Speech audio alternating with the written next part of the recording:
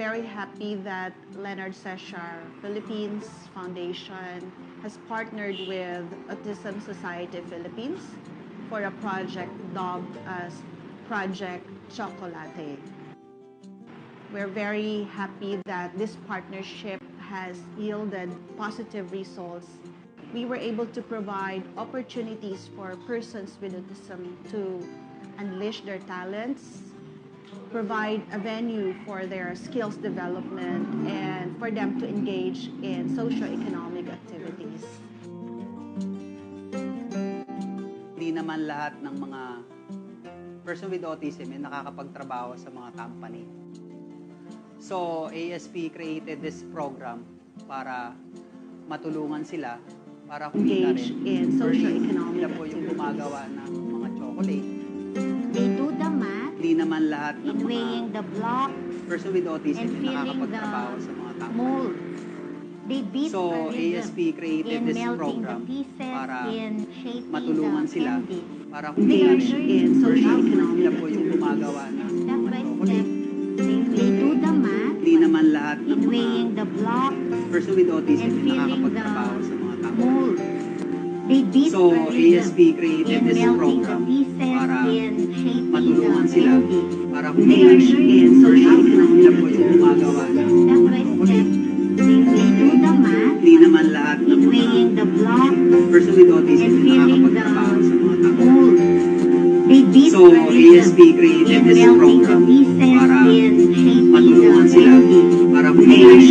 para They kumita are rin. in socio-economic Sila po yung gumagawa ng Step by step, chocolate. they do the math Hindi naman lahat ng in mga weighing the blocks person with autism and ay filling the nakakapagtrabaho sa mga company. mold. They beat So, a rhythm ASP created in this melting the program pieces, para in shaping matulungan the sila candy. para kumita rin. Sila po yung gumagawa ng Step by step, they do the math Hindi naman lahat ng in mga weighing the blocks person with autism and ay filling the nakakapagtrabaho sa mga company. They beat So, a rhythm ASP created in this melting the program pieces, para in shaping matulungan the sila candy. para kumita rin. Sila po yung gumagawa ng By step, they do the math Hindi naman lahat ng in mga weighing the blocks and filling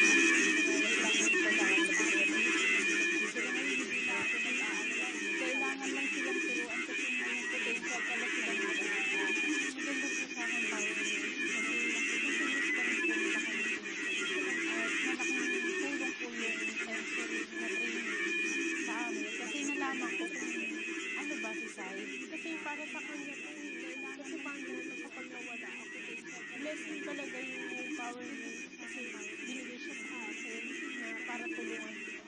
Nakikinig na talaga ng tulong para sa akin. Ang saya-saya ko na nabago ko yung buhay ng anak ko na mayroon palang pagbabago.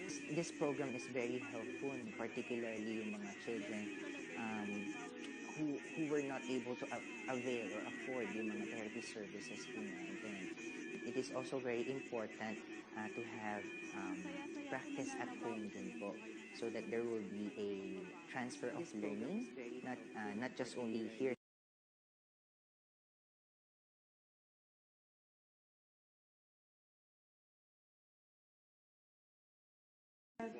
They're given the home program. I visit the homes to see how they can be supported and how the program can best be implemented. The home empowerment program is still in its baby stages, and yet we have seen how much help it has been to parents.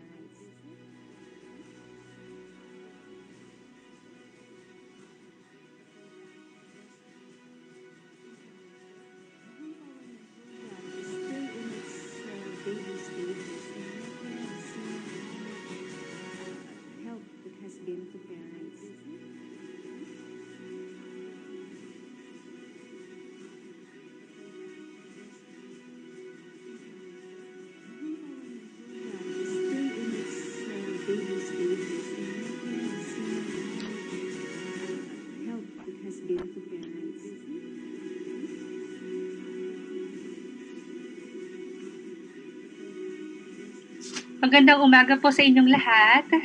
Good morning. Hello po, I am Dr. Creza Ligaya, your moderator for this morning session. So, in celebration of the 25th National Autism Consciousness Week, this 2021, magandang umaga po sa inyong lahat.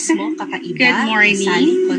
Hello po, I am Dr. Creza Ligaya, your moderator for this Autism Society Philippines. So, and with the in celebration of the 25th National Autism Consciousness Education this 2021 Medical Center section on child magandang umaga po sa inyong lahat. Experts and professionals from hello po, I am Dr. Creza Ligaya, your moderator for this autism and the current and with the in celebration of the 25th National Autism Consciousness Education this 2021 Medical Center to help us section on child magandang umaga po sa inyong lahat.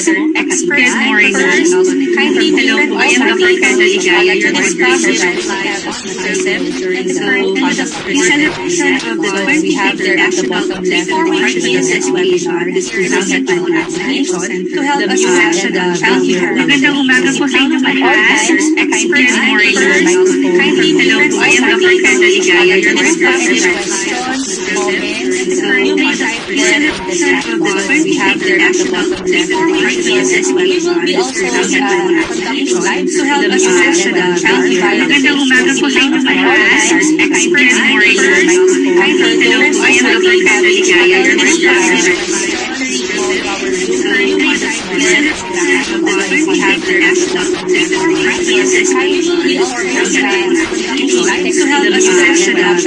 magandang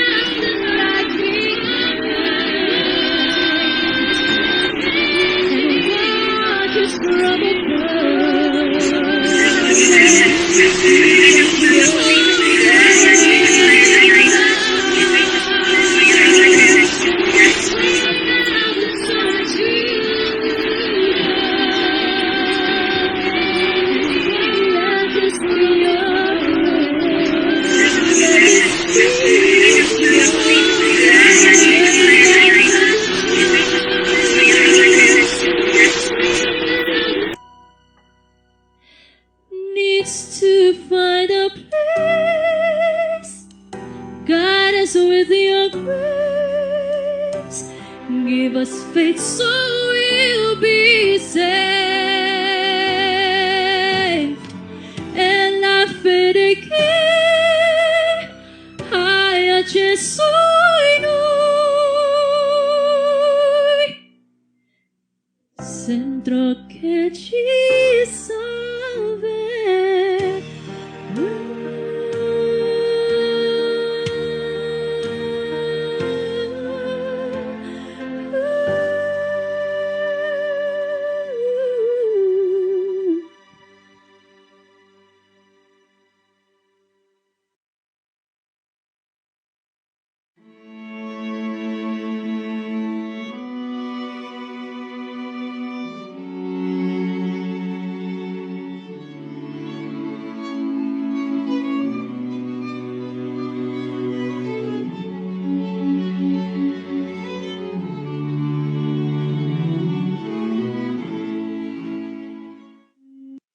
Kababayang AOK, ang pabansang awit ng Pilipinas.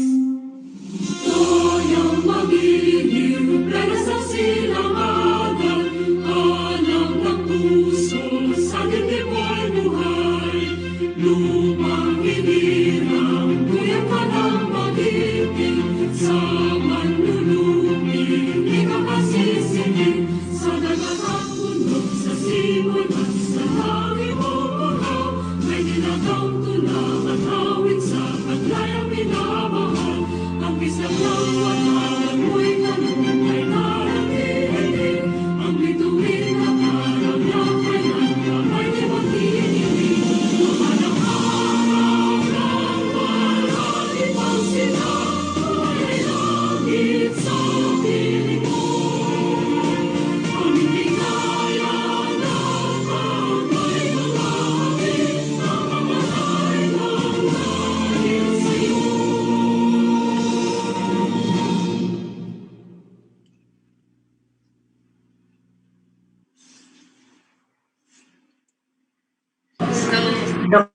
So again, for those asking where they can watch our webinar outside this Zoom link, they can search at the search bar of Facebook, the Facebook pages of Norville Foundation INC. Also, they can watch us via the Facebook pages of DepEd Philippines and Autism Society Philippines. So your friends have three options. They can watch us live via Facebook pages of Norville Foundation INC, DepEd Philippines, and the Autism Society Philippines pages. To formally open our celebration this morning, may we have Ms. Maria Teresa Nuki, the Executive Director of Norville Foundation.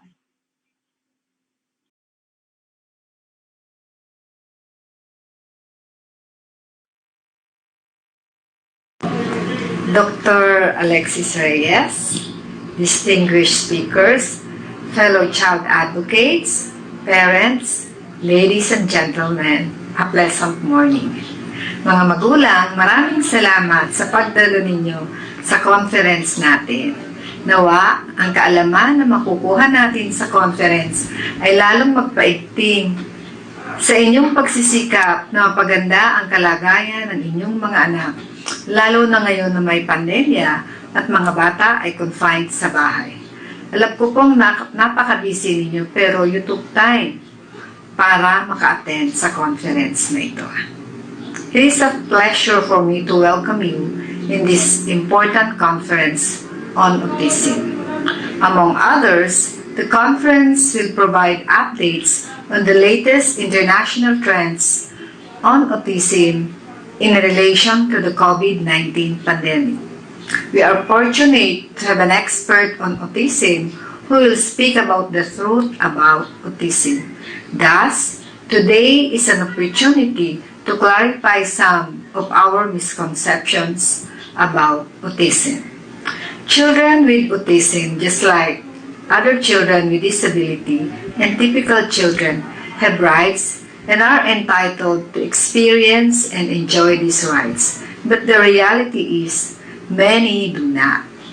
The current situation of Filipino children with autism in relation to their rights to health, education, participation and protection has been laden with gaps between laws and policies and actual implementation. Many persons with autism have little or no access at all to programs and services in relation to their health, education, and work and employment.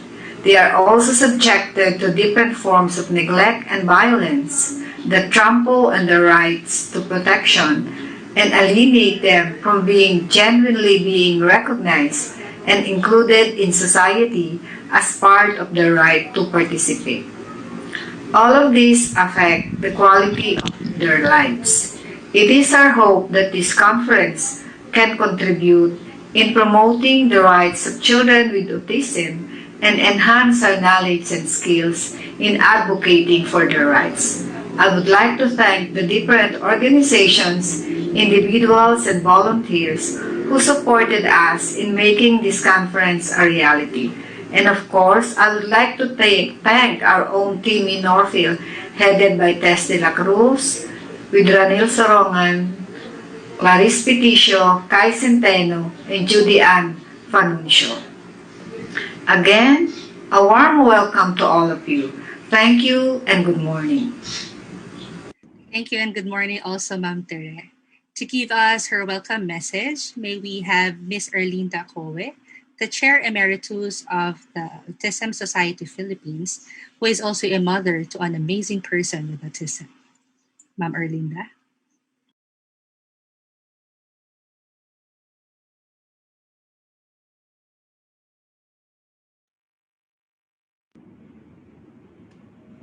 Nagpo-promote lang po ng AOK face mask para sa Autism Society Philippines. So, game na po tayo. Kakaiba, kasali, konektado. Yan ang mga Pilipinong may autismo.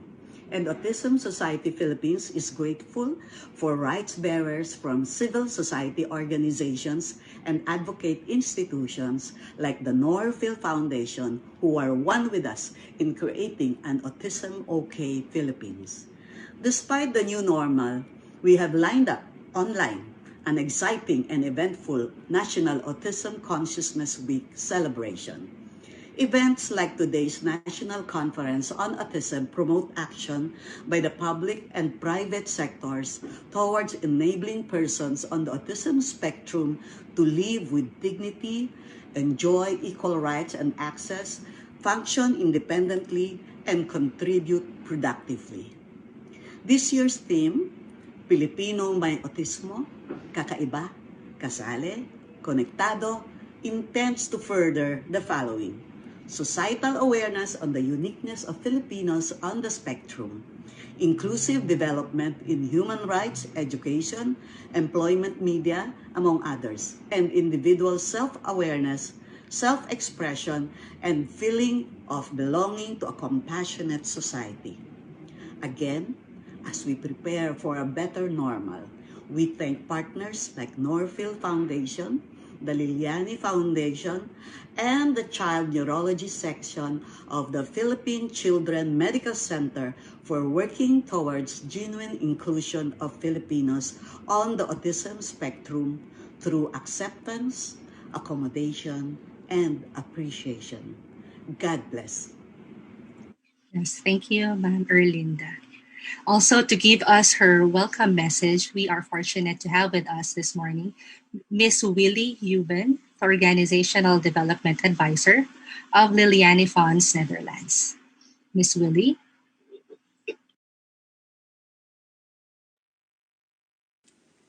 Good morning. Thank you for having invited me to say a few words to open this conference on autism. This week you celebrate the National Autism Consciousness Week in your country, and this year is a special year in many ways. It's an anniversary year because this is the 25th time this National Autism Consciousness Week is organized, so congratulations. Where other countries take one day, the Philippines spend the whole week on awareness raising for autism spectrum disorder, a disability that is not visible and thus unknown to many. It's different also because of the COVID pandemic that has the world in its grip for almost a year now. Who could have imagined 1 year ago that after 10 months we are still experiencing some sort of quarantine and social distancing? We here in the Netherlands are in the middle of a second wave now. Commuting to the office is discouraged and we all work from home. Friend or family members allowed in the home is limited to 3 and schools are closed again. But slowly we get accommodated to this new daily routine. I can imagine that persons with autism have a hard time during this COVID period, knowing they often experience changing routines as a major challenge. For that reason, the need for adaptation during COVID-19 pandemic may have brought major problems to families, caregivers and other supporting health professionals. Children with autism are particularly vulnerable to negative consequences of the COVID-19 pandemic. Persons with autism have difficulties with social communication and therefore feel most comfortable when they are surrounded by caring and supporting environments. They prefer to keep to their daily routines, school, therapy visits, playing with friends. But this new situation of social distancing and social isolation during the COVID period, where everything is virtual, disrupted their daily routine. Persons with autism also do best when daily routines are predictable. However, COVID-19 has eliminated all such predictability. Those with autism may communicate their distress to the uncertainties of the pandemic through aggression, tantrums or refusal to engage in daily activities. While normally physical activity can provide a calming and regulating effect, they may not have access to indoor or outdoor spaces for such activities. And additionally, picky eating and oral aversion can be an existing challenge for children with autism that may be worsened by the unavailability of their favorite food in the restaurant or in the grocery store. And finally, the safety masks. Wearing mandated masks is especially bothersome to any individual who experience sensory sensitivities, and they may not understand the reasoning for that. But also the parents and the caregivers should not be forgotten.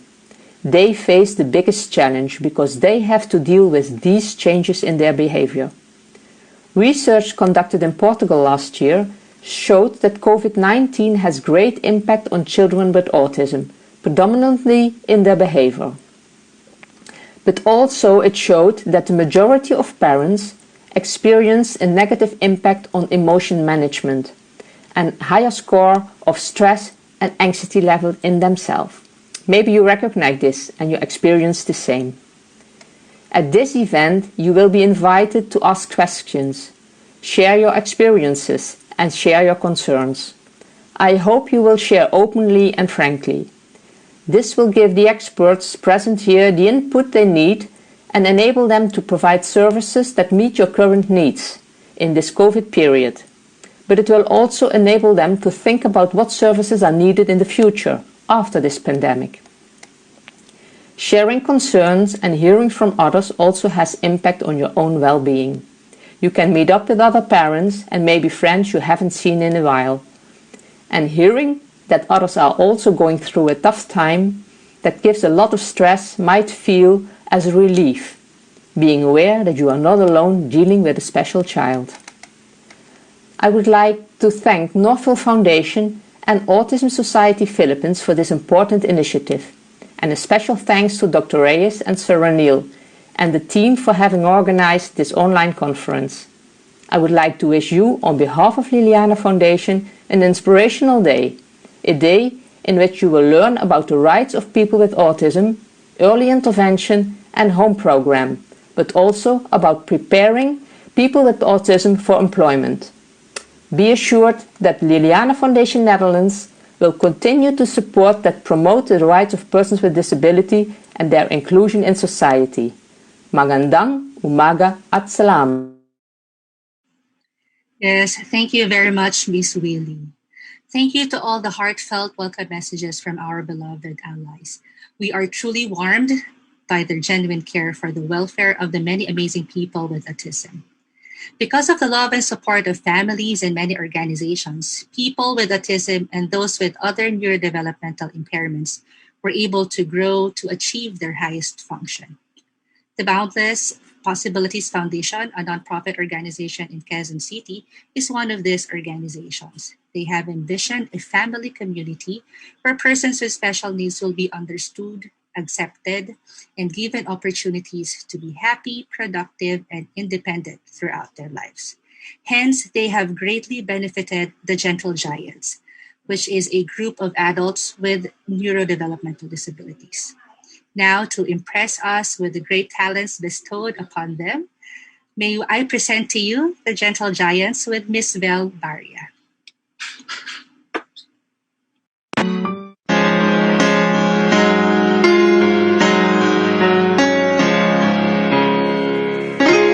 Joyful, joyful Lord, we adore thee. God of glory, Lord of love. Hearts unfold like flowers before thee. Hail thee as the sun above.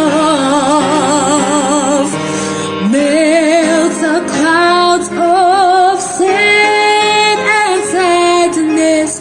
Drive the dark of doubt away. Giver of immortal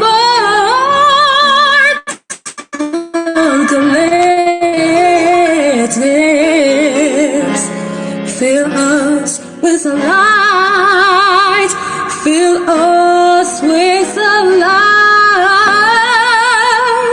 fill us with the light of day.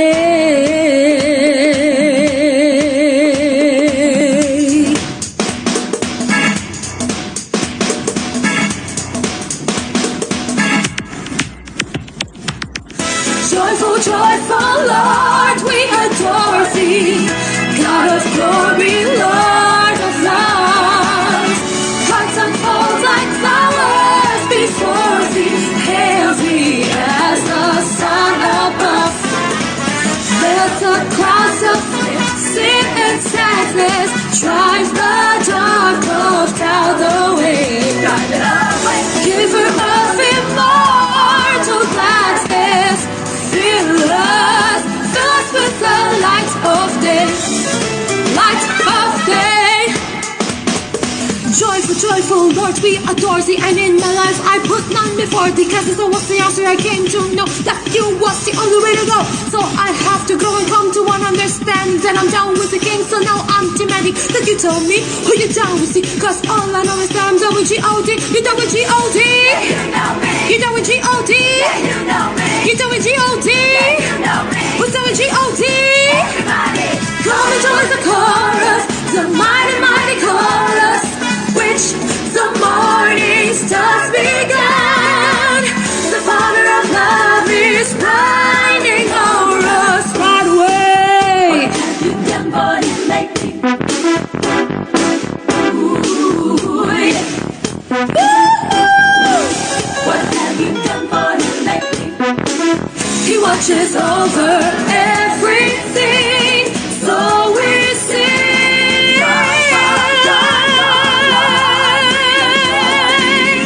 God of glory, Lord of love.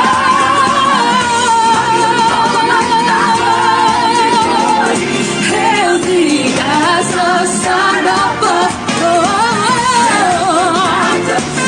Sin and sadness, drive the dark of doubt away. Giver of immortal gladness, oh, fill us with the light of day, Lord, fill us. Fill us with the light of day, Lord, fill us. Fill us with the light of day, Lord, fill us.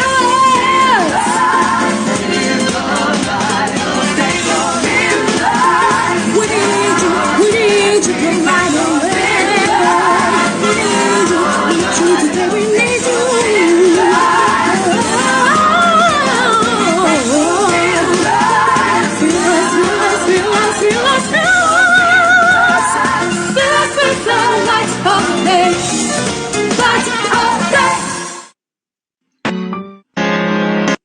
Wow, that was amazing. Indeed, these children or these people with autism really have so much to give to us. Oh, what an amazing performance given to us by the Gentle Giants, by Miss Vel, even kanina uh, by Miss Danica. No, they all are so talented, and praise the Lord that they are given this opportunity to grow and to exhibit their amazing talents. So before we start, I'll just give you a rundown of what will be the flow of our conference today. For this morning, we will have three discussions to be discussed by experts regarding the situation of children with disability in the time of COVID, the rights of persons with autism, and the truth about autism. This will then be followed by a working lunch for the question and answer portion. In the afternoon, then we will be having breakout sessions to further help each participant regarding the management of children with autism. So for our first morning session, to respond to the challenge that to respond to the challenge to have evidence-based data, the Subcommittee on Children with Disabilities of the Council for the Welfare of Children conducted a 2-week online survey during the first months of the lockdown. There were nearly 39,000 respondents all over the country. The result of this survey will serve as basis for policy and program development and enhancement of duty bearers and other stakeholders. To present to us the results and the current situation of children with disabilities in the context of COVID-19, let us welcome Mr. Glenn Munez, the project head of the Community-Based Inclusive Development Project of Northville in Northern Samar. Sir Glenn?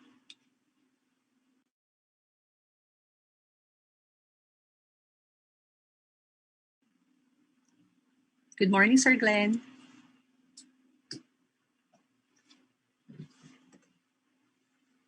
Hello?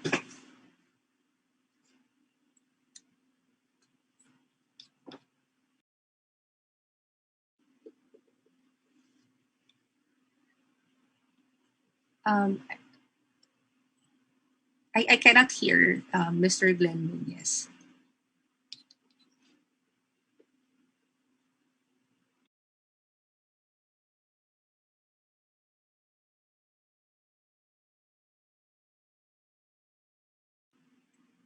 Good morning. I hope the technical team could help Sir Munez about if there are technical difficulties. To the technical team, Sir Glenn said that naka-disable daw yung... Yan, okay na po. Okay. Yes, good morning po sa lahat. Good morning po dito sa mga participants natin sa Zoom as well as sa Facebook Live. Now, what I'm going to present is the result of the survey that the Subcommittee on Children with Disabilities of the Council for the Welfare of Children conducted last April to May last year, 2020. Now, yes, I've got this in the slideshow. I've got this from Pepe Solare that he said that no data, no budget, no problem. So that's why the Subcommittee on Children with Disabilities of the Council for the Welfare of Children really conducted a survey to assess the needs, the challenges faced by the children with disabilities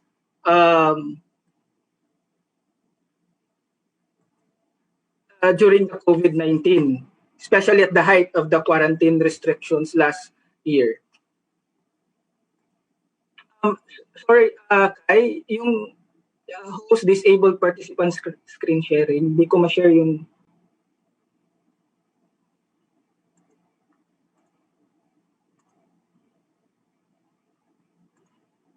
Yan, that's right. Okay. So this is the situation of children with disabilities in the context of COVID-19. This is the final results from the Subcommittee on Children with Disabilities, Council for the Welfare of Children. By the way, yung subcommittee po, may mga yung mga members are from the national government agencies as well as the civil society organizations, non-government organizations, both international and national CSOs and NGOs.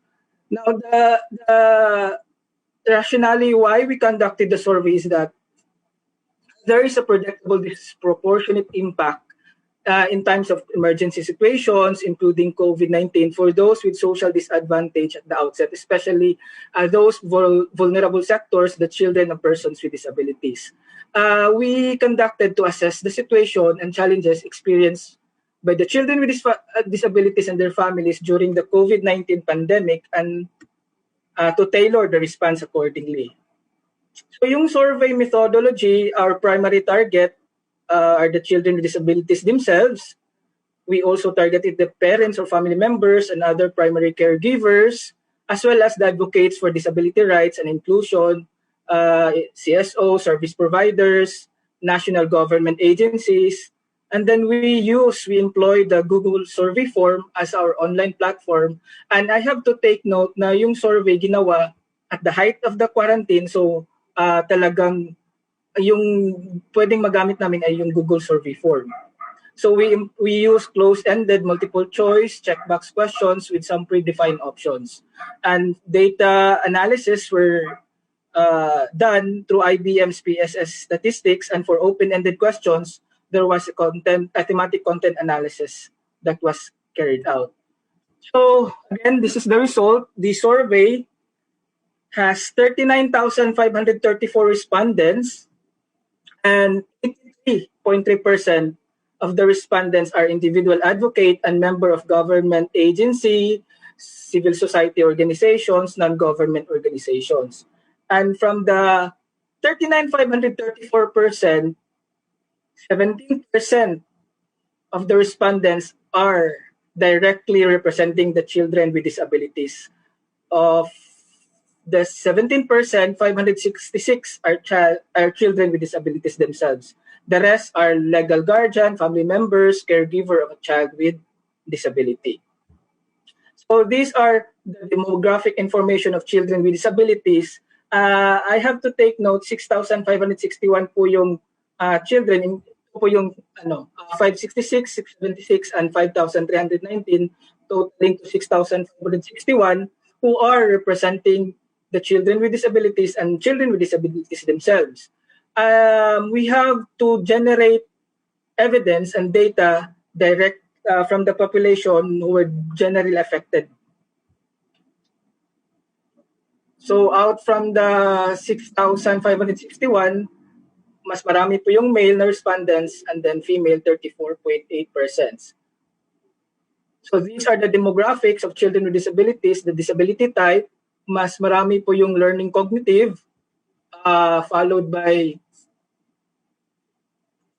speech, and then dito po may 750 because this is National Autism, this is National Conference on Autism, may 753 na respondents na kung saan yung disability type ay ASD or Autism spectrum disorder.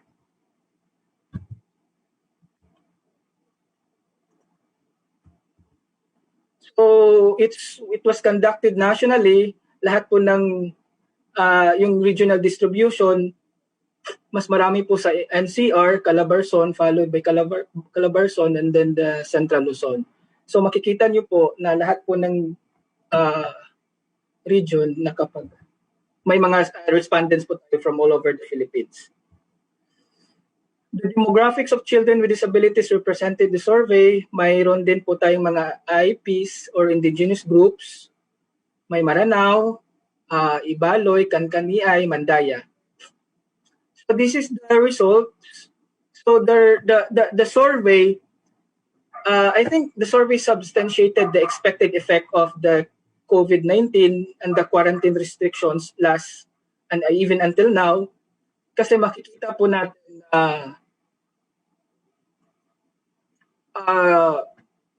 the respondents reported that they were unable to access education services, learning resources that includes child development centers, yung mga schools dahil nag-close, and then they were also unable to access habilitation and rehabilitation services, unable to access health clinic services, loss of income, 39.4% po yung nagsabi na during the quarantine, they lost their income or employment, and they were unable to buy essential supplies, unable to access medicines, and there was also a decline in mental health and well-being. So it was reported na sa survey that this means decline mental health, may mga for younger children, more tantrums, for older children, sadness, and then they were also unable to access mental health services and unable to access financial institutions. The rest, limited supply. And then 1.4% nagsasabi na may domestic abuse or violence is now more frequent during the quarantine. So, tanong po din namin sila what could be the implications, but they were unable to access education services. Sabi po nila, limited or absence of money to buy, absence of public transport, and then shops or pharmacies are only open for limited time, and then they were also physically unable to leave the home because it's either wala pong caregiver na magbabantay sa bata, sila lang po yung nang-iwan, it's either the parent and the child.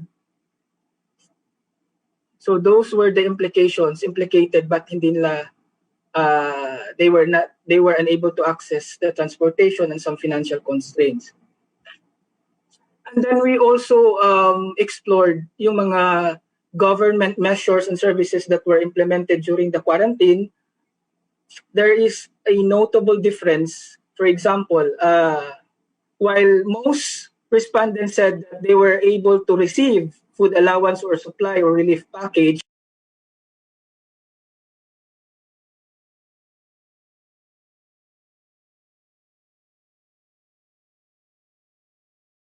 percent, 39.2% said that SAP or the DSWD SAP were being implemented at their locality. However, 15.4%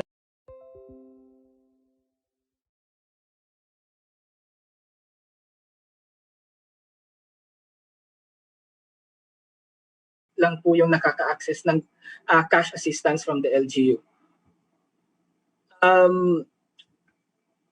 Yun po, yung food allowance or supply of relief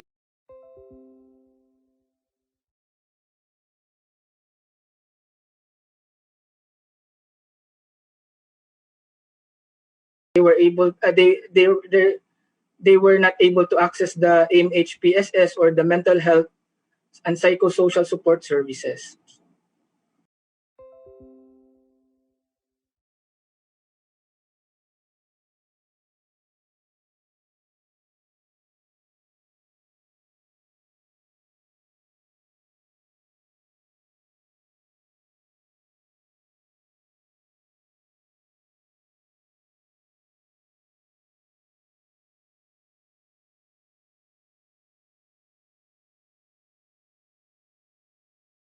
And female 41%. Ito po yung mga abuses na na-experience ng mga bata.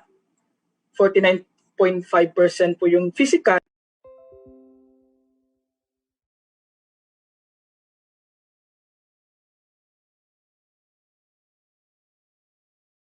experiencing sexual abuse.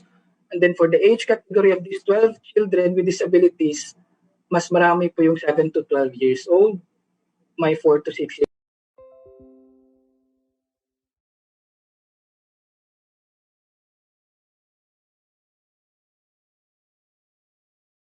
experiencing abuse. We also asked the information, access to information of the respondents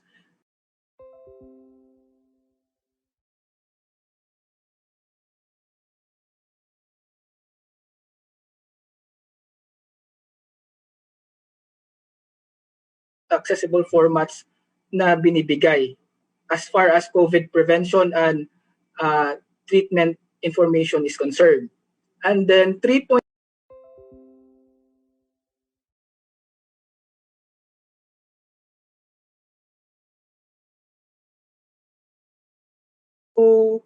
pag sinabi po natin do not leave them behind, information is essential. It is like bread.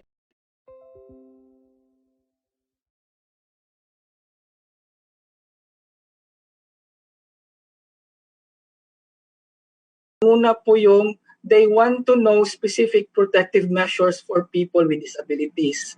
And then what are the assistance provided by the government to persons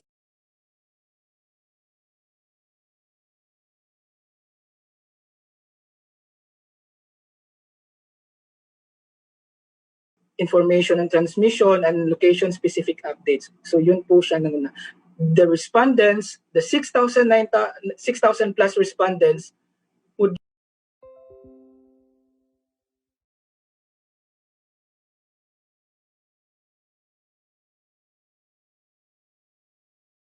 1% nagsabi na they're afraid. Some are sad, some are generally positive, some are generally negative, yung 8%, and then some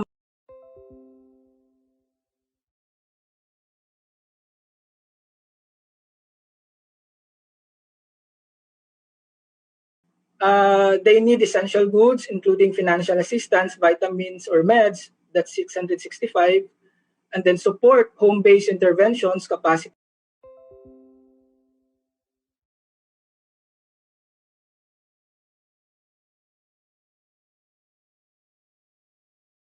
hindi po sila makaka-access.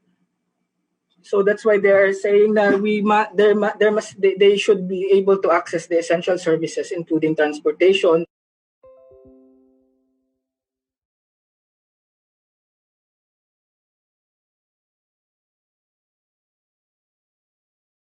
Of financial aid and livelihood support to families. We must also consider the telehealth services, both in the mainstream and disability-specific services for children with disabilities, and include them in the PhilHealth Z benefit packages. We must also provide means to access life-saving maintenance medications in times of emergencies and develop disability-targeted communication materials on COVID-19 precautions and adapt existing materials for accessibility. It is also important that we must provide support to parent and to empower the caregivers in implementing specific considerations when managing care and education of their children at home. Provide also support to education service providers, including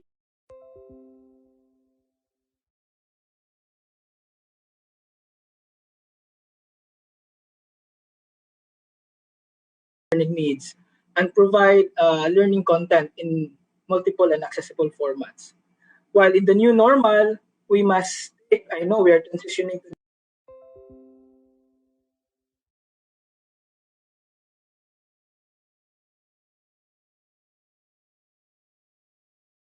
place and implement the inclusive education program.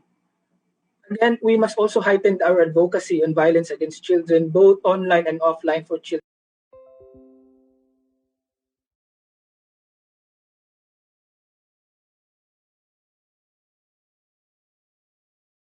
To be able to respond to their needs. And we must also, I think we must also adapt case management protocols, innovate the processes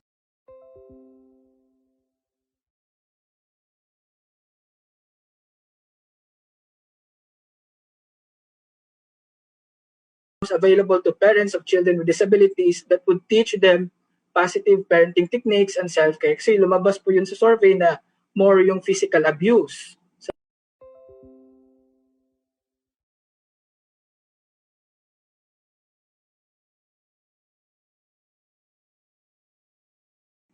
Baka mas exposed po yung mga bata sa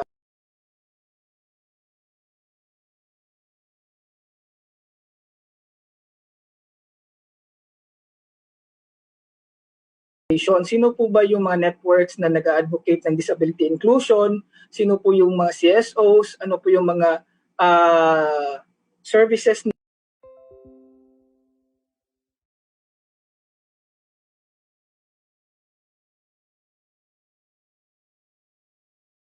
nating magamit sa community, and then advocate for inclusion and representation of youth with disabilities in the activities of the NYC, Sangguniang Kabatasan,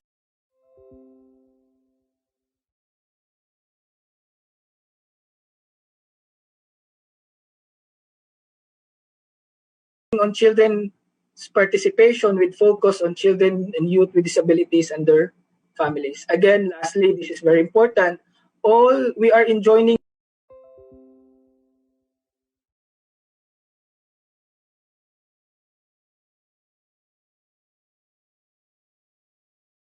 programs of the government, in all program and services of the government.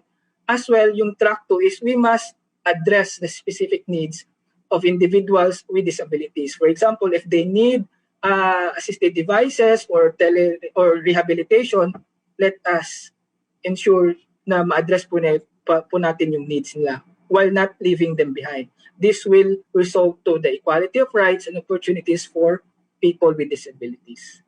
Yun po siya yung situation ng mga bata during the COVID-19 pandemic. Thank you po. Thank you very much, Sir Glenn. So with the report that was shared to us by Sir Glenn Muñez, good thing, no? Kasi unti-unti naman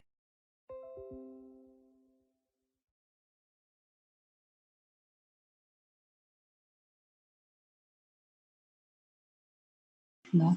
Not just by NGOs, but more especially by common people and by all families, with or without children with disabilities living with them, as well as working together with the government. Okay, thank you very much, Sir Glenn again.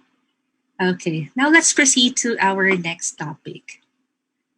Have you asked these questions among yourselves? Do persons with autism have rights?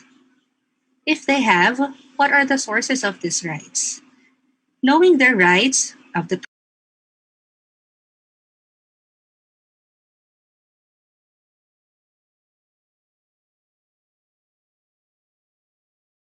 To help us answer these questions and to enlighten us more on the rights of persons with autism, we are privileged to have with us the former executive director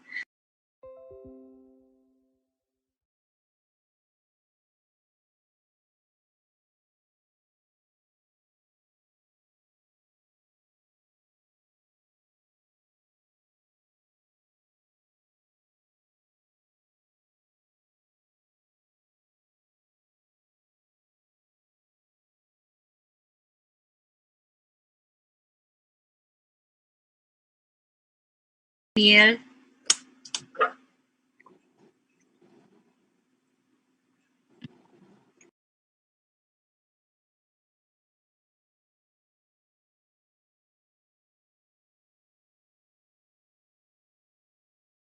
Sa dalawang international framework on person and children with disabilities at itatakol ko rin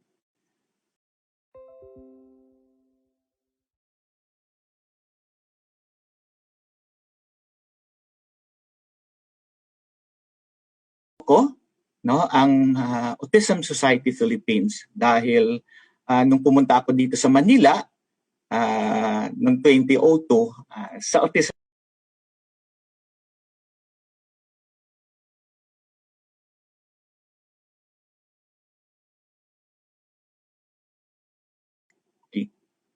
sorry, medyo may technical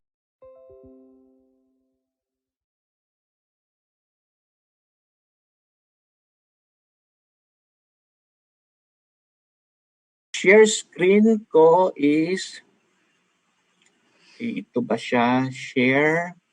Yes po. Okay.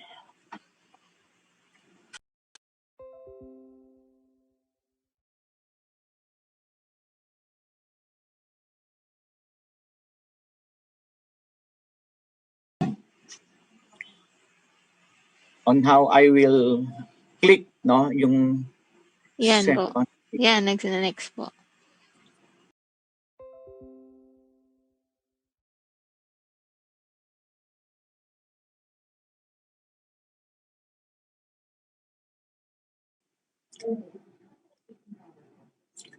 Okay, so ang tanong, do persons with autism have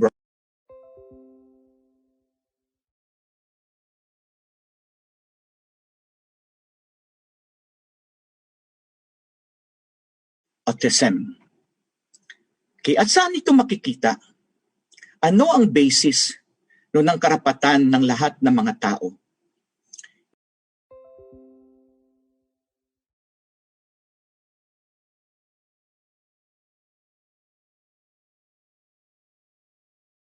kondisyon niya, kahit anong ethnicity niya, saan siya manggaling. Ano ang katayuan niya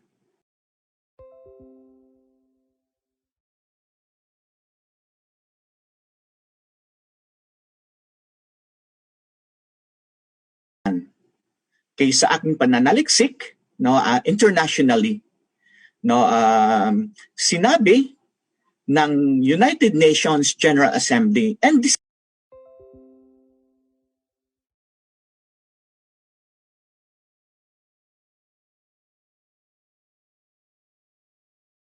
na sinimulan nila noong 2007.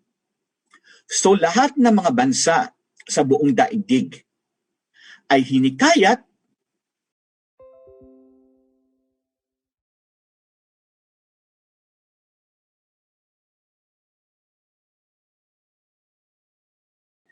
the 25th National Autism Consciousness Week because of the proclamation of the then President Fidel Vera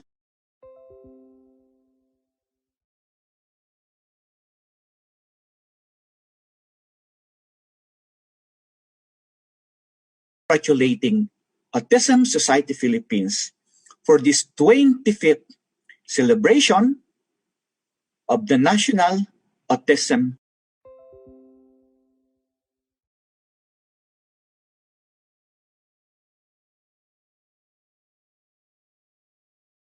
si Dr. Alexis, no, she shared, no, the merong charter ang persons with autism sa European Union.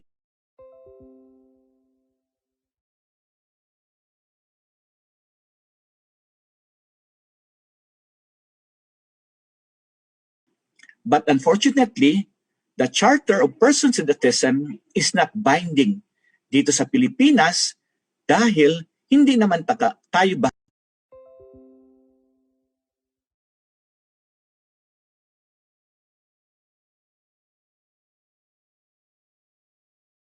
kasama na ang mga batang may autismo. Una, ang UN Convention on the Rights of the Child.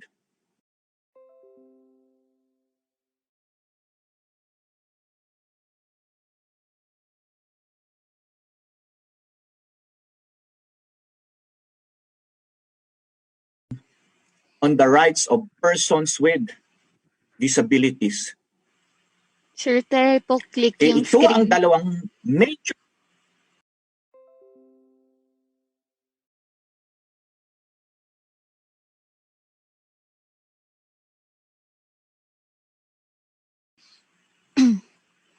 Okay, pangalawa, ang UN Convention on the Rights of Persons with Disabilities.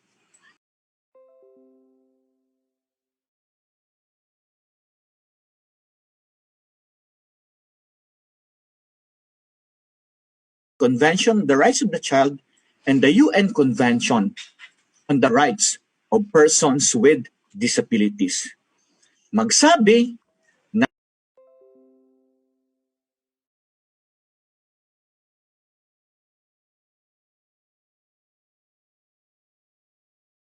Philippine government sa UN Convention kay sa UN Committee on the Rights of Persons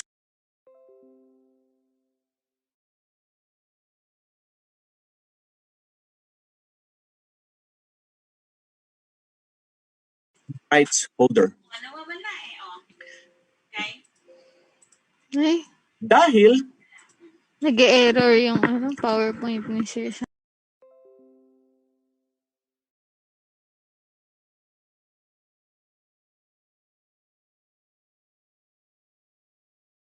ay third party, ang gobyerno ng Pilipinas ay tinatawag no na duty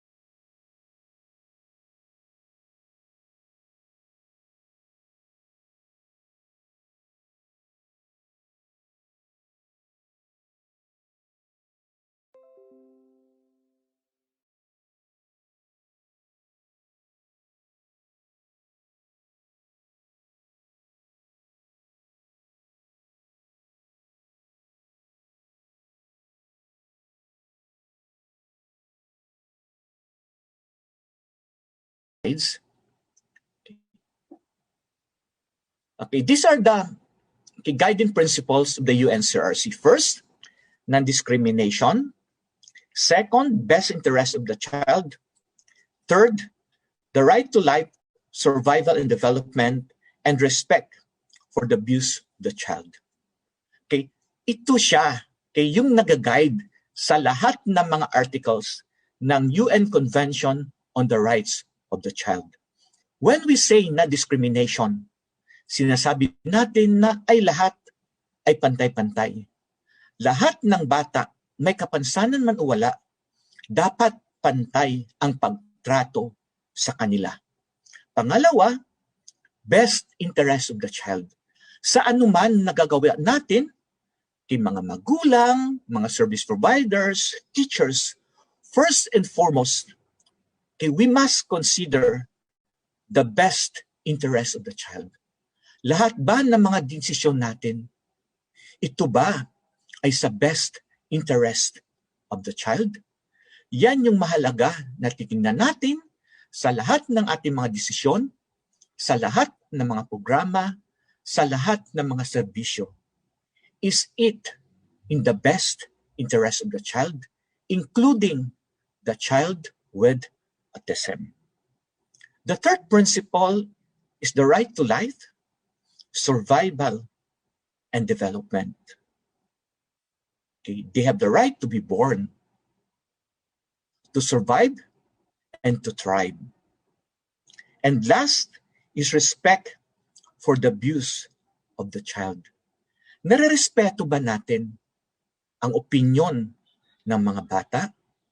Sinasali ba natin sila sa mga desisyon na may kinalaman sa buhay nila? Or we just set them aside dahil naniniwala tayo, mga bata lang naman sila. Hindi pa sila kaya mag-participate sa usapan ng matanda. So again, all the articles of the UNCRC must consider the four guiding principles: the principle of non-discrimination, the best interest of the child, the right to life, survival and development, and respect for the abuse of the child. Next slide. Okay. The articles of the CRC was further clustered. Tinatawag nito na substantive articles or cluster of rights. So una, yung survival rights. So kasama dito na maipanganak. Kasama dito, the right to health. Pangalawa, development rights. Yung development rights, binibigyan talaga focus dito yung education ng mga bata. Siyempre, including the education of children with autism. Nakakapasok ba sila sa paaralan na malapit sa kanila? Nabibigyan ba sila ng mga suporta para malinang ang kanilang pagkatao? Para ma-improve ang kanilang kakayahan? Those are examples of development rights. For the protection rights, ito pinag-uusapan dito ang tungkol sa pagprotekta, protecting children, including children with disabilities, from abuse, from neglect, including protecting them during times of emergencies, during times of pandemic, tulad sa panahon ngayon. Pinoprotektahan din sila laban sa pag-aabuso. The fourth cluster of rights is the participation rights. Sa aming pagsusuri, sa aming karanasan sa Northfield Foundation, ito ang naiiwan sa apat na cluster of rights. Ang participation rights, especially now, at the time of pandemic. Nakakasali ba sila sa lahat ng mga activities? Nakakasali ba sila sa loob ng bahay nila? Nakakasali ba sila sa paaralan? Nakakasali ba sila sa community? especially children and persons with autism, meron ba silang opportunity to participate, to give their opinions, okay, to give their suggestions kung pinag-uusapan ang mga bagay-bagay na kung saan apektado sila. So for the UNCRC, no, there are 4 clusters of rights or substantive articles: survival, development, protection, and participation. Next. Next slide, Kai. Okay, for the UN Convention on the Rights of Persons with Disabilities, I will just tackle the important provisions on the UN Convention on the Rights of Persons with Disabilities that parents, teachers, and advocates can use to invoke when they go to the duty bearers, okay, that these rights, okay, must be protected, these rights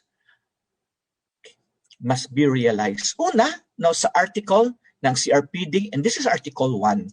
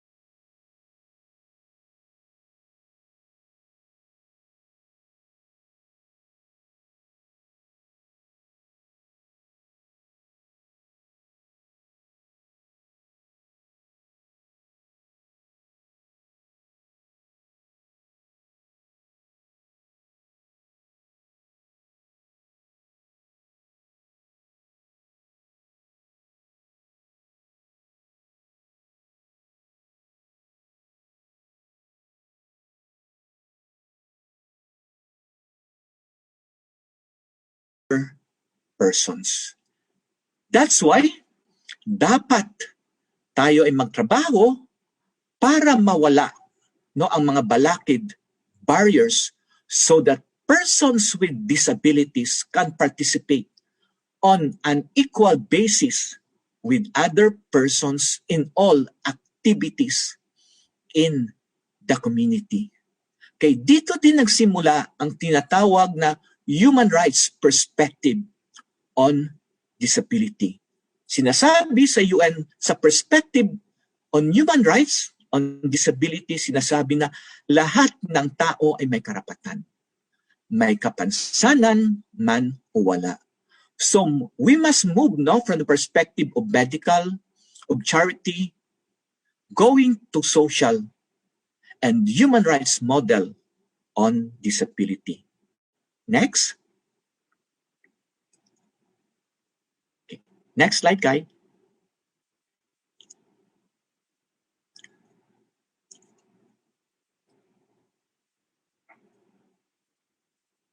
Kai, next. Okay. Yung Article 2, which is also very important. Actually, yesterday, this was also discussed by Doc Belia, ang tinatawag na discrimination. Discrimination on the basis of disability. May iba't ibang diskriminasyon. Pero mag-usap tayo when we say discrimination on the basis of disability, dahil may kapansanan ng isang tao, ang ibig sabihin nito, any distinction, exclusion, or restriction on the basis of disability, which has the purpose or effect of impairing, nullifying the recognition, enjoyment, or exercise on an equal basis with others of all human rights and fundamental freedoms, whether political, economic, sociocultural, civil, in other field. Kasama din sa discrimination on the basis of disability ang hindi pagbigay ng reasonable accommodation. Mahalaga to na matutunan natin. Kasi ang mga batang may autism, persons with disability, are usual victims of discrimination. Sa iba't ibang setting na discriminate sila. Whether the discrimination is direct, whether the discrimination is indirect, ang mga pamilya ay nakakaranas din ng tinatawag na associative discrimination. Dahil may anak or may kamag-anak na may kapansanan, nasa subject din sila sa discrimination. Okay? At sinasabi, nung nakasama sa discrimination ang hindi pagbigay ng reasonable accommodation. Halimbawa, no, ng pagbibigay ng reasonable accommodation, kung ang isang batang may autismo ay nasa loob ng paaralan, kung kailangan niya i-extend ang panahon sa pag-answer niya ng questions, ng test, dapat ibigayan sa kanya. Kung kailangan i-shorten ang activities para sa children with autism, kailangan i-shorten yon. That's part of reasonable accommodation. Kung hindi niya kayang makita, no, dahil aside sa autism, meron siyang low vision, part of reasonable accommodation ay ilapit siya sa pisara. These are part or example of reasonable accommodation. And this is stated in Article 2 of the UN Convention on the Rights of Persons with Disabilities. Next slide.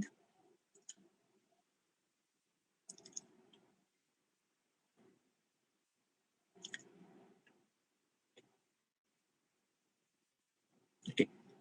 For the next slide, no, these are the general principles no, na kasaad sa UN CRPD. Una, respect for the inherent dignity, individual autonomy, including the freedom to make own choices and independence of person.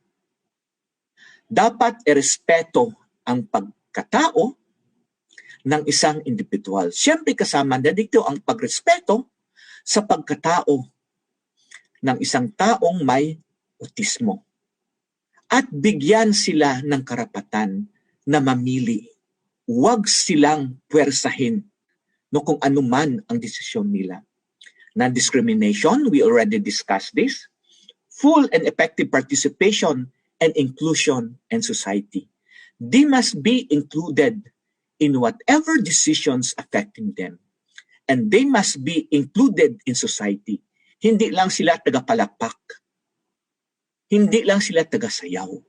Kundi kasama sila sa pagbigay ng kanilang mga opinyon, kasama sila sa pagpaplano. Okay, letter D, respect for the difference and acceptance of persons with disabilities as part of human diversity and humanity. Kasama ang mga taong may kapansanan sa ating lipunan at ang pagkaroon ng kapansanan ay bahagi yon ng human diversity, ang pagka-iba-iba ng humanity. Pangalawa, yung next ay equality of opportunity. Lahat, no, may kapansanan man o wala, dapat equal ang opportunity. Sa trabaho, sa pag-aaral, at sa iba pang aspeto no, ng iba't ibang aktibidades sa ating lipunan. Next is accessibility. Sa ating sektor, no, sa persons with disability sector, magsabi tayo ng accessibility. It involves accessibility no, in the built environment, road, bridges, ramp, sidewalks, elevators. Those are physical accessibility. It also involves communication and transportation. That's why kasama natin this morning, and salamat kay Teacher Aisel, kay the provision of a sign language interpreter is part of accessibility. Kasi kailangan yon ng ating mga kapatid na mga deaf. Okay? Communication and information must be accessible. Including din sa accessibility ang accessible transportation. Dapat ang mga buses, especially public buses, ay accessible to those wheelchair users, to those who are using crutches, to the pregnant women, and the elderly. Yung next is equality between men and women. Palaging naiiwan ang mga kababaihan. That's why my guiding principles na dapat pareho bigyan ng opportunity ang mga babae, lalo na ang mga babaeng may kapansanan, ang mga babaeng may autism. And last, respect for the evolving capacities of children with disabilities. Specifically, minention talaga dito ang children with disabilities. Siyempre, children with autism. Okay, habang lumalaki sila, their capacity to participate are evolving. Dapat respetuhin yung pag-evolve, ang pag-improve ng mga batang may kapansanan at pag-preserve ng kanilang identity.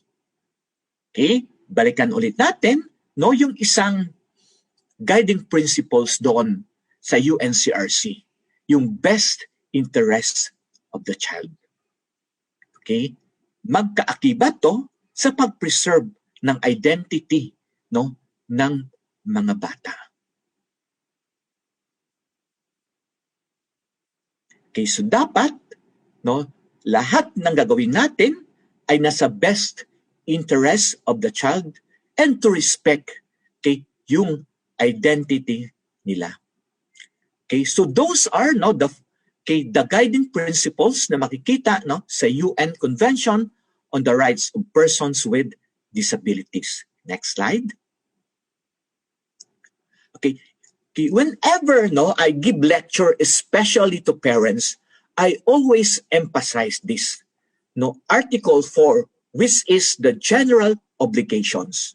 Sinasabi dito na in the development and implementation of legislation and policies to implement the present conventions and in other decision-making processes concerning issues related to persons with disabilities, the state party or ang ating gobyerno must closely consult with and actively involve persons with disabilities, including children with disabilities through their representative organization. So ang samahan ng mga magulang, ang Autism Society Philippines, ADHD, Down Syndrome Association, PABIC, they are the representative of their children.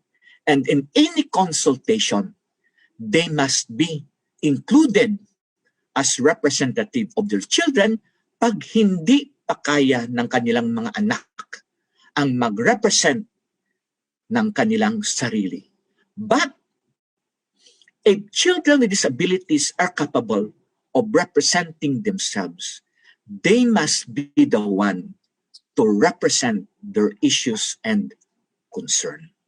That's why we are training children with disabilities to be self-advocate so that they can participate actively in issues affecting their lives.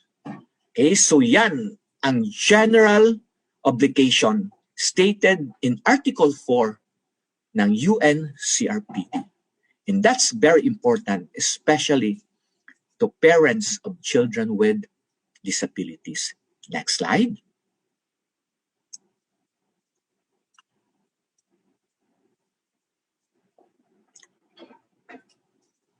Okay, so yung next, yung mga major national laws, I will just tackle yung mga mahalaga talaga.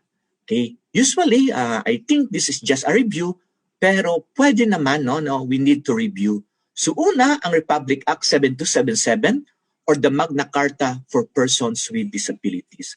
Ito siya no, ang mother law, no, ng disability sa Pilipinas, and the succeeding laws are amendments to Republic Act 7277. Okay, so yung next is 9442, benefits and privileges of persons with disabilities. Dito nagsimula, no, ang 20% discount na binibigay para sa lahat ng mga taong may kapansanan. Pero kasama din dito ang mahalaga na provision ng non-discrimination, okay, vilification, and ridicule. Mamaya, I will explain it a little bit. Okay? RA 1070, Persons with Disability Affairs Office, which is also very important. This afternoon, Ma'am Wina Marquez, no, the head of PIDAD of Mandaluyong City, he will also explain about the programs and services of PIDAW. RA 10754, expanding the benefits and privileges of persons with disabilities. Ang kanyang popular name nito ay VAT exemption. Pero, kay dito sa 10754, kasama dito, no, ang pagbibigay, no, ng diskwento.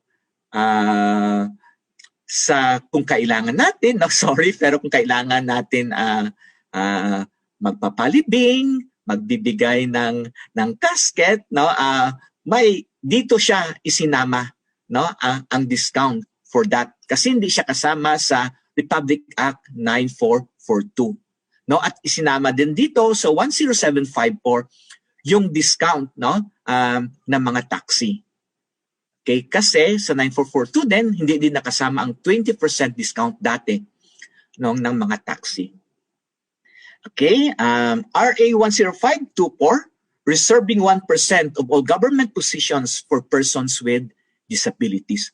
Malaking usapin, no, ang employment ng persons with disability, especially persons with autism. Dapat ang ating gobyerno naglalaan ng 1% na position for persons with disabilities. Okay, ilang libo, no, ang barangay natin sa buong Pilipinas, kahit isa lang, no, na maglaan sila ng isang posisyon. Maraming persons with disabilities na ang makabenepisyo nito. Kaya dapat, no, we need to advocate sa mga government agency na kanilang tuparin ang 1% kina-reserve positions for persons with disabilities. And the latest, no, amendment is the mandatory PhilHealth coverage for all persons with disabilities. Bigyan ko rin to ng kunting explanation later. Next, balikan natin, no, ang 9442. Okay? On the subject of discrimination. Ang naalala lang natin parati, pag 9442, syempre, yung discount sa medicine, discount sa transportation, sa mga medical services, no? Pero, kasama sa 9442 ang Rule 5 and prohibitions on deliverance from public ridicule and deliverance from vilification. Pinagbabawal na ang mga taong may kapansanan ay kutyain. Pinagbawalan na gamitin ang iba't ibang pangalan para ma-degrade, para mabawasan ang confidence, ang pagkatao ng mga batang may kapansanan, ng mga taong may kapansanan. Okay, marami na tayong nakikita na show sa FB, no, na minimimik nila, no, ini-insulto, no, ang mga taong may kapansanan. Sa pagkilos, yung mga deaf ay nakakaranas din, no, ng discrimination. Ito ang gamitin natin na provision, ang Rule 5 ng 9442. the prohibitions on deliverance from public ridicule and deliverance from vilification. Okay, I hope no na makakatulong ito pag nakakaranas tayo no ng pag-iinsulto. 9442. Okay, rule 5. Next slide. Okay, ito yung latest no na sabi ko.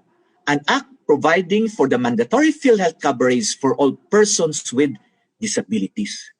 No, sinasabi dito no na ang lahat no ng mga taong may kapansanan ay automatic no na magiging bahagi mabigyan no ng PhilHealth coverage.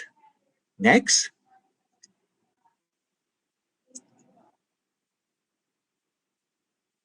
Okay, ito yung sinasabi no at ito din yung mahalaga.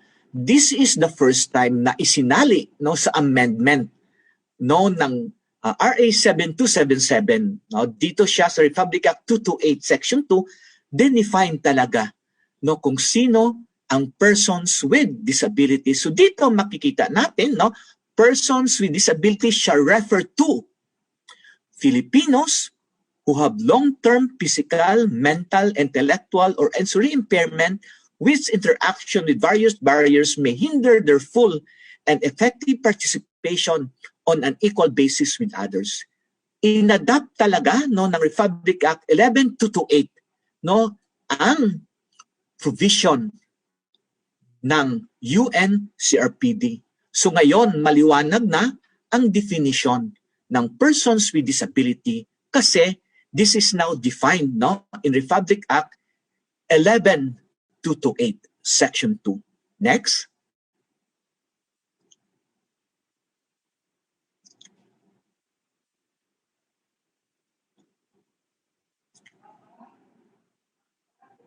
Next slide. So dito no ano ba yung coverage no kung sino yung pwedeng makasama dito. So sinasabi na all persons with disabilities lahat regardless of gender, regardless of age, regardless of ethnicity ay kasama no sa coverage ng benefit dito. Pero mahalaga na nakasama ang mga persons with disability sa DOH Philippine Registry of Persons with Disabilities. Dapat no yung ating mga PIDAW sa ating LGU dapat fino-forward nila ang data from their database going to the registry ng Department of Health. Kasi doon magbabase ang PhilHealth no na makasama sa coverage ang persons with disabilities. Kaya dapat ito din yung maging advocacy no ng lahat ng mga stakeholders na dapat makarehistro na ang lahat ng mga taong may kapansanan, syempre kasama ang persons with autism, children with autism, para makasama sila sa coverage no ng PhilHealth dito at makapag-benefit sila kung ano man ang gagawin na specific help or specific program ng PhilHealth. Next. Okay, this is also very important. It's a general law, no, but this is very important to children with disabilities. Ang Republic Act 7610 na yung special protection of children against abuse, exploitation, and discrimination. Dito dinidefine kung sino yung bata.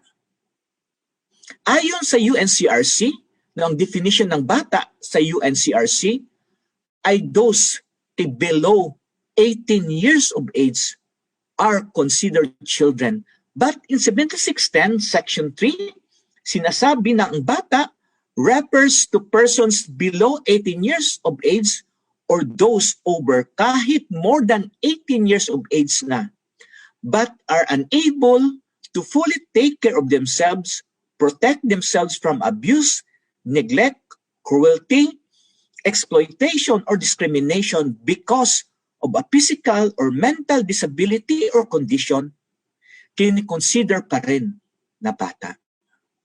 Kaya mahalaga ito dahil kung tayo ay may benepisyo sa GSIS, sa SSS, kahit more than 18 years old na ang ating anak, kasama pa rin sila na makakuha ng benepisyo galing sa SSS. Siyempre, kailangan pa rin na makuha sila ng mga dapat na requirements.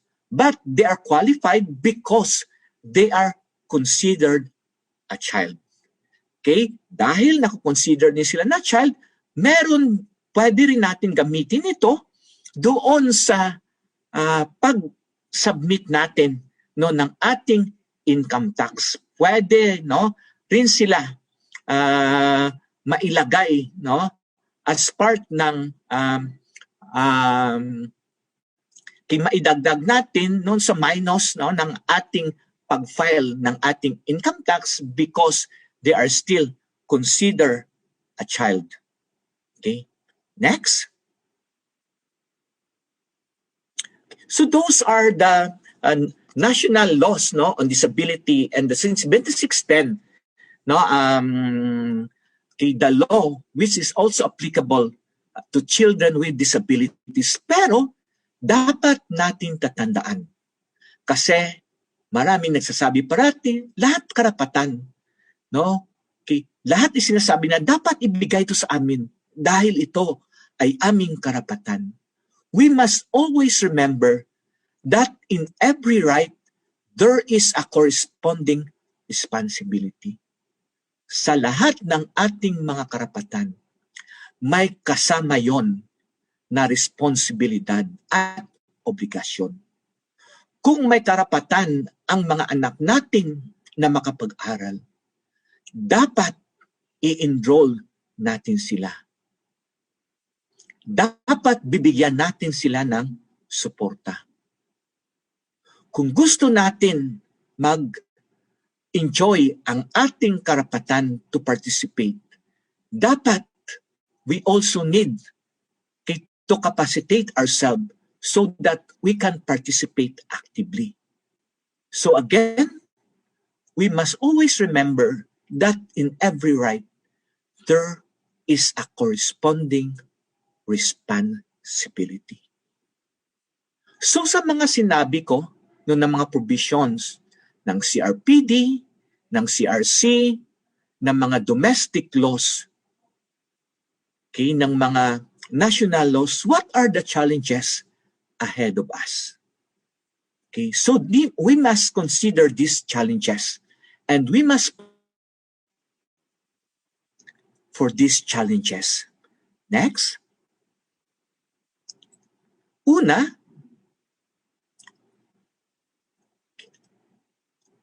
ay dapat natin pag-aralan at intindihin ang mga batas.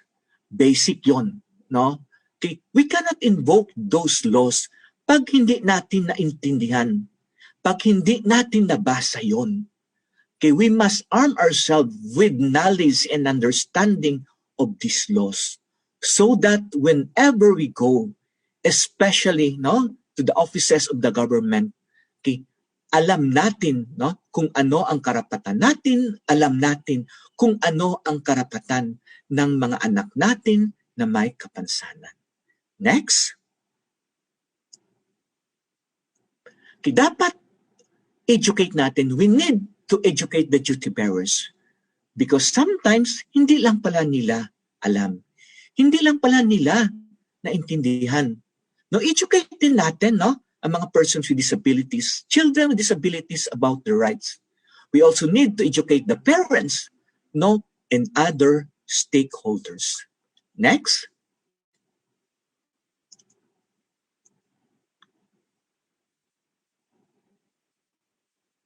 Okay. We need to advocate for the rights of persons with disabilities and children with disabilities.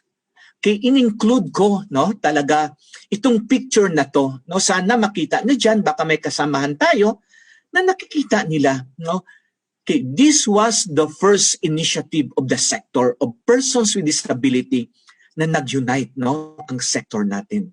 And I'm very proud, no, ang nag-lead talaga dito ang Autism Society Philippines. No, kasama, siyempre makikita natin diyan yung ating running priest, no, si Father Robert. No, ito yung aming pag-advocate, no, from Quezon Memorial Circle going to the Commission on Human Rights. Makita si Abner, si Calauro, si Ana Fe, si Kuya Pete, si Lalaine, yung iba dito nakasama namatay na. And we unite, no, we united, no, para maisulong, no, ang karapatan ng mga tao at mga batang may kapansanan. Okay, this was the first time, no, when we push, no, for the implementation of Republic Act 9442. And now the sector now is benefiting because, okay, of those people who really work hard, no, for 9442 to be implemented. So we need to advocate, no, for the rights of persons with disabilities and children with disabilities. Next. Okay, we need to document and file cases of violation. Sabi kanina ni Glenn, no, pag wala talagang evidence-based, mahirapan tayo. That's why we need to document ano ba yung kaso ng mga discrimination. Ano ba yung kaso na hindi na ipatupad ang mga batas tungkol sa disability. And if kaya natin, no, we need to file cases of violation. Okay, the advocates are thinking, no, to file a class suit, no, para masampulan ang mga violators, no, of the laws on disability sa Pilipinas. Next. Okay, we need, no, to look for lawyers and legal counsels. Marami naman, no, I'm sure may mga kamag-anak, no, ang mga batang may kapansanan, no, we need to look for volunteers, no, volunteers, lawyers and legal counsel to help us, no, to file, educate, no, us on laws on disabilities, and maybe, no, file legal cases, no, whenever there are violations on the rights of persons and children with disabilities. Next. Okay, and I think ito yung pinakamahalaga na sinasabi ko parati. Dapat milya-milya na yung ating pasensya. We must be patient. Okay, we must, no? We must never give up. Never give up. Okay, mahaba-haba pa, no, yung ating trabaho. Mahaba-haba pa yung ating paglalakbay so that we can realize, no, the rights of persons with disability. Ang sabi nga ni Mamona, no, dapat ang Pilipinas ay autism okay. So we need, no, we never give up, no, to work for the realization of the rights of persons with disabilities until we achieve, until we realize, no, the rights of this person para ang Pilipinas ay maging disability okay. Para ang Pilipinas ay magiging autism okay. So maraming salamat po. Kay sana nakakatulong kay ng aking pagbabahagi, kay ng aking kaalaman tungkol sa mga karapatan. Kay ng mga taong may kapansanan, siyempre kasama na dito ang karapatan ng mga taong may autismo at mga batang may autismo. Maraming salamat po, no, at sana, no, makikita pa tayo, no, sa susunod na mga pagkakataon. And later this morning, no, we will be sharing, no, the resources available, no, for persons with disabilities. At kinagagalak namin, no, sa ngalan ng Executive Director ng Northfield Foundation, ang inyong pagsuporta sa konferensya, no, ng Autism in celebration of our 25th National Autism Consciousness Week. Maraming salamat at magandang umaga po. Thank you so much, Sir Raniel. Napakaganda, napaka-informative po ng naibahagi sa atin ni Sir Raniel. Talagang kailangan nating malaman itong rights of people, of persons with disability. Ano man ang disabilities, kailangan alam po natin bilang tayo po ang nag-aalaga at nag-advocate ng rights po nila. Everything starts little by little, by knowing what is the right of each child, each person with disability, so that we will be able to stand up for them. Pero wag tayong masyadong aggressive, baka isipin ng ibang tao na tayo ay hindi proper ang pakikipaglaban. So, in time, sabi nga ni Sir, mahaba pa ang ating lalakbayin, marami pa tayong gagawin. But in time, we will achieve this for our children and for the welfare of other persons with disabilities. Okay, now let's proceed to our next speaker, to our next topic.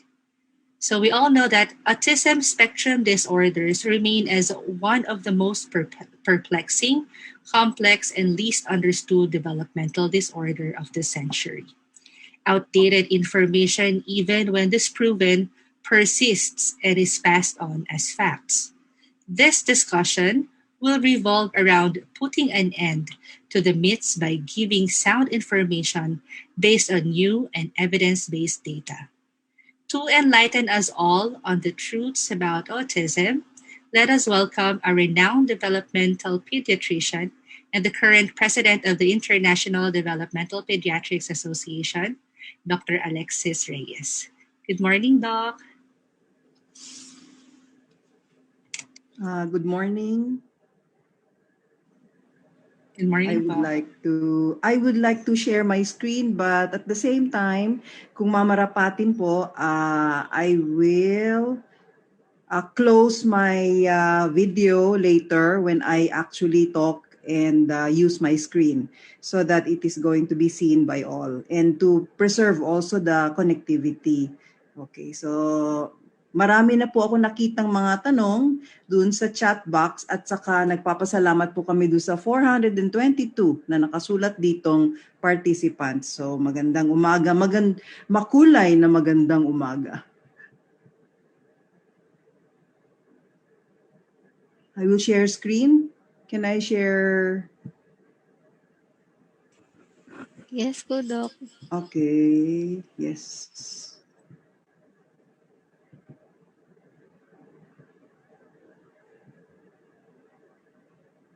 Okay. And I will close my video. Okay. So, magandang umaga uli.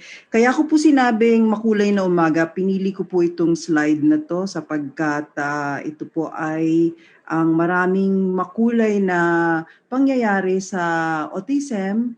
Maraming mga nangyayari ng nakaraang mga linggo ba, buwan, na siguro nagsasabi sa atin na marami pa rin tayong hindi alam tungkol sa autism or marami pa rin hindi nakakaalam tungkol sa autism. Although it is the most researched and the most probably popular developmental disability, it is still perplexing to many who have never probably seen an individual with disability. Nabanggit kanina ni Ranil na nangunguna tayo dun sa pag-advocacy ng disability, pero nakapagtataka sapagkat ang mga batang may autism, it is an invisible disability but behaviorally present. Kung may mga pangitain sila, nakikita yon sa pagsasalita nila, kakulangan nila sa pagsasalita o mga pagsasalita nilang hindi akma at ang kanilang behavior na hindi rin akma o tama ang pagkikilos nila na hindi dapat mangyari sa mga lugar na public or publiko. Okay. So if you will permit me, I hope I have enough time to review the truth about autism. Ang aking only disclosure, and I'm proud to be part of the advocacy, is that I am part of the team and group of the Norfield Foundation, being their medical consultant, and very proud to be part of them because this gives me an opportunity to work with the community. Okay, what are the facts about autism? Parang nanggaling na tayo dito. Napakatagal ko na itong pinag-uusapan. Kung nung nire-review ko nga po lahat ng PowerPoint presentation ko, napakadami ko nang ginawang PowerPoint tungkol dito, pero parati nagbabago. So we've been on this road before. So this particular time, there are many new information or a lot of information about autism that we may need to understand. Understand well because I think that it is more complicated than it was before. Mas simple ang autism nung araw. Parang madaling i-1 plus 1. Pero ngayon hindi na eh. Mas malaki ang o mas malawak ang ating pag-iintindi sa autism ngayon.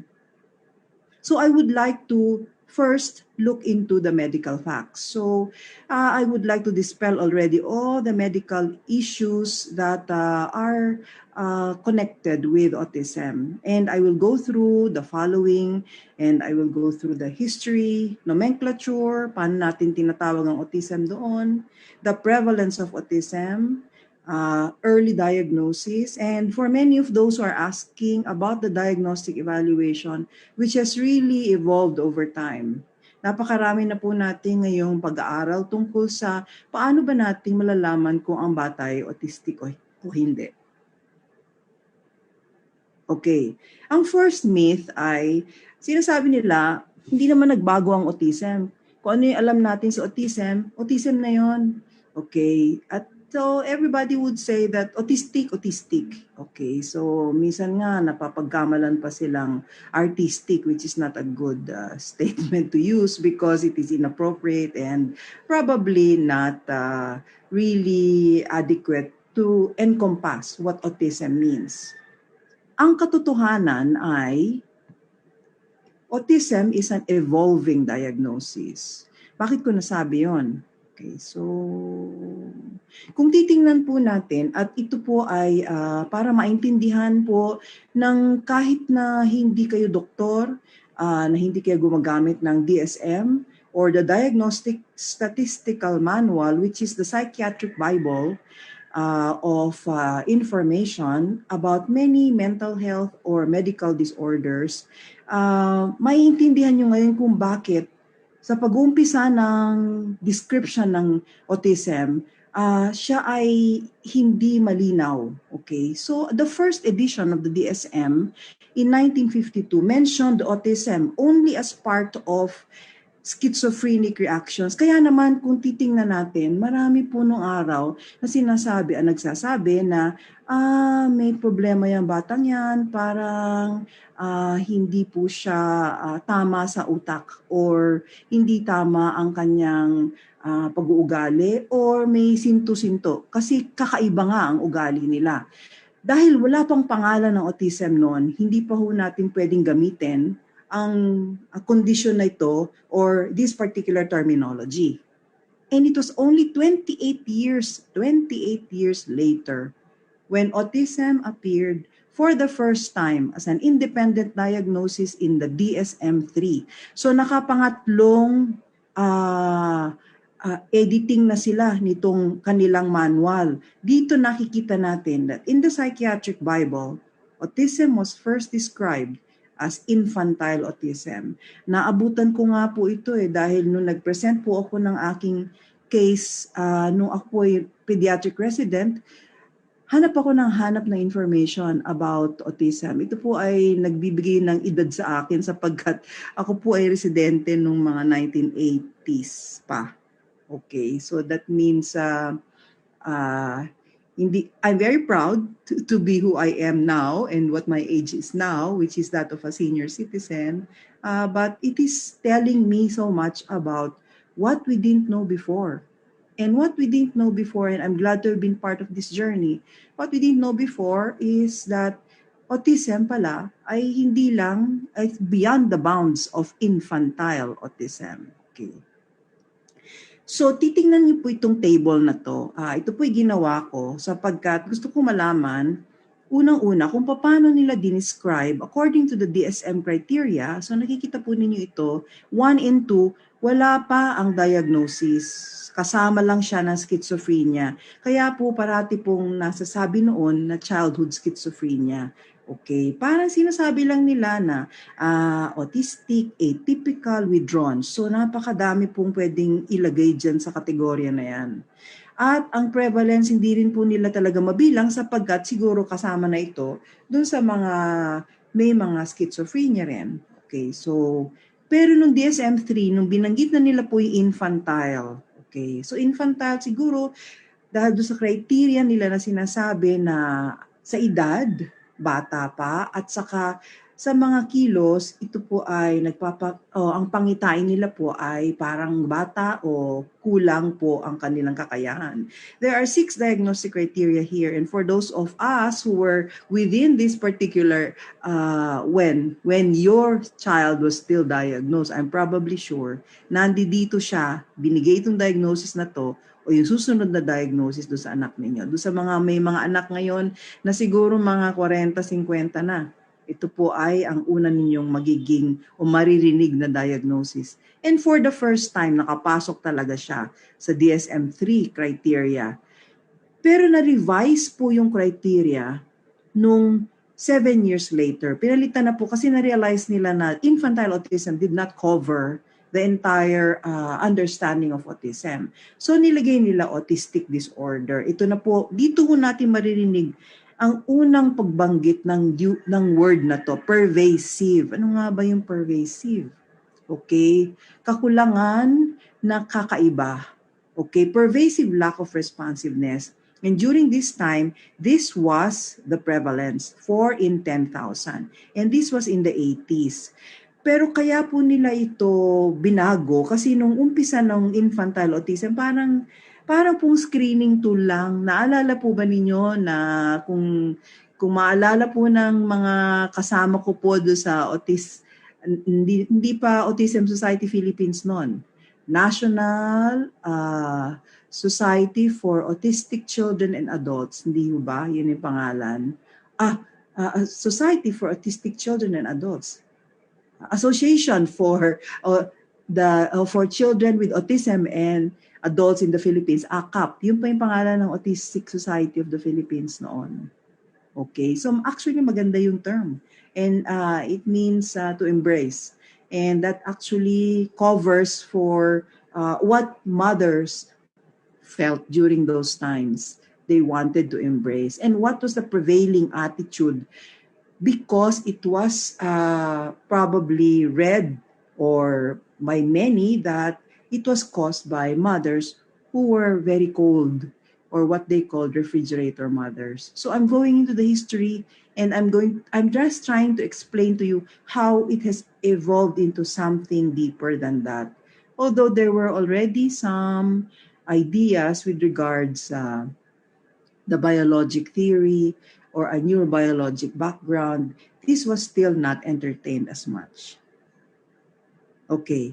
So, habang tumatagal ang panahon, nag-iiba na ang ating pagkaintindi sa autism. And for quite a long time, nandito po tayo sa DSM-4. Ito po parati nating babanggitin yung PDD. So marami po nagsasabi, PDD lang yan, hindi yan autism. Dahil dito siguro sa confusion, I think there was a lot of confusion here because when you didn't know, when you were not sure, when you were trying to hedge, you'd use the term PDD. And up to now, there are people who still use that term. Okay, so pervasive developmental disorders. And why is this important? Because historically, this is the first time actually that they noted the triad of impairments. And this was because of Dr. Lorna Wing, who passed away a few years back. And she was the one responsible for putting together the 3 major diagnostic criteria, which was social impairment in social communication, social interaction, and restrictive repetitive behaviors. Okay, ito yung tatlo. And this triad of impairment lasted for quite some time, but there were many changes that were happening already. And so many changes because nade-define ng autism, nakikita nyo sa prevalence na dumadami na. Okay, this is where we got the 1 in 500 and the 1 in 150. So parang napakabilis yata. Marami nagtanong sa akin noong first time ako bumalik. Siguro po nakakaalala po nito dun sa mga, yung una kong mga magulang na nakausap. I'm sure sila Jean Gonzalez, I will mention you, Jean, Cecil Sicam, the first parents, Tita Ragrahio, the first presidents of the Autism Society Philippines, Beth Peralejo. So I'm sure I will miss somebody, but for those parents, dito po tayo nag-uusap noon. We were talking for a long time about the PDD and the pervasive developmental disorders umbrella, wherein you have 5 types of PDDs. You know them as autistic disorder, you know them as pervasive developmental disorder not otherwise specified, and finally Asperger's syndrome. So ito po ang tapos may kasamang dalawa na ngayon ay nilagay na nila sa neurologic disorders, so sa pinakabagong DSM-5 criteria. Okay, tinanggal na po nila yung Rett syndrome at yung childhood disintegrative disorder. Kasi parang naiiba po talaga sila. Okay. So let's go to the newest. And it took 13 years to really come up with this new manual or this evolving diagnostic criteria. And they now, instead of putting them into different categories, they now put them into one category with severity levels and associated impairments. So ito yun. At parang binawasan nila yung criteria. So bakit nila binawasan? Pinagsama na nila ngayon yung social communication and social interaction. And yung isang criteria na malaki, yung repetitive restrictive behavior patterns. Okay? And dahil doon, naging dyad of impairments instead of triad of impairments. And the prevalence has been 1 in 54. So kung 400 plus po tayo ngayon, baka meron ho sa ating mga autistic na kasama. Kung tutusin, you know, if you look at the ratio. Okay. And the one disorder, I was wondering, because many years ago when I was attending an international conference on autism, I was wondering because Lorna Wing herself said, balang araw, kasi during that time, it was still the 5 disorders. Sabi niya, balang araw, I think they will not split the diagnosis. They will lump it into one. And true enough, I think she lived long enough to see this. True enough, it is now one disorder, the autistic spectrum disorder. So all those who will fall under these 2 diagnostic criteria of social communication and interaction and repetitive restrictive behavior impairments will now have the syndrome of autism. Okay. So sana naintindihan natin yung unang myth. Okay. So nagbabago habang tumatagal ang panahon. Okay. So, parang sinagot ko na rin itong susunod na myth kasi may mga nagsasabi na rare daw ang autism.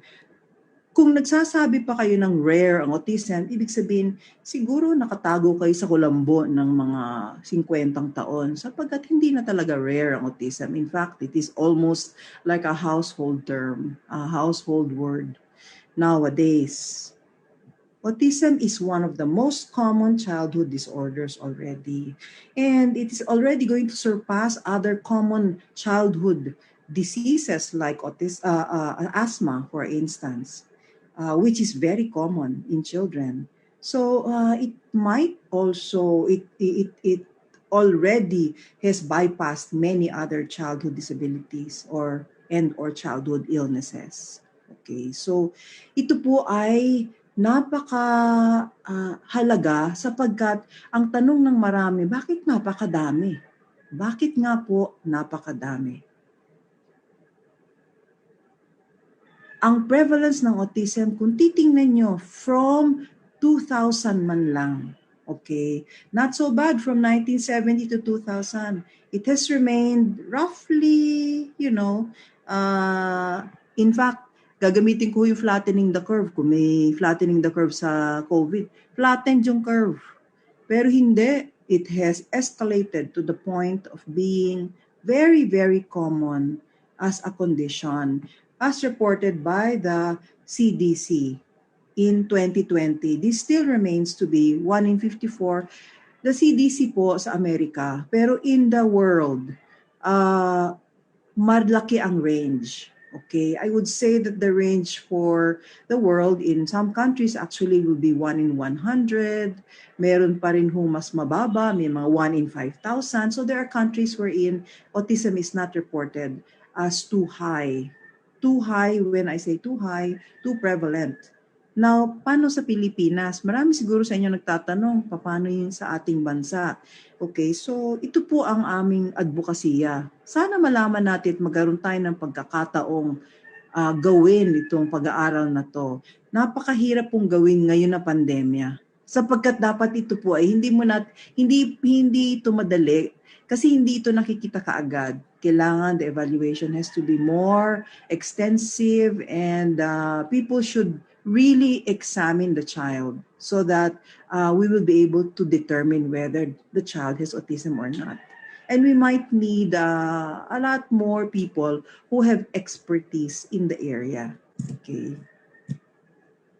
So 1 in 54, the Centers for Disease Control has mentioned that. And estimated that mas marami talagang lalaki kaysa sa mga babae, 4 times more likely in boys than in girls. Okay? And in the United States, it's estimated to affect more than 3 million individuals.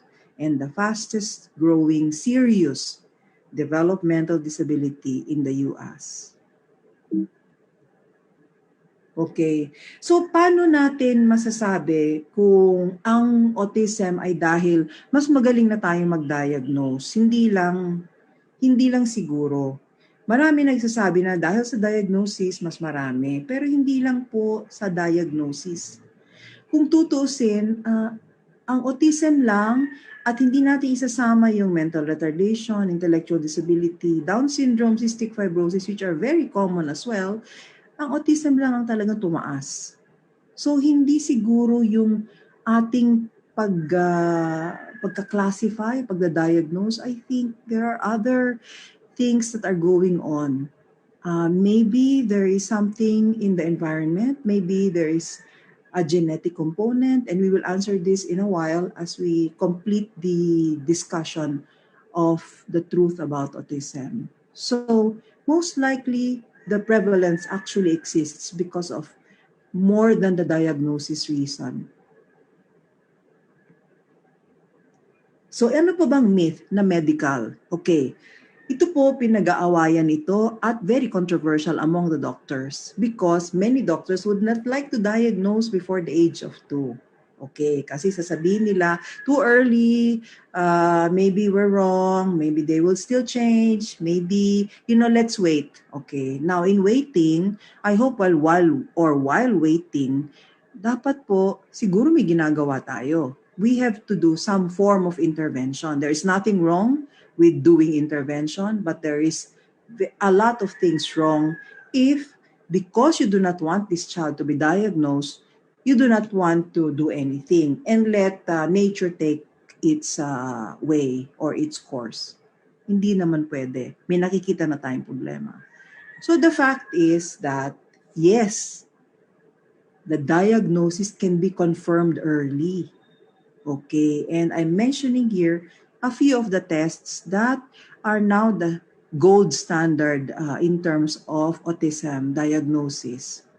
The ADOS and the ADIR. So medyo mahirap ito pag-usapan, pero pag-usapan natin ngayong umaga, titingnan natin kung magiging malinaw sa inyong pagkaalaman ang bagay na to. Okay. Ano ba yung mga rason kung bakit hindi talaga tayo nang i-diagnose na maaga? Una-una, hindi rin tayo nagsiscreen. Kung tinuturuan po namin yung mga residente namin mag-screening, hindi po nila ginagamit. Kasi mas matagal ang kanilang eksaminasyon. Pero ngayon, dahil po sa dami ng mga pasyenteng natitingnan namin na nakikita namin, lalo na po sa PGH, nasa top 3 na po ang autism sa mga nare-refer sa aming outpatient department. Kahit na po sa panahon ng pandemya, hindi pa rin ito ginagawa. So, siguro dahil napaka-importante nito, we have to stress on universal screening. Okay? And I think that we have this as baka po mapagkamalan ninyo yung newborn screening as autism screening. Hindi po, iba po yung newborn screening kasi iba ho yung hinahanap sa universal newborn screening. Okay? Pero yung amin o yung sa atin pagdating sa autism ay developmental screening. Wala pa ho tayong batas dito. It should be under the Universal Healthcare Act or it should be under the Magna Carta for the Disabled. Binanggit po yan ni Ranil kanina, pero hindi po kasama. So when they do a revision, this should be included already. So it becomes part of the law and part of our responsibility as physicians, as clinicians, to evaluate and to see whether there are many children who can be diagnosed at least in an early period. Okay. Hindi sila nakikita hanggat sila ay pumasok ng preschool. Hanggat sila po ay nag-umpisang mag-aral. Kasi yung mga teachers mas matapang. Kasi nahihirapan sila pag pinasok mo yung bata sa eskwelahan.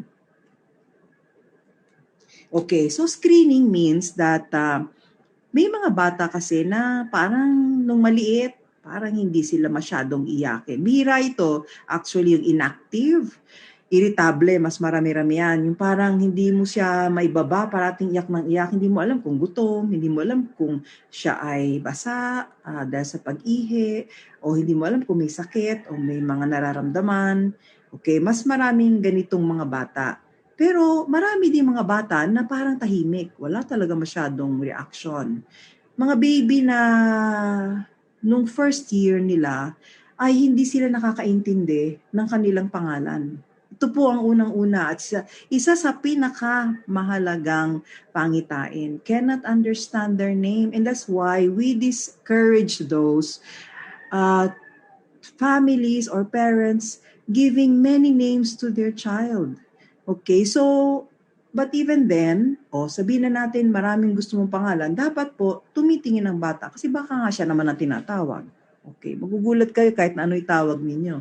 Talagang lilingon pa rin. Pero syempre, kung may pangalan, it's very specific. Okay, so hindi rin po sila nagko-communicate.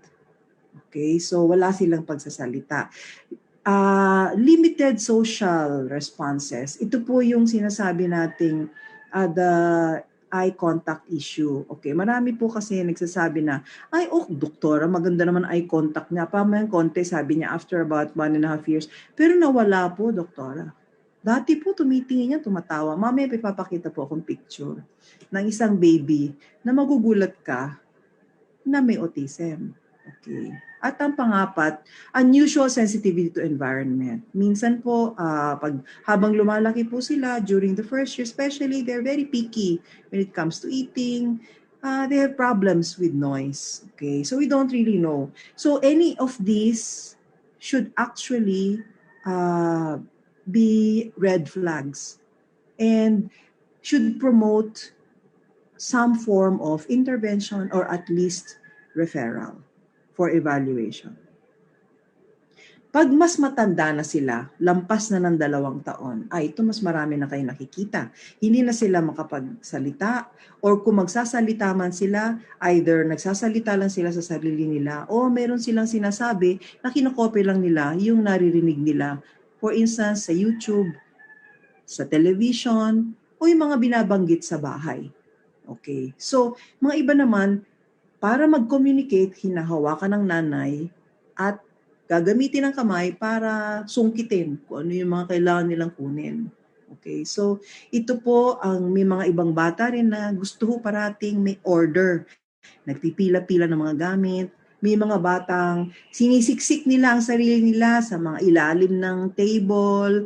Sinisiksik nila yung sarili nila sa kanilang mga unan or kama. Okay, so ikot ng ikot.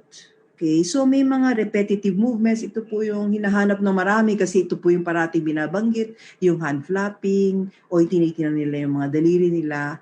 Pero ang pinakamarami dito talaga ay ang kakulangan at ang hindi nila pagsasalita. So, their loss of language. Okay. Minsan po, nakapagsalita na sila, pero minsan nawala. Okay. And parati namin tinatanong, yung pagsabi po ba niya ng mama ay para sa inyo o para sa mga bagay? Katulad ng pwede yung bubong, pwede yung mga libro, pwede yung mga gamit. So, it's non-specific. May mga ibang bata po na hindi po nasasaktan. Nahulog na, iniinda lang nila, wala silang iniinda. So, interacting with others only to meet a need. Okay, so sa pangangailangan, kunyari, kailangan paayusin yung laruan, pero ito medyo mataas na to ng konti, papagawa nila. Pero hindi sila tumitingin doon sa gagawa. Okay, at hindi nila naiintindihan, katulad niyan, social rules, mga safety rules. Ito po medyo kalumaan kasi hindi naman lahat po sila, pero sa umpisa, wala pa silang play na imaginative. Pag sinasabi po namin imaginative play, ito po ay ginagamit ang isang bagay na hindi yun ang purpose ng bagay na yon. For instance, gagamitin ko po yung telepono para suklayin ng buhok ko. So, ang layo po nung gamit ng bagay na yon. So, it's imaginative. And they're very strong visual learners. Ito po ay nakikita namin, lalo na ngayon na gumagawa kami ng teleconsultation. Makikita niyo po, bigla na lang, pag meron kayo ipakita sa screen na very interesting, or for instance, I usually do visual tours, meaning nilalabas ko sila, dinadala ko sila sa Disneyland, hinahanap, makikita niyo, nakatingin na sila sa screen. So they like visual items. So not auditory because kahit natawagin mo, hindi sila lumilingon. Okay. Ngayon, ang tanong ay, does every child need an ADOS? Ano ba yung ADOS? So, naririnig nyo na to. Marami na po sa inyo nagpagawa na ng ADOS. Ito po ay, the ADOS 2 and the newest one is what they call semi-structured. Kasi meron kayo talagang gagawin according to, meron po talagang pag-aaralan. Hindi po ito ginagawa ng lahat ng tao. Ito po ay ginagawa lang ng naturuan, a trained examiner, and this is supposed to be the gold standard. Okay, so marami po ang itong instrumento na to, papakita ko sa inyo sa susunod na slide kung gaano karaming laruan ang gagamitin namin. Pero hindi po namin gagamitin yan ng sabay-sabay. Meron pong the activities are structured in such a way that you will have to elicit certain findings. Okay, so anyone who suspects autism at hindi talaga medyo nakukuha, nahahalata, or people cannot really identify and or as what they say, put a finger on it, can be administered an ADOS. Okay. Ito po ang dami ng laruan. Okay, mawala lang isa dyan, hindi na po pwede itong test na to. Ang problema lang po natin, dito sa panahon ng pandemya, hindi namin pwedeng gamitin ang ADOS ng teleconsult. Okay, kailangan face-to-face. At pag sinabi kong face-to-face, talaga hong face-to-face. Kailangan walang maskara, wala po tayong. So, paano ho namin gagawin yon? Okay. Naintindihan po ng gumawa na ito po ay magiging balakid doon sa pag-evaluate sa maraming bata. So, kung tutuusin, dahil sa pandemya, ang magiging collateral damage yung mga batang hindi na makikita, itong mga batang may autism, disabilities, other children with illnesses that will have to be examined well. Okay, so ito po yung ating makikita sa ADOS. And when I say it takes a long time to do, about 40 to 60 minutes. So, isang oras. O, natatandaan niyo ho ba? Doon sa mga doktor sa grupong to, di ho ba sa ospital, ang ating rule ay you can only see patients for maybe 15 minutes at the most, maximum na yun siguro to 20. Paano natin gagawin ang ADOS? Okay. Lalo na kung face-to-face ang consultation. hindi rin tayo maka-teleconsult. Although may ginawa na sila pong paraan para gawin po ang teleconsultation, but you'll have to train again for this. Okay? So, the individual is given a module o mamimili ang trained examiner kung anong module. Itong toddler module ang pinakabago po. Nag-train po kami dito very recently para sa mga batang 12 to 30 months who do not consistently use phrase speech. What is phrase speech? That means use of two words at least to at least two words to say something, or at least having two words also. But at this point in time, marami mga batang walang salita. Okay, so ginagamit po yung toddler module. Okay, bago po ito. Ito yung pinakabagong addition. Pero yung the other modules have been there for quite some time. So, ito po ay base sa kanyang kakayahan sa salita. Yung edad at kakayahan magsalita, 31 months, and does not consistently use phrase speech, module 2, may phrase speech, pero hindi pa ganun ka-fluent, very fluent children and young adolescents, and very verbally fluent. Bakit po natin ginagawa ang verbally fluent? Sapagkat may mga okay, magaling nga magsalita, pero tama ba yung sinasabi? Hindi ba lumilihis sa mga sinasabi nila? Is that conversation really appropriate? Okay? At saka may mga kilos at gawain sila nakakaiba. So these are for the older individuals. Okay? So binanggit ko kanina that there are certain activities that we do. And you can see that there are many activities that one does. So the one who will do an ADOS really will be very, very critical in terms of, and they have to be consistent, and we are tested for our reliability in actually doing these particular tasks. So we have a construction task and so forth and so on. So meron sa mga older individuals, social difficulties and annoyance, and creating a story. Dito mahuhuli mo yung mga malalaki o yung matatanda na hindi makapaggawa ng storya. Kukopihin lang yung storya mo. Hindi siya makagawa ng storya niya. Okay, so, and all of this will actually be studied, well studied, and the emphasis there is that very comprehensive. Pwede natin gamitin even for intervention, that a diagnosis is now going to be made. So, lahat ba dapat magpa-ADOS? Naku, yun ang maraming tanong kasi napakamahal din po ng ADOS. Sa ibang bansa po, umaabot ito ng, if I'm not mistaken, almost $2,000. Okay, pupunta kayo ng Singapore, kaya medyo natakot ang Singapore nung nag-train po kami doon sapagkat, naku, sa Pilipinas, I'm sure they will not charge more than, more, or they will charge less than us. So, since we are now accredited, natatakot na sila na hindi na pupunta mga pasyente sa Singapore.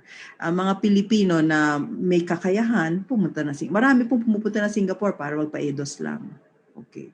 Dapat ba lahat may ADOS? Okay. Banggitin ko lang po ang napaka-importanting statement dito. Okay. There are components of the evaluation, and the components include parent caregiver interview. Yan po kino-cover yan ng ADIR. Ito po ay napakagandang interview. Paski yun lang, napakamalaman. Ang mga tanong dyan ay mahalaga sapagkat lumalabas ang impormasyon tungkol sa autism and direct observation. And this is where the ADOS comes in. Okay, alam niyo po na pag nag-examine po kami, hindi naman po kami nag-examine ng 10 minuto lang at 15 minutos. Napakatagal ng history. Kaya kung lilipat kayo ng lilipat ng doktor, uulit-ulitin ninyo po lahat ng history na yon. Kaya kung sa akin, piliin na lang ho ninyo yung doktor na pupuntahan sapagkat ito po ay napakahalaga para magkaroon kayo ng at least may track record. In other words, mababantayan kayo ng doktor na habang ito'y maliit pa at habang siya ay tatanda na or pag siya ay tumanda na. Okay. Nandito rin po, must be observed by a trained evaluator to determine if the symptoms reported in the interview of the parents is visible to others. Okay. So, sometimes it is enough to evaluate autism. Pero may mga ibang bata na napakahirap gawin.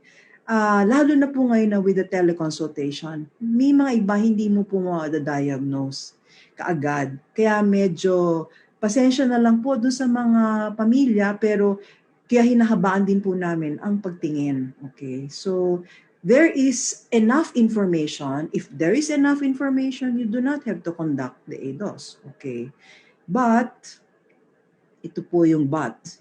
But, if the examination or the test that was done to you was not given by a skilled observer and the clinical judgment was not really good, then I think that, and then you keep going from one doctor, hopping from one doctor to another, papatingin, ano ba, o di magpa-ADOS na tayo, okay? Anyway, yung ginastos nyo na po na yun sa lamin ng ginastos nyo, equivalent na yun sa ADOS. Okay, so once and for all, however, it is important that we schedule ahead of time because napakahirap pong gawin ngayon at kung mag-face-to-face, ang mga doktor ay dapat po negative RT-PCR o negative COVID, sila pareho. Okay. Okay. Yun po yung mga medical myths. Okay. Punta na tayo do sa mga more challenging myths or persistently challenging kasi parating paulit-ulit ang mga magulang tungkol sa mga myths na to, okay? And one of them would be affection. Let's go to that in a while. The second would be rituals, okay?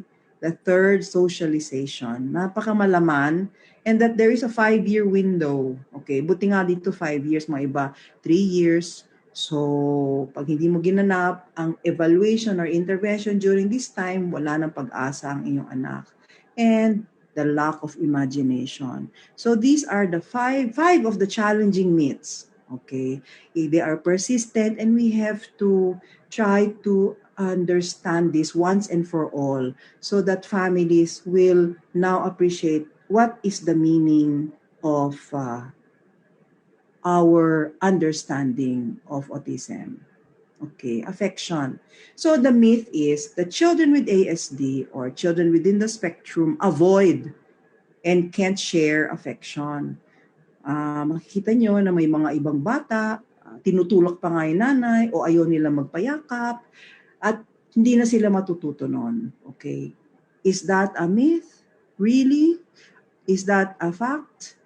No.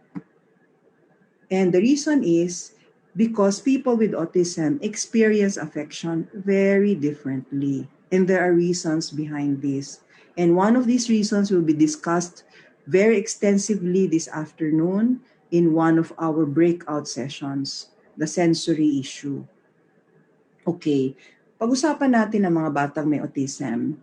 They have great difficulty in understanding affection. Okay, sa kanila, hindi naman sa marami, pag niyakap mo sila, hindi ibig sabihin na intindihan nila kaagad kasi minsan di nga nila tinitinan ang mukha mo tapos yayakapin mo, di lalo ka nang tinulak. And they do not know that this is a sign of love. Okay? And there are many parents, when I first started giving lectures in the Philippines, many parents would ask me, Doktora, isa lang po ang tanong ko, alam kaya niya na mahal ko siya? Magandang tanong yan. Kasi hindi niya ako niyayakap, hindi po siya humahalik sa akin. Parang hindi po niya ako pinapansin. Okay? Dahil hindi niya ginagawa to, hindi ibig sabihin na hindi kanya mahal. Ngayon masasagot ko na yan with finality. Okay? Ang clinical presentation na to ay parang may features of a personality trait. They call it alexithymia. Alexi is the absence of emotions in which an individual has impaired ability to recognize, process, and communicate an emotional state. Okay, let's go to how and why this was explained by several experts. Okay, mismo kung napanood ninyo yung buhay ni Temple Grandin, okay, dun sa kanyang napakagandang HBO, actually nasa Netflix na yan, kaya mga tao na nanonood ngayon ng Netflix, hanapin po ninyo ang Temple Grandin at napakaganda ng storya niya. Kasi nung bata siya, she was considered as really hopeless and non-verbal. Okay, when she was very young. And her mother believed that this is not her end, that this is not what she is. So she sent her into a farm. And mahaba pa ho ang storya ni Temple Grandin. Bahala na po kayo manood ng pelikula. Okay? Ano ibig sabihin? Gusto ko lang banggitin ito sapagkat si Temple Grandin is one example of an individual within the spectrum of autism who really had a lot of sensory problems. Okay? Siya nga po ay naggawa ng isang hug machine. She likes that feeling of being pressed, hugged, excuse me, but that doesn't mean that but that doesn't mean that she likes to hug people as well. So it is that the feeling of being hugged for her appeases her, gives her a lot of calmness. Okay, and the individuals with autism have this impaired capacity to recognize this and to communicate. How do they communicate happiness? Sometimes when they flap their hands, actually when they jump up and down, that's very happy. That's a happy mood for them, which for us is very disturbing. Why are you doing that? Okay, so minsan na hindi ho natin mabasa ang intention nila. Hindi rin nila mabasa ang intention natin. Okay, like Tony Atwood would say, those with autism are particularly likely to misread the intentions of others and may inadvertently engage in behaviors that are socially unacceptable. Katulad nung mga storya o mga sinasabi sa akin ng mga ibang mga pasyente ko na, alam mo, doktora, di syempre tinuruan ko siya humalik. Pero ngayon niya halikan na niya lahat ng tao sa simbahan. So hindi na niya alam kung saan titigil. Sino ba yung hahalikan ko? Okay, so kailangan medyo specific din yung ating mga sinasabi. Okay, touch, personal space, naku, personal space. Mabuti na lang at may pandemya kasi dapat ho matuto sila ng space. Okay, greetings and gestures of affection that can lead to embarrassment in others. Like I said, to kiss everybody or not to kiss anybody for that matter. So it could be one or the other. Okay. Another myth is the rituals. Ito, bothered ang maraming mga tao. Lalo na po yung hindi nakakaintindi ng mga batang ito. Lalo na pag sila ay tumatalon-talon sa gitna ng kalye, sa gitna ng mall, at sa kanilang palagay, nagwawala, sila ay gumagawa ng eksena. Lahat sinasabi na masama yan, huwag mong gawin yan, nakakahiya. Okay. Hindi po nakakahiya kasi sapagkat ito po ay talagang part of their condition. Remember, we have these two major diagnostic features, and one of them is the restrictive, repetitive behaviors. Mas madaling tawagin as RRBs. Are they bad? Should they be stopped? Now, there are many reasons, biological and sensory, that cause these rituals to happen. Okay. So they are adaptive purposeful. Let me talk about that in a while. Okay, ito po yung mga repetitive restrictive behaviors. Okay, when they are overwhelmed, makikita niyo po pag may bagong lugar or minsan meron silang naririnig na like yung mga fireworks. Yung nangyaring fireworks dun sa Washington kahapon, nung isang araw pala, nung in-inaugurate si Biden, wala na. Ano na yung anak nyo, dapat talaga inilayo nyo siya kasi hindi talaga pwede sa iba. Kung tayo, nahihirapan tayo minsan sa malakas na tunog, lalo na sila. So sometimes when they're overwhelmed, they usually hand flap to calm themselves. Okay, so they are very sensitive to certain stimuli. Sometimes they do not like all this, yung nakalagay sa damit, yung mga tag sa damit, ayaw nila yan. Okay, may mga iba na hindi naman autistic pero typical na ayaw din yon. Okay, pero hindi ibig sabihin na kayo ay may autism. Okay, so let's not put these in as isolated findings. Let's put them all together. Okay, when we make a diagnosis. Sometimes they express their emotions through very repetitive behaviors. Okay, so and some people feel that they are non-meaningful, but no. That is not the case. Okay, they are meaningful. And if they are not hurting other people or themselves, then these behaviors should not be discontinued. Okay? So when a behavior is distracting or preventing an autistic person from participating, that's when you try to identify what is the function of the behavior. Ito ba ay para to calm her? To calm him? So we'll try to find a way to identify the cause of that anxiety. Hindi yung tigil mo yung behavior kasi it is the behavior that is actually dealing with the anxiety. In case of behaviors that people see as odd, I think that, if they're alone or with people who are non-judgmental, I think that you can simply allow that. And here, it is society that needs to change and not the people with autism. We talked about discrimination. Let's talk about that later because this is where we discriminate them. Okay, I'll take a longer time here. Although I think our two speakers this afternoon will talk about this in detail. So why the stereotypy could be occurring? Bakit mangyayari? Bakit paulit-ulit? So baka siguro they are socially mediated. Okay, they might be seeking attention. It could be an escape. They would like to get an activity or an object, but they don't know how to do it. And they want to have an object removed, but they don't know how to do it. So these are the reasons why they do it. So it appears to be as behaviors, but you have to identify whether these behaviors have a meaning. Okay. Another reason for the stereotypy is that they need sensory input. Okay. So kung tactile stimulation ang gusto nila, minsan, di ba, minsan gusto nila i-rub yung face nila do sa carpet or sa mga ibang bagay. Auditory, naririnig nila, gusto nila marinig nila yung sound of humming. Visual, inuulit-ulit nilang tingnan ang kanilang daliri sa harap ng kanilang mukha. Olfactory, amoy sila ng amoy. Actually, ito po, minsan hindi po considered as polite when you smell the food before you eat it, di ba? Okay, so they like to smell food because, they have this olfactory stimulation, okay? Gustatory, they like to receive through tasting, including their tongue and lips, so they chew their fingers. And vestibular, okay, receive through, they rock and they spin, and they like that input. It is something that they need. Okay, so I will let the therapist later this afternoon explain all of this.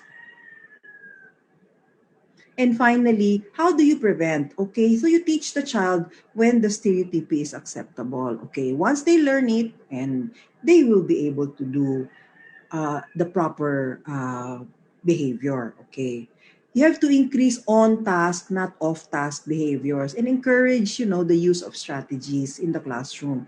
Like picture schedules can be used so that you can increase on-task behaviors.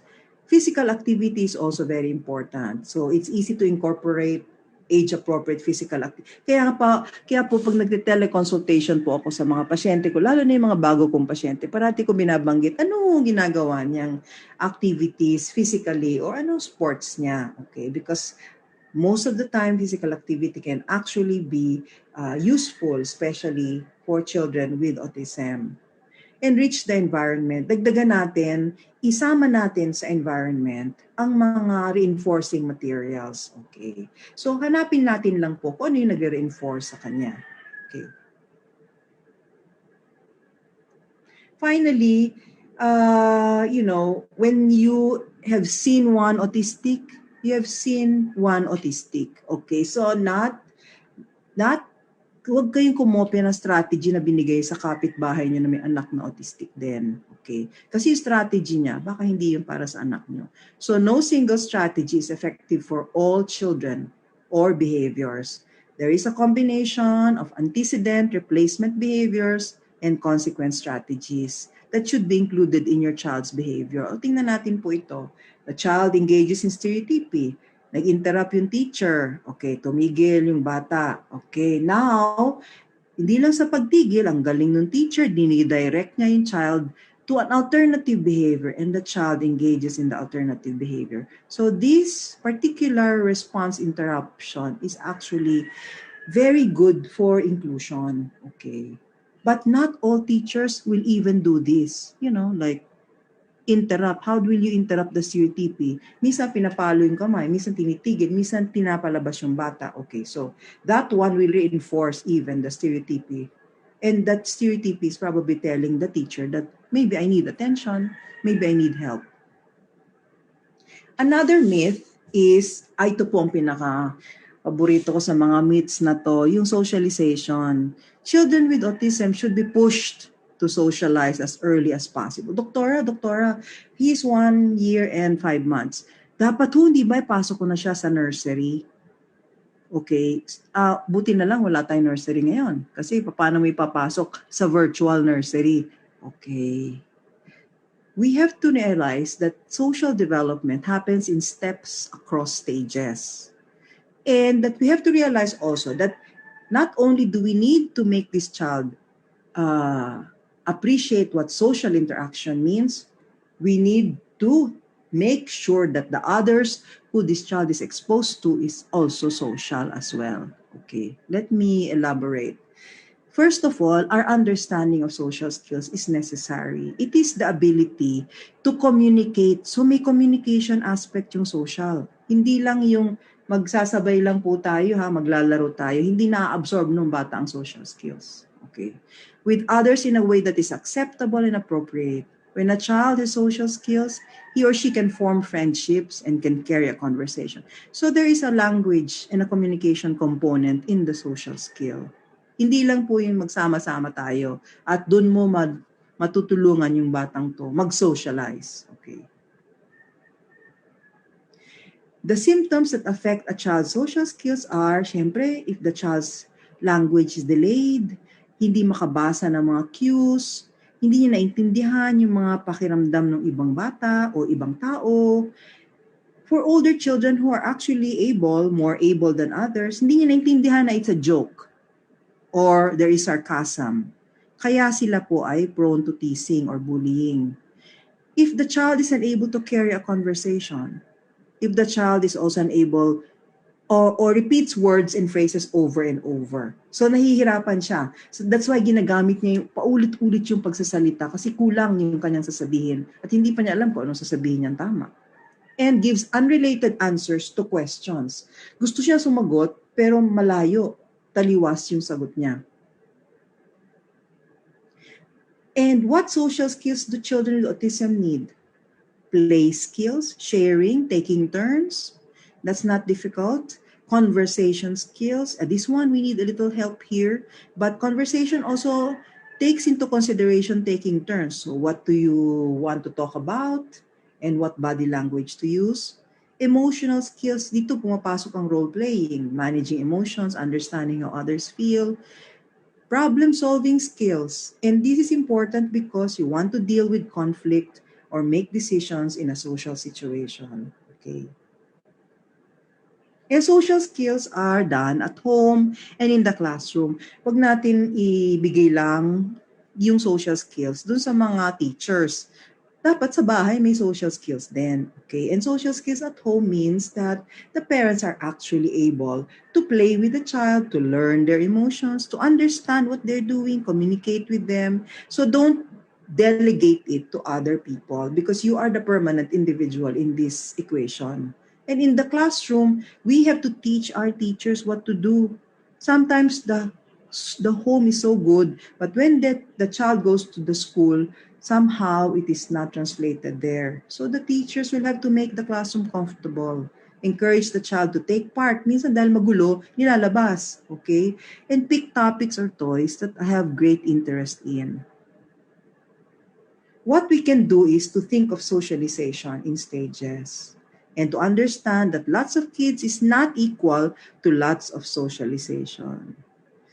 Ensure that social learning behaviors are in place. Okay, ito yung napakahalaga, social learning. Agree on a common set of basic social skills. Okay? And empower, ito yung pinakasiguro importanteng malaman ng mga eskwelahan.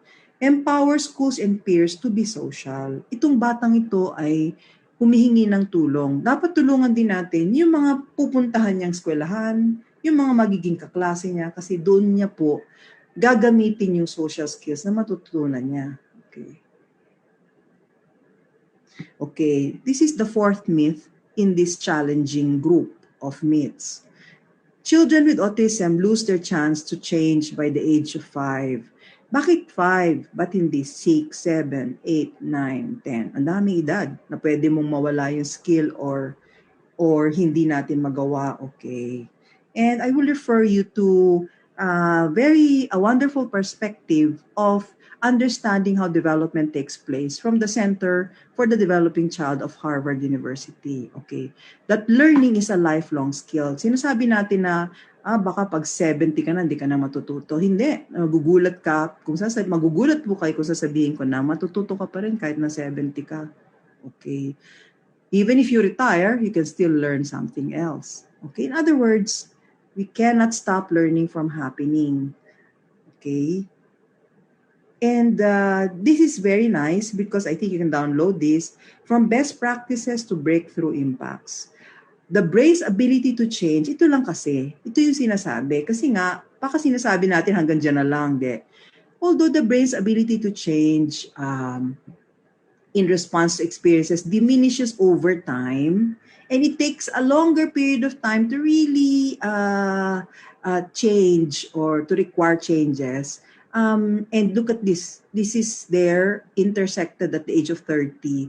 There is still development going on. Okay, so there is still a lot of restructuring and building of the brain architecture. Hindi po, unless your brain is dementing, then you should be worried. But our brain is still learning. So please, do not stop. Pag sinabi na nung nanay, may mga nakikita po ako mga 10-year-old na, sasabihin sa akin ng nanay kaagad, Doktora, may pag-asa pa ho ba to? Kasi 10 na siya eh. Wala na siguro siyang matututunan, ano? Magugulat po kayo na marami pa rin siyang matututunan. Kung tama ang ating programa. Okay. Now, best practice as a starting point is the starting point. Okay, so marami nagsasabi, ito okay na. But it is not the destination. Okay, so we don't really know. We just have to do our best. And time is not the enemy. Sasabihin natin, Dok, kasi 10 years old na nga siya, 11 ho siya, wala na siguro ito magagawa. Hindi, meron po magagawa. Pag pinigilan niyo ang sarili niyo, then you have given up. And sabi nga ni Ranil, paulit-ulit niyang binanggit kanina, to never give up. And I'll tell you, one of my last slides is about this. Why should you never give up? And the last myth, now this is the interesting myth, kasi children with autism lack imagination and creativity. If you read older books on autism, you will see that this is still part of the diagnostic criteria. But now they have changed it. They have actually modified it, not to include lack of imagination and creativity, because as a matter of fact, they have a lot of imagination and creativity. It may not be apparent in the beginning, but later on you will see it bloom. Okay, and how do I know that? Okay, let me show you some examples.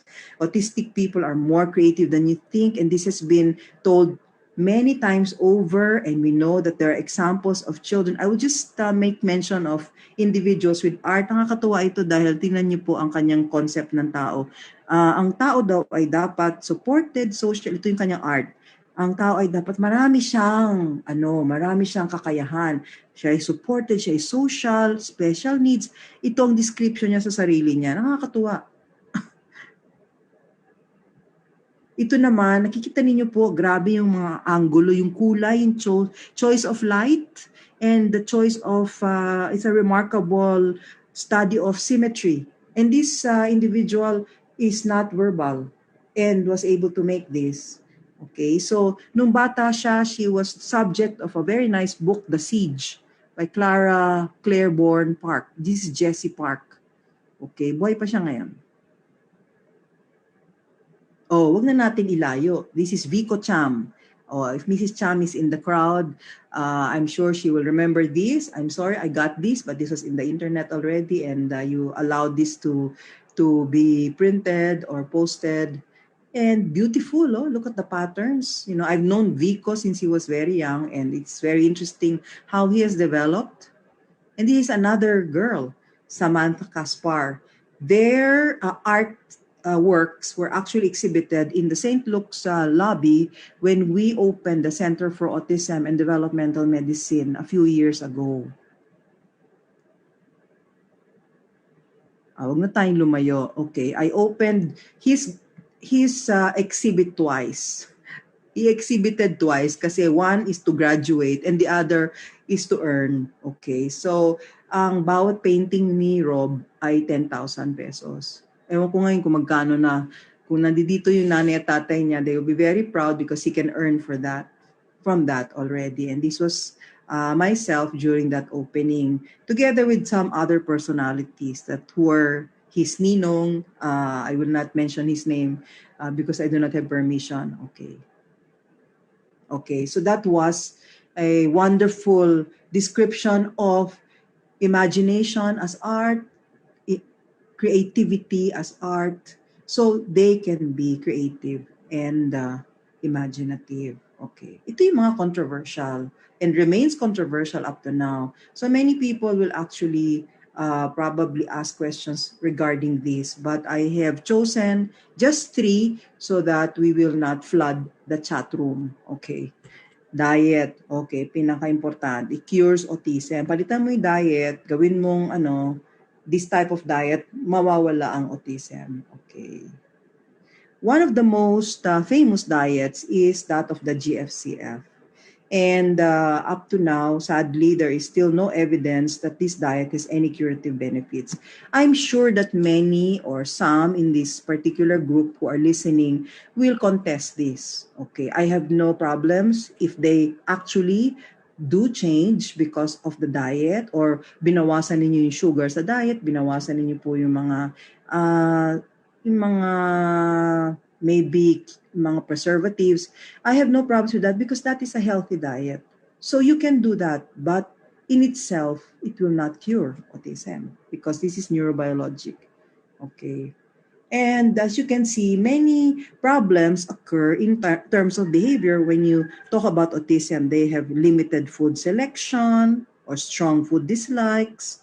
They do not eat enough food. Some of them are constipated because of their food choices, dry. They usually do not like fiber and medication interactions. Some of these children actually drink stimulant medications which are known to decrease appetite and or antipsychotics which are known to increase appetite. So, pwede rin ho silang tumaba. I'll just mention a few that I think are important.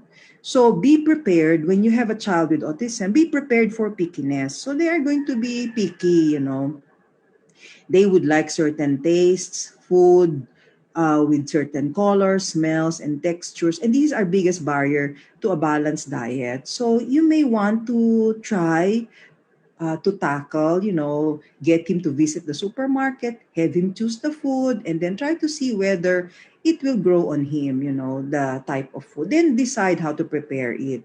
And don't worry if your child doesn't eat it. Just making him familiar with the food in a very low pressure, ito yung maganda, low pressure way will eventually make your child become a more flexible eater. Another is making meal times routine. Now, this one, the key word here and the operative word to use is routine. So, kung ang pagkain naman ninyo ay every 2 hours, medyo hindi naman ho siguro tama yon. Or once a day lang kayo kumakain. Or kung kailan lang niya gusto po kumakain kami o pagising niya. Kung walang routine, hindi po tayo magkakaroon ng predictability, and when we don't have predictability, we will not be able to structure this environment for the child. So you have to make sure that routines are done, and it's the simplest way to reduce stress. Okay? So there are many things that you can do while the child is eating. Baka medyo yung environment, hindi naman ho siya pwedeng pakainin parate dun sa isang lugar at may iba gusto nilang isama sa pamilya, baka gusto nilang sumama sa pamilya, baka hindi. So, we will have to try several things. Okay? Maswerte yung mga pamilya po na walang problema sa pagkain or sa pagpipili ng routine. At papiliin nyo kung saan siya gusto umupo. Pwede rin po yun. So, there's always a choice. Another would be to seek guidance for, okay, if you wanted to really do a diet, you have to seek guidance. So, people who are in the know in terms of gluten and casein-free diets, that's the important one. So we'll talk about, we don't have time to talk about the leaky gut, which is the reason for the belief of people who follow the GFCF diet because this seems to magnify the symptoms of autism, wala pa po kasing controlled studies. Okay. So I will mention again that the dietitian, nutritionist is so important, and they are very necessary if you wanted to do diets that are very specific. Okay, so you have to work with them so that the child can eat well and live healthfully. I always ask the family if they have problems with diets or their diet or their child's diet to give me like a 3 to 5 day diary, food diary, para malaman natin, nagko-consulta po kami sa nutritionist. Okay. So how does it work? Okay. So sabi nila kasi the child may have an allergy or high sensitivity to foods that contain gluten and casein. Kung titingnan po niyo lahat ng pagkain natin, marami tayong pagkain na may gluten at casein. At ngayon, sa mga panahon ngayon, na napakamahal na ng pagkain, hindi na ho tayo makakapagpili. Though this is going to be a problem of the pandemic also, especially for those who have nothing really. I remember, but this is not very nice to remember in a way, because there was a child, I'm sure the people or those who I know in the Autism Society will recall this. There was a child who was kidnapped, and the only thing this child was able to do, and he was already, malaki na siya noon, 3 years old, puro gatas, nagba-bottle feed. Walang dinong na-kidnap siya, yung kidnapper niya, hindi siya binigyan ng, pinakain na lang siya. Pagbalik sa kanila, nakuha yung bata, nahuli yung kidnapper. Aba, nakakakain na. Okay, bakit kaya? Okay, so in other words, sometimes we actually promote the persistence of a problem because we do not try other things. Still, the effectiveness of the GFCF diet has not been supported by medical research. But, nothing is a final picture until we find more research, okay, and evidence. Okay, and the last of the myths, I think here, for the more challenging ones, and the controversial ones, is that the toxins cause autism. Okay, so ang daming toxins, and sadly, when you check toxins, some of the families who check toxins, check it in the hair, that is dead material. So marami talagang toxins ang hair. The best way to check toxins would be through the blood. And that is the way to pick it up, okay? So heavy metals are also checked, but there are different laboratories in the Philippines. Having worked with a team, actually, and having done a research on environmental toxins, believe me when I say that marami pong mga laboratories na tayo that check all of these, okay? But hindi toxins ang problema. It is the interaction between the gene and the environment, okay?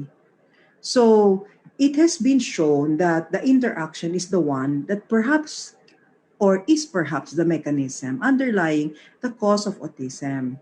But they're very complex, napakahirap, pati sa amin mga doktor, napakahirap intindihin ang relationship na to. So they talk about the epigenetic theory, where environment actually is responsible also for triggering several of the genetic components of the individual. Pero hindi pa ho natin alam kung paano ito. Okay, I'll just go through, and this is me really for my doctors, the ones who are in the team, and they know that if they read the article that I have sent them on the most recent one by Catherine Lord from Nature Review, that's 2020, they will know that there are certain maybe hypotheses that in this particular chart remains unsupported or not supported. And one of them is vaccination. I think that's the last of my controversial myths. And how controversial can you get? Okay, so ito, hindi supported. Okay, the next slide, we show you that these are some of the mga several factors that seems to be inconclusive. Yung prenatal exposure to pesticides, this we're checking, we've done the study on this, but so far, this is already 800 a population of 800 that we've done into a very well-studied research, but we have not found any association with autism. Okay, family history of immune disorders, air pollution. Kung air pollution lang, hindi dapat 1:54 kasi ang Pilipinas very polluted. Okay, there are many countries that are even more polluted than us. So, dapat mas mataas, di ba? But ito po ang pinaka-importanting slide. Kaya minadali ko po yung dalawa. These are the supported evidence. So, parang neonatal hypoxia, that means yung bata ay yung pinanganak, nagkulang sa oxygen, gestational diabetes, the use of valproate or valproic acid, this is a medication for seizures, less than 12-month interpregnancy interval. That means mabilis yung pagpapanganak, maternal age of more than 40, paternal age of greater than 50. Ito, older sibling with autism. Ito po ang mga ito po, lalo na pag may anak na kayo na panganay na may autism, banggitin nyo lang sa amin, siguradong titingnan na po namin yung susunod na bata kung meron kayo nakikitang mga kakaibhan. Okay, preterm birth, obesity, and folic acid. Pag bumababa siya, ibig sabihin po, hindi ganun kagaling yung ebidensya. Pero tingnan niyo po ito, nasa taas, yung older sibling with autism. So it could really be genetic. Okay. Vaccine causes autism. Naku, kaya naman pala wala na nagpapabakuna. Hindi lang po bakuna ng measles ha, lalo na po yung papasok na bakuna sa atin yung COVID-19. Baka ho mag-cause ng autism. Yun siguro. Kaya nga ho, tinakpan ko po yung aking video kasi nakikita ko po yung mga reaksyon. Definitely hindi. Okay. Hindi ko po sinasabi kay Mona Veluz kung I will agree or I will get a member of the IATF to do the lecture for me because I don't know whether I'm in a good position to do the lectures on the vaccines for COVID and its relationship with autism. I'm sure there is still not a lot of information, but I will tell you for sure there is going to be a conference, I think, specifically for vaccines. Okay, so nakikita po ninyo that there were years when the MMR was suspected as a cause of autism, but ano na po ito, debunked. Ibig sabihin, tinanggal na po nila yan. Isa pa rin pong taon na baka naman hindi yung MMR yung vaccine itself, baka naman yung preservative, yung thimerosal, tinanggal na rin yan sa mga vaccines. Kung tutuusin, itong mga pangyayaring ito ay maganda para sa mga bata kasi tinanggal na natin yung mga hindi kanais-nais sa mga vaccines. Okay? So, but there are still those who are worried of having their children vaccinated, especially if you have pentavalent or 5 vaccines in one, 6 vaccines in one. Yun medyo mabigat din po yun. Kaya may mga iba na ayaw nila magpabakuna kung ganyan ang load. Okay, now we can talk about that in the next conference because that is so extensive to discuss for today. Okay, my last myth is the myth of hopelessness. Okay, for those who have children with autism and who still believe that theirs is a hopeless situation, please learn from this lesson, okay? And I'm glad that we are in a position now to talk about this. And why am I saying that? Is because, tingnan niyo po itong batang to, napaka-cute, gwapong-gwapo, nakatawa naman, nakiki-interact naman siguro nung baby siya. He was the first case of Leo Kanner. You remember Leo Kanner, the father of autism? Okay, during that time, this boy who lived in one of the Midwestern states was brought to his attention kasi hindi nagsasalita, talagang hand flapping, all the classic, siya yung classic autism. Okay, and when you compute 87 years old na po, tama ba? 87, 88 years old na siya this year. Okay, buhay pa ho siya. Okay. So, nung panahon na yon, wala kang ibang paraan kung hindi institutionalization. All children, kasi nung time na yun, if you think about it, nagpatingin to siguro 1935, 1936. Okay, what was the opportunities? What were opportunities then? Wala. So, in-institutionalize, can you believe, at 3 years of age. But after a year, the parents pulled him out and brought him home. And at home, the parents who were quite, may advantage naman kasi po itong batang to. Mayaman ang mga magulang. So, dinala sa bahay, pinaaral sa eskwelahan na maliit, nag-umpisa siya sa special, tapos naging regular. Actually, sorry po, nag-regular school lang po ito, pero pinili nila yung eskwela. At nakapagtapos siya ng bachelor's degree in French in one of the colleges in their particular community. He worked in a family-owned bank. Ang swerte, di ba? Okay. And he is very well known to the community because hindi ka pwedeng magkamali do sa ano mo, bank account number kasi he will remember you and your bank account number. Okay. Pagpunta ka, alam na niya kung sino ka at yung bank account number mo. And he has learned to drive and play golf. There are many videos about him now. You can search the YouTube with regard some of the interviews, and you can see that there is definitely still a detachment. But he is very, very functional. He is remarkable, he's wonderful, and he has outlived his doctors. Okay. And that is hopeful. Okay, so umpisahan natin uli. Hindi po yung lecture, pero umpisahan natin uli kung saan tayo nanggaling. 1943, during the war, this was where we were. And as we go along the timeline of autism, we can see that there are so many things that are happening. There is already the association with genetic studies, association with the heterogeneity, with comorbidities, hindi ko na binanggit yan. And this is where we are. And this is probably something to look forward to. That means this list is going to even be longer and more complicated. This one is from the literature that I mentioned earlier, from Dr. Catherine Lord. And this is an infographic that actually we can share with the group. We can share actually the entire PDF file. Except that it is very, very medical. Okay, ito, papakaganda po nito eh. Ang dami lang po kasi what it is, epidemiology, environmental factors, diagnosis, management, quality of life, mechanics, and outlook. So ano ibig sabihin po nito? Na napakarami pa natin kailangang pag-aralan at intindihin. Napakarami pa. I'm seeing this more positively. Who knows that in the future we will be able to say that, oh, these are the potential factors that can probably prevent and or eventually cure autism.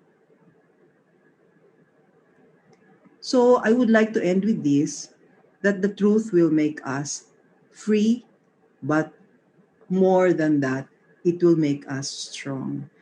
So maraming salamat po. And because of the pandemic, be safe. Thank you very much. Thank you so much, Doc Alexis, for that very informative lecture. Sa chat box natin, ang daming magagandang reviews na ang dami nilang natutunan. It's very comprehensive daw po, and they really appreciated the whole lecture. And hopefully, for those who have listened to the lecture of Dr. Alexis, let's remember all these things, no, so that makita talaga natin that these children, these people, are not hopeless. No? Other people may think it that way, but we have to prove them wrong. Nakita naman natin yung mga pinakitang examples si Dr. Alexis, di ba? All of them are becoming highly functional, di ba? Nagiging productive members of the society sila, di ba? So if these people were able to do it, no, it's because they have a very supportive family around them. So, huwag po mawalan ng pag-asa ang mga parents, no po. Wala po tawag dito. Marami po ang nasa paligid ninyo who will be more than willing to help you, to support you para ma-achieve din ng anak ninyo, no, yung kayang ma-achieve ng iba. So little by little, little improvement every day is still an improvement. Okay po. Thank you so much, Doc Alexis po. Since we have listened already to the first 3 lectures of our experts this morning, we have gathered so many questions po para po sa ating mga topics. Lalo na po dito sa topic ninyo, Dr. Alexis, ang dami po nagtatanong. Actually, may isa po dito, ang concern niya po is kasi hindi nila ma-access or they do not know how to access services by developmental pediatrics. Can you help us, or can you help the participants, attendees this morning? Where can they access it? How can they access it? And how do they prepare for them to access the services po? Yan madaling sagutin actually. Dahil sa pandemya, dalawang ospital, Philippine General Hospital na ang picture ay nasa likod ko at ang Philippine Children's Medical Center ay nagbibigay ng libreng konsultasyon. Ang tinatawag namin doon yung e-consulta. So by teleconsultation, we can actually do many evaluation, well, at least preliminary evaluations of children who with possible autism. So magpapaschedule lang po sila. Kung mamarapatin, pwede ko bang i-plug yung lecture ko rin bukas. My lecture tomorrow will be Autismo sa panahon ng pandemya. Ito po ay mas specific about autism. Anong gagawin natin kung tayo ay at saka ba magiting ko rin po ang aming experience sa aming ospital, kung paano namin ginagawa ang pagte-teleconsult at kung ano po ang natagpuan namin na nakatulong sa amin sa mga intervention programs. Siyempre, hindi naman yan, natututo pa lang kami kasi hindi naman yan nakasulat sa libro. Dapat tayo ang magsulat ng libro tungkol sa anong ginawa natin nung pandemya. So we have to start writing, documenting what we are seeing in this particular situation amongst individuals with autism. Pero yun po, mabibigyan po namin kayo. So dalawang paraan. Una, yun pong lecture bukas, meron po ako ibibigay na contact numbers doon. Nandoon po kasi sa isang lecture. Kaya hindi ko mabigay ngayon.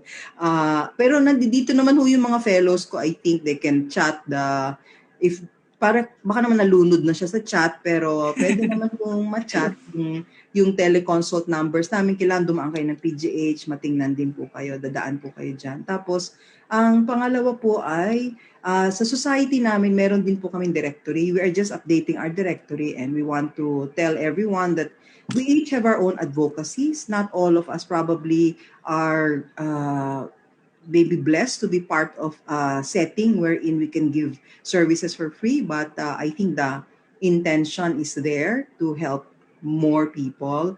And katulad nung binanggit ko, uulitin ko na naman, inaantay ko lang ang panahon na mag-retire para po community-based na po ang aking magiging mga programa. Sa ngayon po kasi dahil sa aking mga academic obligations, I have to be still part of the system, which means that there's a lot of work and there's a lot of teaching that still has to be completed. Okay. So I hope that answers. I don't think it answered all the queries about the consultation, but basta malaman po ninyo that there are free consultations at the moment. Mag-aantay lang po kayo. Tinitingnan din naman po namin yung merit ng bawat kaso. Kung batang-bata, pwede na namin tulungan. Pero to be more patient in getting us to look for proper services, because these are, as mentioned earlier by the first speaker, access to services are very poor. How do we get to the services even if we are already able to do certain things like helping the child, nasa bahay na tayo, pero wala naman tayong connectivity to do teleconsultation. Wala naman tayong pera para mag-travel that far. So, how do we work on that? Doktora, i-discussion mamaya, Doktora, ni Doc Mimi din. Yes. Yung mga, para mas maliwanagan siguro later on. Yes. Thank you, Mimi. Thank you po. Okay po. So, can I ask the technical team to put on spotlight also Sir Glenn and Sir Raniel? Po? Okay po. Thank you po. Doc Alexis, meron ba silang website or Facebook page that they can... Yes, sir. Sir Raniel? Just in case, Doc Happy, nandito din si Doc Belia okay. ng UNICEF Hello po, to help if Doc ever Belia. you have more questions regarding doon sa online survey natin, just in case. Okay pa, sige pa. Going back to my question po, Doc Alexis, is there a Facebook page, for example, or a website that you can specify to share to our attendees? Ano po ba yung, ang tawag dito? yung pinaka Facebook page, for example, ng DevPed po for PGH, for PCMC, yung mga ganyan. So that they can look for updates. Yeah, we do have one for PGH. We have one also for PCMC, and they will be posted tomorrow. And for our society, PSDBP, I think we also have a Facebook page. There are also partner groups, advocacy groups, like DevPed Titas, which is also being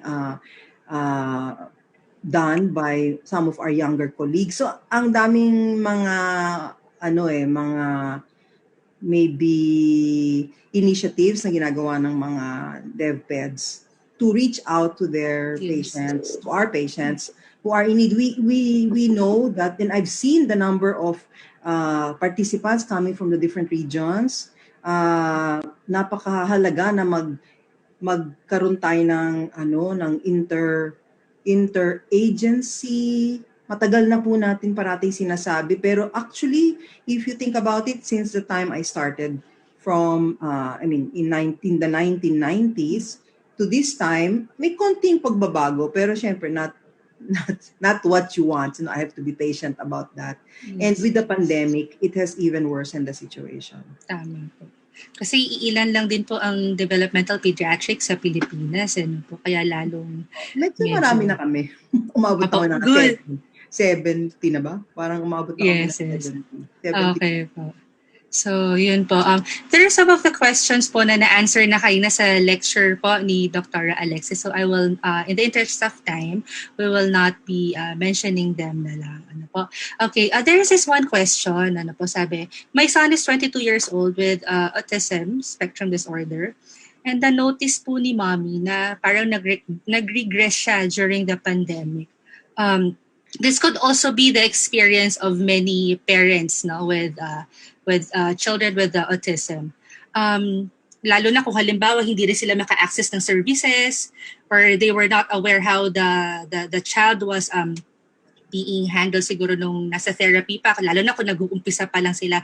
Doc, can you help them be enlightened on simple things that they can do to somehow calm down the child or maibalik ulit yung mga na-loss na capacity ng bata because of this untoward incidents that tayo lahat ngayon ay naka-isolate. So nawala ulit kasi yung kanilang routine eh. Yun po, Doc.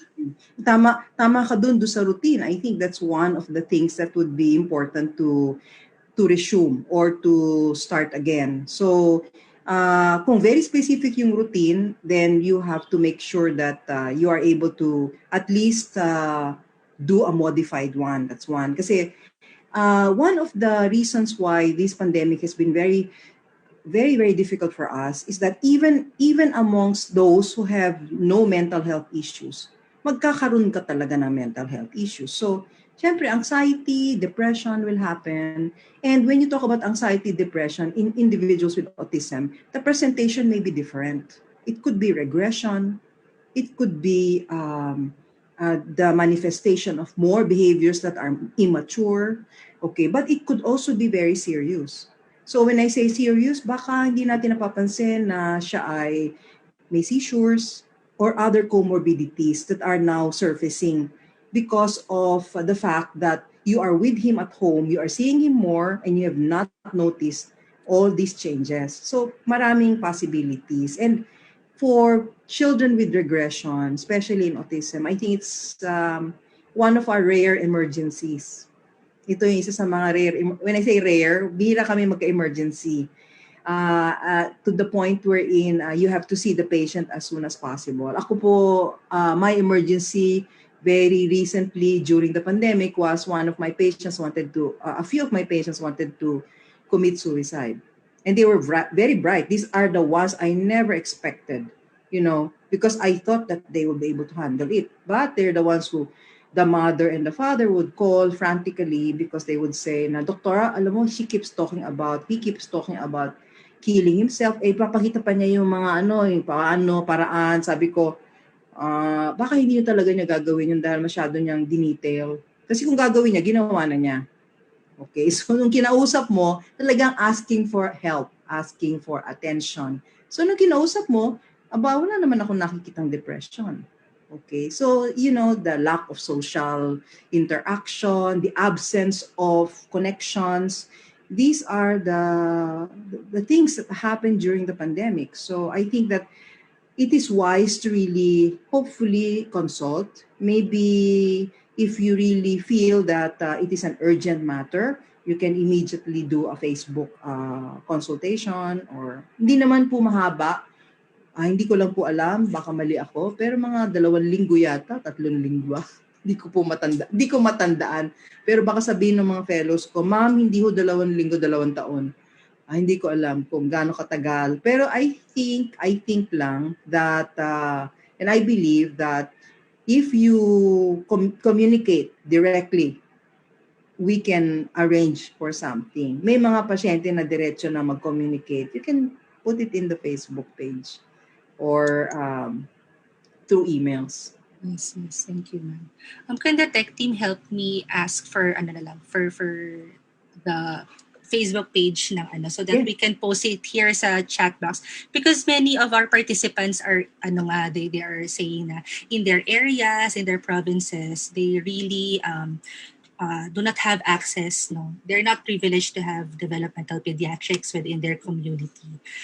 So tanongin natin si Sir Ranil dito kasi sa Northfield, kasi kung wala tayong doctor, at least having a support group, diba, within the community or within the region is very important also, so that the parents, they also have kasi connections with other therapy centers, so that we can also know. Sir Ranil, pwede nating mai-advise ito sa ating mga parents na yung children nila are having episodes of regression or they notice some behavioral changes already na hindi nila ma-answer kahit na anong try nila to bring back the routine, mga ganoon po, Sir Ranil.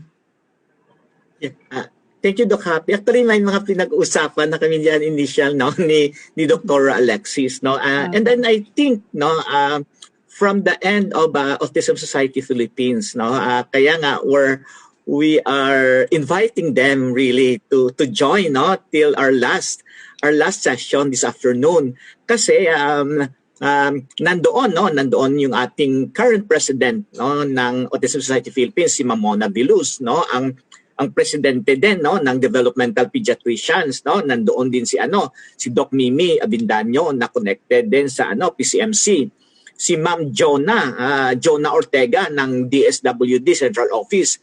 I-discuss niya, Doc Happy, paano ba maka-avail ng assistance to individuals in crisis situation ng DSWD. Diba? Nandoon din si Ma'am Wena ng PIDAW, ng Mandaluyong, at syempre ako. So yung iba na mga hindi masasagot dito, mamaya po sasagutin doon. Pero kasi ako naman in fairness, yung mga tanong kay doktora, itanong na kay doktora ngayon siguro. Bigyan natin.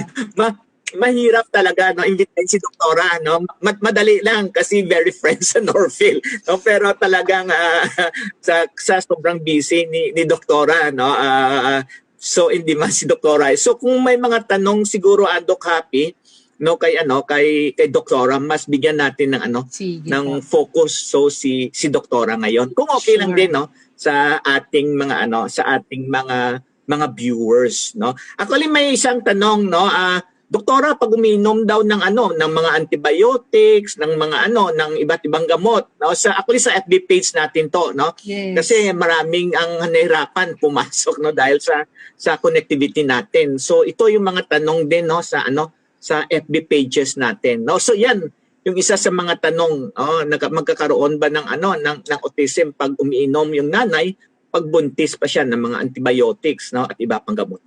Or birth control pills daw po. Ang nabanggit lang dun sa kanilang that particular research na pinakita ko, ang binanggit lang doon is the association with valproic acid, pero walang binanggit na antibiotics. Meron dating isang research na gumawa tungkol sa infections, but hindi kasama antibiotics. So it is the immune response, actually, hindi yung antibiotics itself. It's the immune response that probably is triggered and triggers some of the fetal antibodies, to create this situation. Now, there are people who are studying the immunology of autism in the United States. May grupo talaga na immunology lang talaga ang pinag-aaralan nila. So that's the UC Mind Institute sa UC Davis sa Sacramento, California. I think Dr. Amaral was then the head. I think he may not be the head, but he's still very much involved in the immunology of autism. And that's very important to know because in his book, in the book of Autism Spectrum Disorders by Dr. Amaral, edited by Dr. Amaral, he makes mention of an infection that happens during the time of the pregnancy that will trigger fetal antibodies nga. And this fetal brain in the brain to create kasi nga alam natin that neurologic ang autism. So it's in the brain that's actually being affected. So how specific? Kasi they were able to create what they call in their experimental model, mga mice, mga daga, na autistic yung behaviors nung ginawa nila to. So, I mean, that's part of research, but that's still, I'm simplifying it very much. So I'm sure that I may be wrong, but I would like just to make people understand that may immunology ang autism. So, hindi po natin alam. Pero yung antibiotics, wala pa ho masyadong binabanggit tungkol dyan. Suffice it to say na ang pag-aaral sa autism ang isa sa pinaka-priority ng National Institutes of Health sa Amerika sa dami ng kondisyon. Pero ngayon, syempre, na second priority siya dahil sa COVID. Yes, ma'am. Kasunod ng tanong na yan, ma'am, there is someone who asked, interesting question. Is there any connection po ba yung sa incidence of autism if the father is working in a hot temperature environment? Like for example, yung parang may mga steam engines, yung mga ganyan.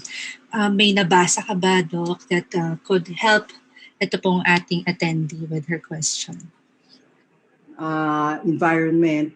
Pero environment nung magulang. So ang nababanggit lang tungkol sa parents would be parental age and the father over 50 and maybe maternal. Sa paternal, yun lang ang nakikita ko eh. Sa maternal, yung infection nga, their age as well, intake of the valproic acid, which is an anti-seizure medication. So yun pa lang ang mga hinahanapan nila ng mga evidence. Pero I think they've done a lot of studies here. But I don't really know anything and everything they're trying to see, whether there is something that is common. But hindi kasi dapat association lang. Ibig sabihin, pinapakita mo yung relasyon. Dapat correlation. Talaga bang ito ang nag-cause nito? Yon. Ang dapat hanapin natin is the correlation. That's what I remember from my research background. So, tama po. Ito po, ma'am, someone is asking, can a person with autism donate their blood to the public? Pwede ba sila mag-participate sa mga blood donation drive? Oh, yes. Bakit hindi? Kasi kung kaya, ang question dyan is, kaya ba nilang humiga, magbigay ng dugo? Extraction pa lang ng dugo, pahirapan na eh. I mean, magbibigay ka ng 500cc, matagal-tagal yata yon. Pero meron ako isa na napaka-verbal na I'm sure maraming may kilala sa batang to, na nagyabang pa siya eh, Doc, I'm a donor. Okay. Sabi niya, Doc, tingnan mo, tinanggap nila yung dugo ko. Dapat naman, tanggapin yung dugo mo. Bakit ayaw mo pa? Natulungan ka ng isang tao. Hindi naman, autism is not in the blood. Yes. It's not there. So autism is in the brain, So if you were born with autism, you were born with autism, but it doesn't mean that you will infect somebody else. Yes. That's actually part of my lecture tomorrow. So for those FB, ito purely FB yung tomorrow. So mas marami siguro makakapasok kung sakasakali. Meron na nga doon kaming 50,000 views. Sabi ko, 50,000 views, sabi ko, ano ibig sabihin nun? Nagtinitingnan na nila. So it's a little more extensive in a way because extensive but I think simple. Because I'm talking about ano ba ang nangyayari, anong pwede mong gawin. Katulad nung binanggit nyo kanina about the absence of routine, because one of the one of the best articles that we have actually sent out to many of our parents has to do with supporting children and adolescents and adults with autism during the time of the pandemic. This is one of the first siguro publications. Talagang ang ganda ng pagkagawa at in-identify lang niya 7 strategies which I'm going to elaborate tomorrow. So I invite everybody. It's a 4 o'clock conference, FB, via FB, sponsored or at least it is initiated, spearheaded by the Philippine Children's Medical Center.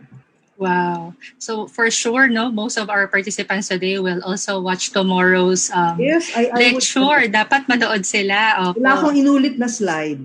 Wow. There's Yes, one thing ma'am. I did not repeat a slide from Yes. here because I So, focused on ano. yes po, ma'am. So yun nga, no, hearing from your sharing that you have this one patient who we're very proud that he was able to donate the blood. Indeed, it's really empowering for them, no? Kasi una nga, tama sinabi mo, Doc, na natatakot sila, di ba? Kasi it will inflict pain, tapos isa-strap mo sila or paupuin mo sila doon sa bed para lang po makapag-donate, no? For them to stay still, for them to donate the blood.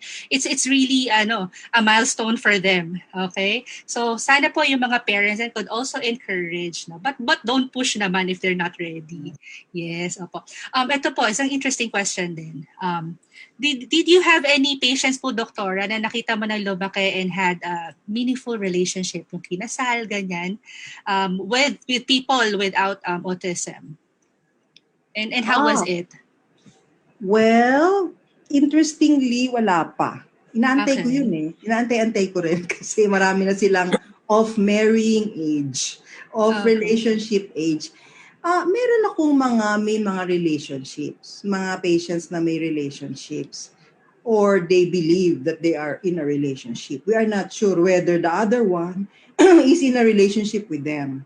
So when I see them both, kasi pareho rin silang with the same condition, when I see them both, I ask them, it's the girl who thinks that this guy is her boyfriend. But the guy does not think that the girl is the girlfriend. So sabi niya, what? Did she say that? I no. Talagang dinideny niya. Sabi ko, okay. So parang yung girls ko, either, although I can't say for sure, siguro I have to really do a honest to goodness documentation for my patients kasi ang lalaki na nila. I have 100 patients that I need to document because they all are of the age and all of them have done college. Some of them are working. I just had one who finished BS Statistics, magna cum laude, I think. And he was able to get work during the pandemic. Pero nahihirapan siya. You see, kasi ang problema, when your focus is on the academics and you've forgotten the social dimension, that is going to be the major hindrance to successful employment. Kasi kung hindi ka naturuan kung paano makibagay sa ibang tao, nahihirapan ka. Kasi ang buhay sa, like, when you shift from one environment to another, there are differences in these environments. So you have to make sure that you are prepared. Okay? So nahihirapan siya, pero sabi ko, titingnan ko yung tanong niya, napaka-simple lang ng tanong niya. Sabi ko, why? Are you afraid to fail? Sabi ko, why are you afraid to fail? Sabi ko, baka hindi na daw siya mabigyan ng trabaho. So yung ganon, it's like a very, very parang all or none phenomenon for them. So this is where you have to... Yeah. Doc Happy, no? Yes, sir. Kung nakita natin kanina yung kumanta, yung si Vel Varia, kanina, yes. Actually, kinonfirm ni Mona sa akin. Kay si Belle daw nagpakasal. So may husband na siya. Hindi ko rin alam personally kung neurotypical ba yung yung husband ni ni Belle Varia. Pero I think yung husband niya is a foreigner. So I think Belle is now living so sabi ni Mamona, both are on the spectrum. So I think they're living abroad now. Okay. I have to correct myself. I have pala a 24-year-old. I saw her at 24, that's why I remember. I have a 24-year-old who I diagnosed at 24. She saw Okay. 9 other doctors. And it was only the 9th and myself who suggested an Asperger's diagnosis. But then again, and she was really within the spectrum. And when she went abroad, she also married a foreigner. But again, hindi ko rin ma-determine whether the foreigner is typical or not. Tama po. So, yun din. So, Yeah. I believe that Yes, Sir Radil. Doktora, isa sa mga attendees natin ngayon, no, dati kong colleague, no, sa Asia Pacific Development Center on Disability, si Miss Nuno. No, actually, ang active yan na magbigay ng comments. So, Yes, we're yes. recognizing, I no, see her comments. si Nuno. Yeah, I see her comments. Oo. Yeah. At nakita mo rin to, Doktora, pag Angels Walk on Autism every year, no? Pumupunta dito, no, ang mga actually mga executive director, no, mga staff ng APCD, no. So, Nuno, no, thank you for joining us. I don't know whether Nuno is in a relationship also. Maybe she can share po if she's willing dito sa Facebook, ay sa chat natin. If it's a yes or a no. She shown herself in the nagbaba siya ng video. Yes, ma'am. Ito, Doc, last question unless there is another one interesting na mag-pop up ulit. But this is my last question in connection with persons with autism having relationship. May I ask, how are the parents? How are the parents handling that one? Do they give full trust already? Do they let go the adults already na to ano? Or alam mo yun, some kasi they still are afraid to let them fully go, di ba? How are the parents po, ma'am? It's hard. It would be hard to answer that kasi I only had one. I can only think of one, but that particular family has always been very, I would say, open, and their daughter is quite independent. She studied in Australia and was able to live there by herself, and they're very well off. So I guess siguro if you talk about education, you talk about their socioeconomic status, there are those who either will keep the child or the person or the autistic individual in the home as much as they can. So there's sa Filipinos kasi very protective tayo. I think that we yan daw.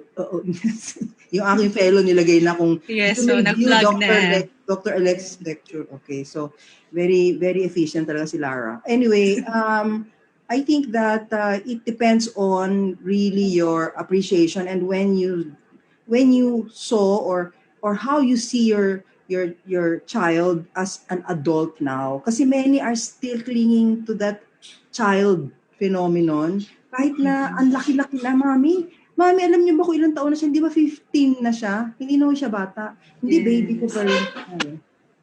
Yung mga gano'n, yung mga tumataas na yung kilay mo. Kasi sabihin ko, oh my gosh, Mami, paano yan? Ba't mo pinayagan? Hindi, kasi siya mag-aalaga sa akin. Medyo iba yung usapan dyan. Yes. So, I mean, I feel like there are also other reasons.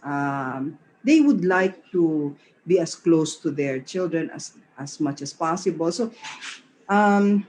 during the pandemic, I just wanted to share this with you.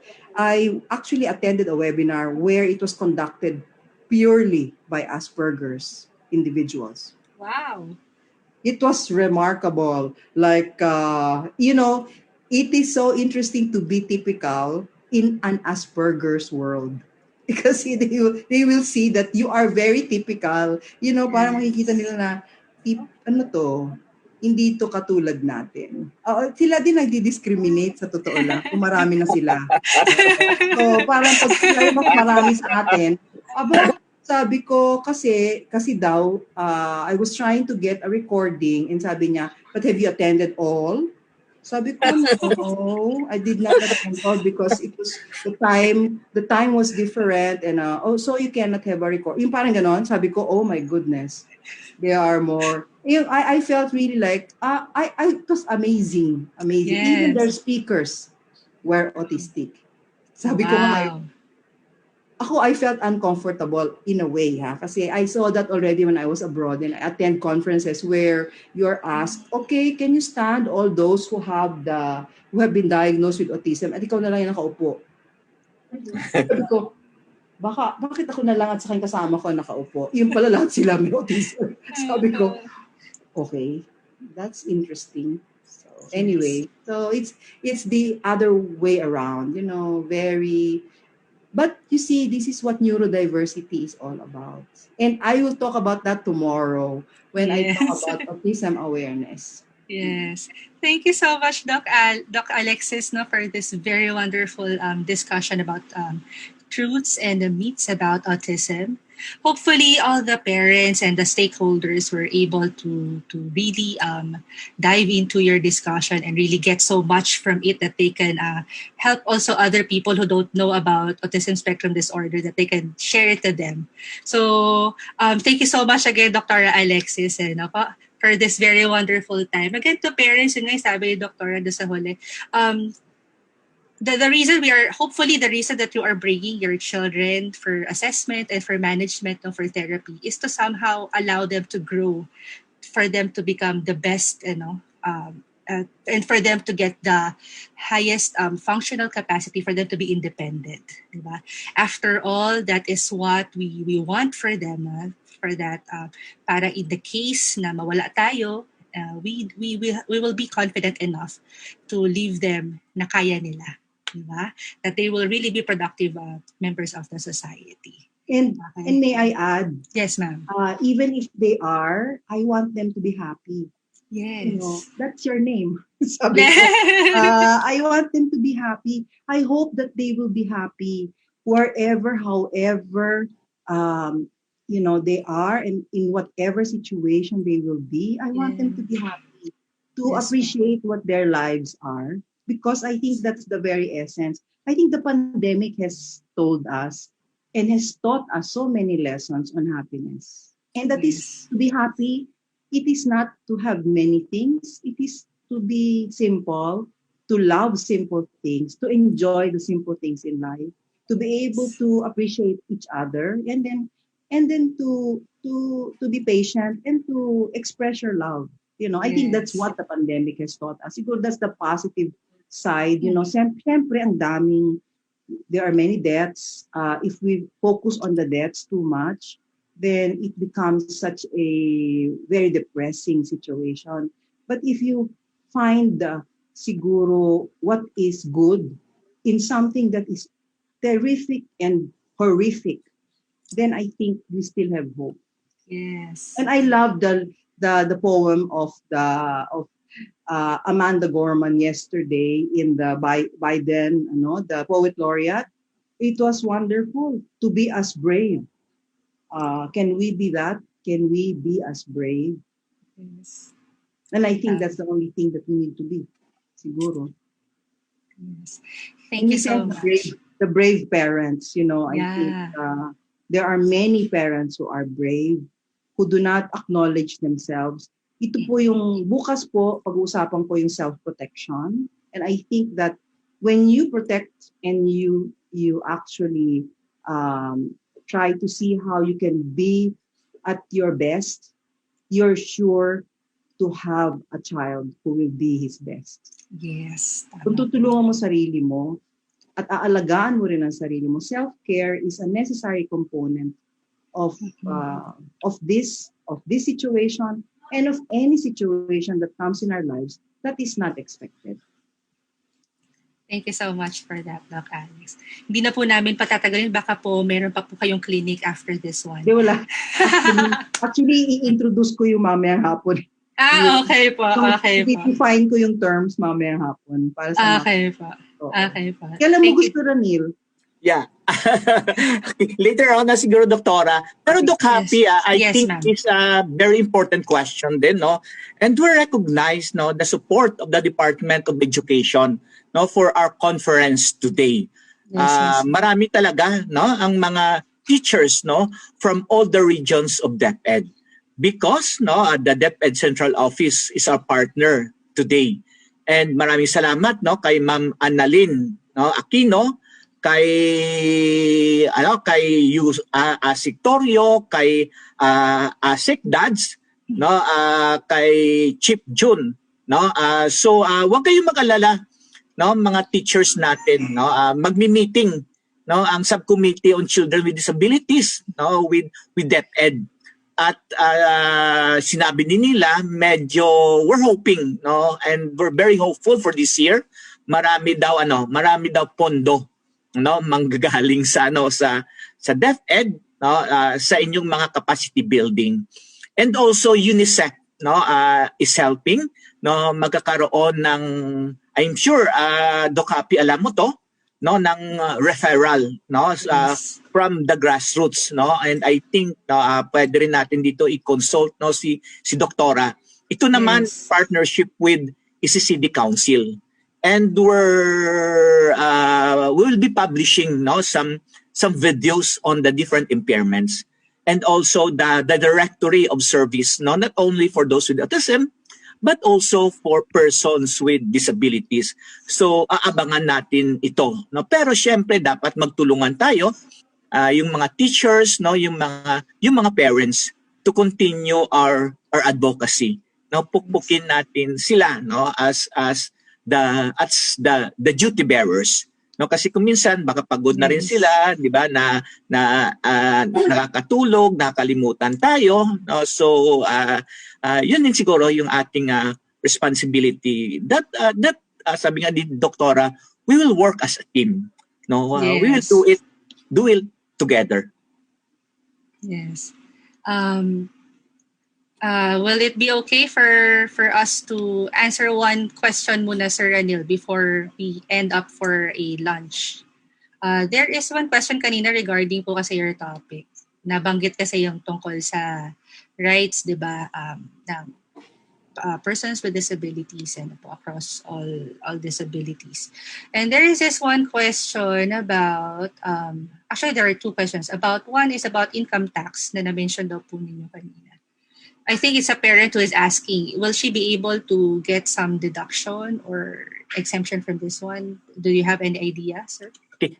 Ang sinabi ko, Doc, no, na kahit na more than 80 na yung anak niya, pero nako-consider pa rin na bata, no, ayon sa 7610, no, pwede niya pa rin ilagay doon, as no, na anong tawag doon, as parang beneficiary doon, or sa mabawasan, no, ang kanyang income tax. Okay. Pero no, actually isa yan sa mga magandang topic, no. Baka kasi nagkaroon na rin ng ng amendments. Siguro we will really push, no, and advocate with NCDA, no, na magkaroon din, no, ng webinar that we will be inviting, no, the representative from the Bureau of Internal Revenue to explain on that matter, para manggaling mismo sa kanila. Yes, tama po. And ito po, last, Sir Ranil, do the PWDs need to pay the PhilHealth contribution if they are registered na PWD for PhilHealth benefits? Okay, ang nakasulat doon, automatic, no, wala silang babayaran kasi, no, ang pondo, no, na gagamitin ng PhilHealth ay manggaling, no, sa yung tinatawag natin na syntax. Okay, so doon yung kukunin. Pero may provision din doon na pag nagtatrabaho ang persons with disability, dapat magbayad din siya ng kanyang PhilHealth contribution, okay, kasama siyempre ang kanyang employer. Yan yung provision doon. And then, yun na nga din, yung sinasabi ko to, maganda din to na info dissemination natin. But, no, dapat din ang mga PIDAW, ang mga LGU, dapat sila din, dapat mag-organisa ng mga webinar para ipaalam to sa kanilang constituency. Kasi responsibilidad din nila yon. Yung mga leaders natin ng mga federation, yung mga magagaling natin ng mga leaders, no, kung ano natutunan nila dito sa national, dapat dalhin nila yon sa local. Kasi yan talaga din yung mandate nila. So, yung mga nag-attend din dito, na mga magulang, yung mga persons with disability, kalampagin din nila ang kanilang LGU, ang kanilang PWD Federation, at kung sino man yung mga leaders nila sa local. At titingnan nila parati yung budget, no? Kasi sorry to say, no, maraming magsasabi na okay ganito ganito, pero kahit sinasabi yon, pag walang budget, wala yon. Dapat i-monitor na pag sinabi nilang program na to, project na to, may kaakibat siya na budget. Kasi kahit anong sabihin mo, pag wala namang budget, hindi yan ma-implement.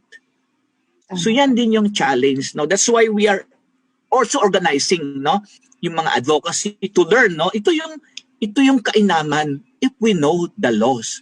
Kasi we can use this when we claim our rights as persons with disability, as a parent, no, of a child with disability. Yun lang po, Doc Happy.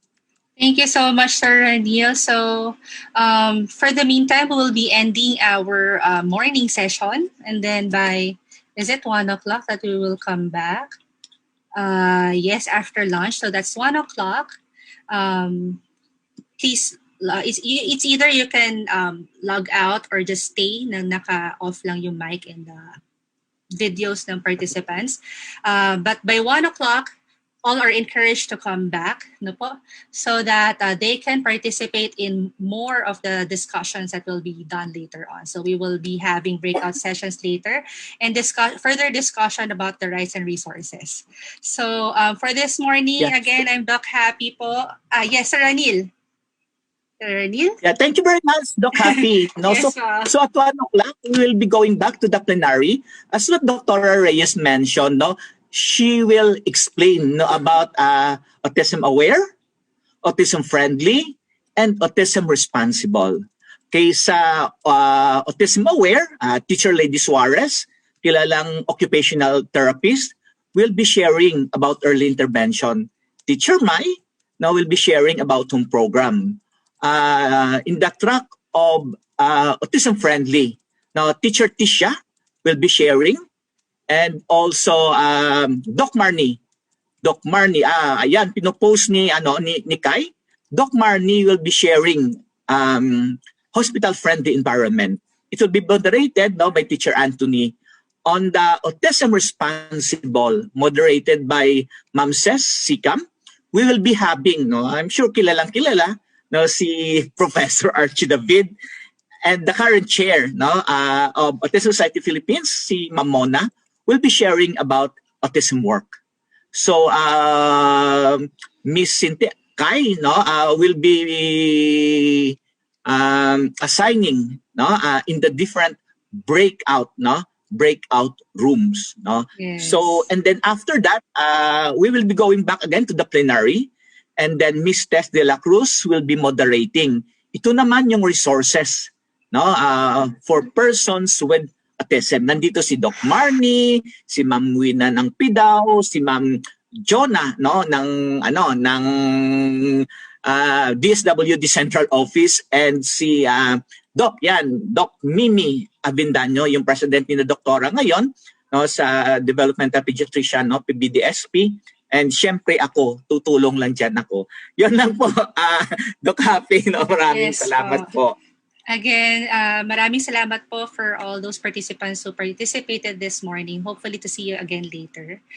So Ms. Kai will be the moderator for the afternoon session. So goodbye for now. Have your eat your lunch, no? Have a well what do you call this one? Have a blessed lunchtime with everyone po. Sige po.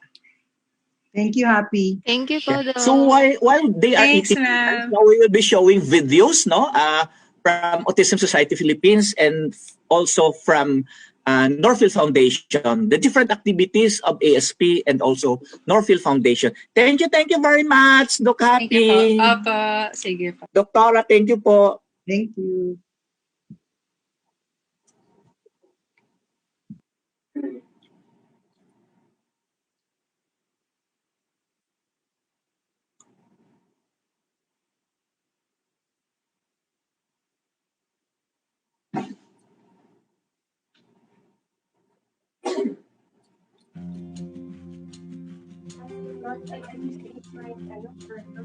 Okay.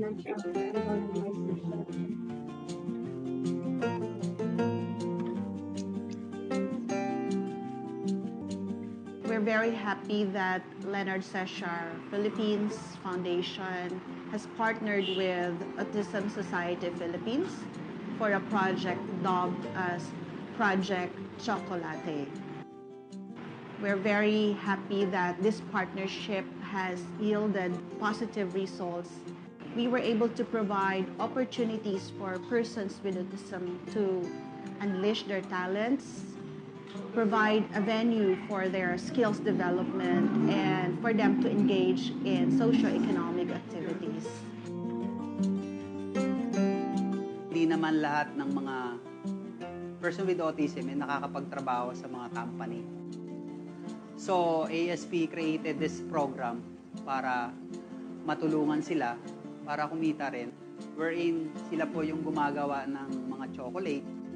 They do the math in weighing the blocks and filling the molds. They beat a rhythm in melting the pieces, in shaping the candies. They are learning to love what they do, and step by step, they will learn to do what they love.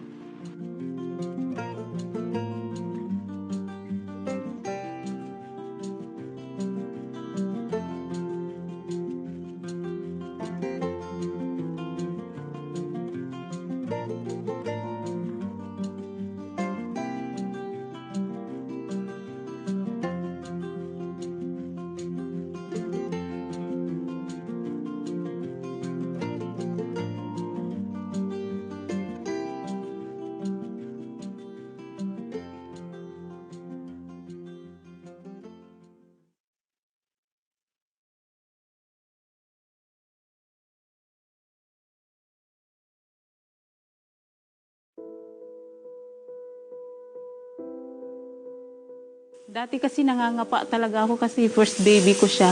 Sabi ko sa sarili ko, paano na ito? Kasi before, ang hirap tanggapin na yung anak mo ganyan. Yung parang iisipin ng ibang tao, ano ba itong anak na to? Hindi kaya i-handle ng magulang. Inaano ko para baby-baby yan lang siya. Sabi na sa patingnan ko na bakit siya dali. Doon ko nalaman may special nga siyang problema.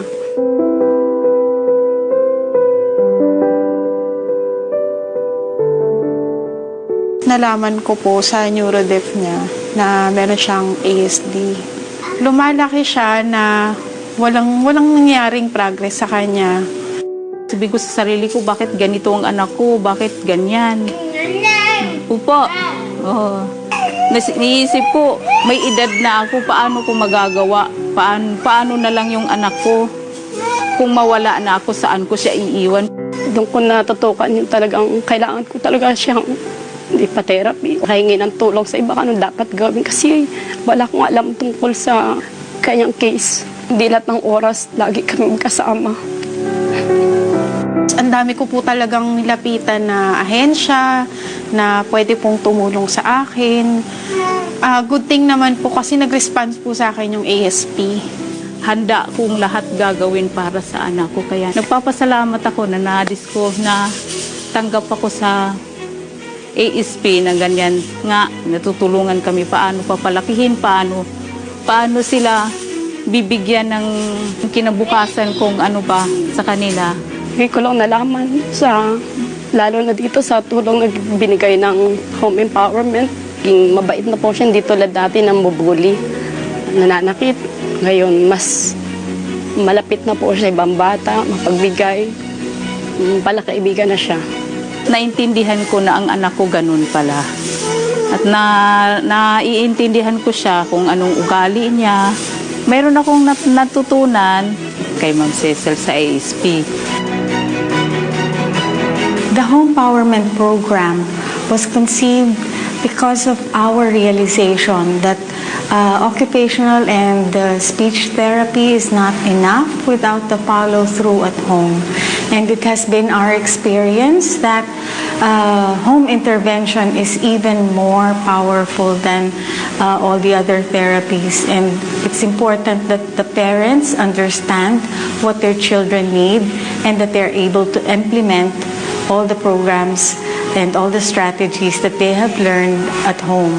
It's very, very, very important that the parents will carry out yung mga tinatawag natin home instruction at home, no, so that there's continuation of learning and hindi rin makakalimutan ng mga students natin. Nagpapasalamat ako nga mayroon palang home empowerment. Tinuturuan ko paano mag-handle ng isang batang mayroong ASD o iba pang mga kapansanan. Thank God po talaga na pin-provide po nila ako ng 10 session. Na sa 10 session na po yun, malaking improvement po yung nagkaroon sa anak ko.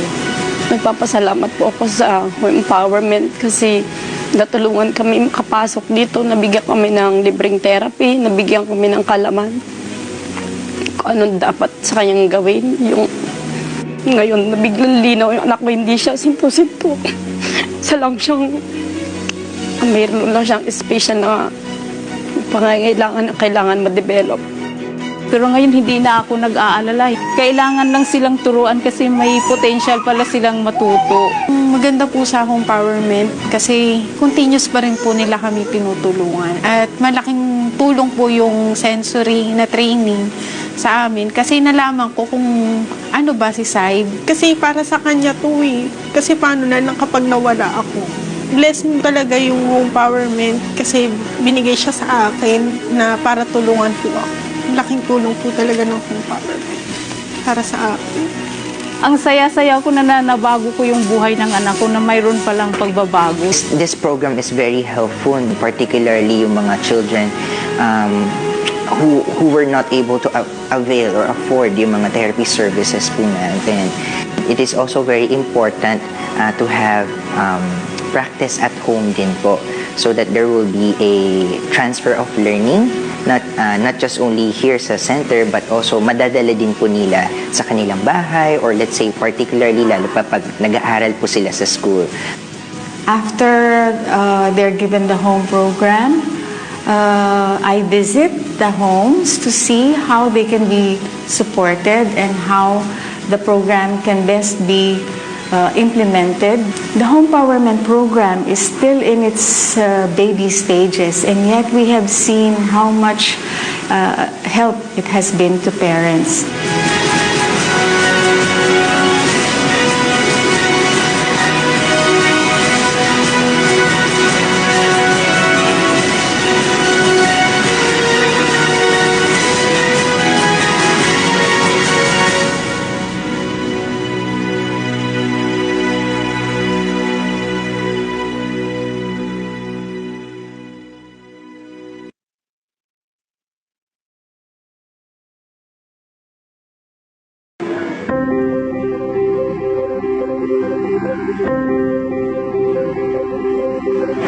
I'm Menchi. My son's name is Rafael. He's fondly called Paeng at work. I was thinking that he is old enough to work because he's already an adult. So I think it's high time for him to join the workforce. And I was thinking also, I won't be here forever, so I think it's good for him to be independent and have his own work. When he is happy, of course, I'm happy.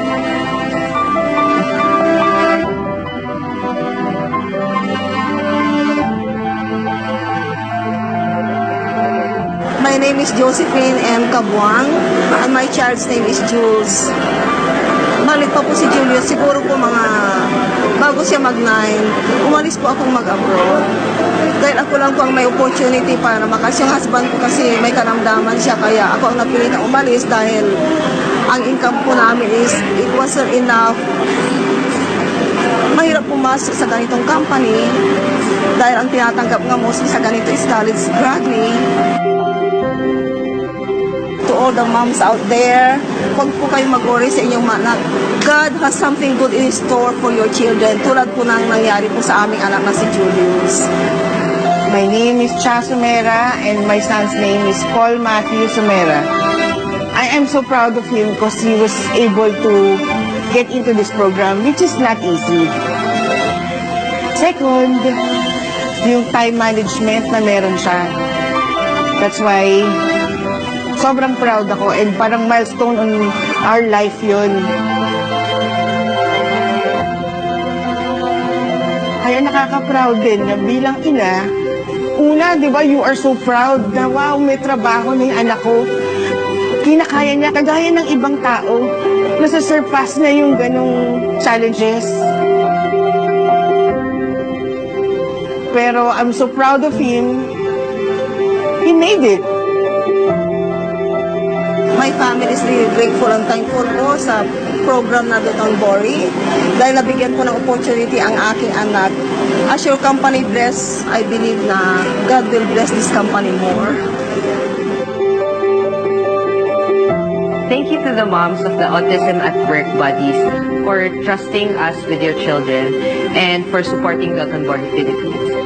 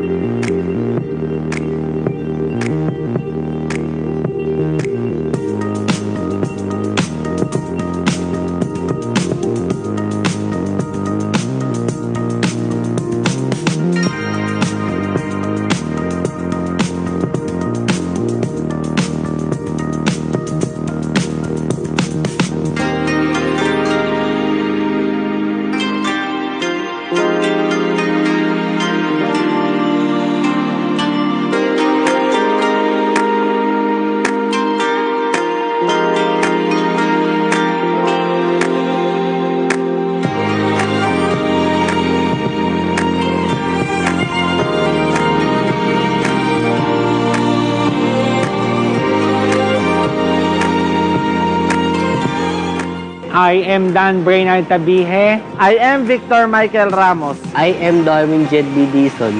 This is our story. This is our SM.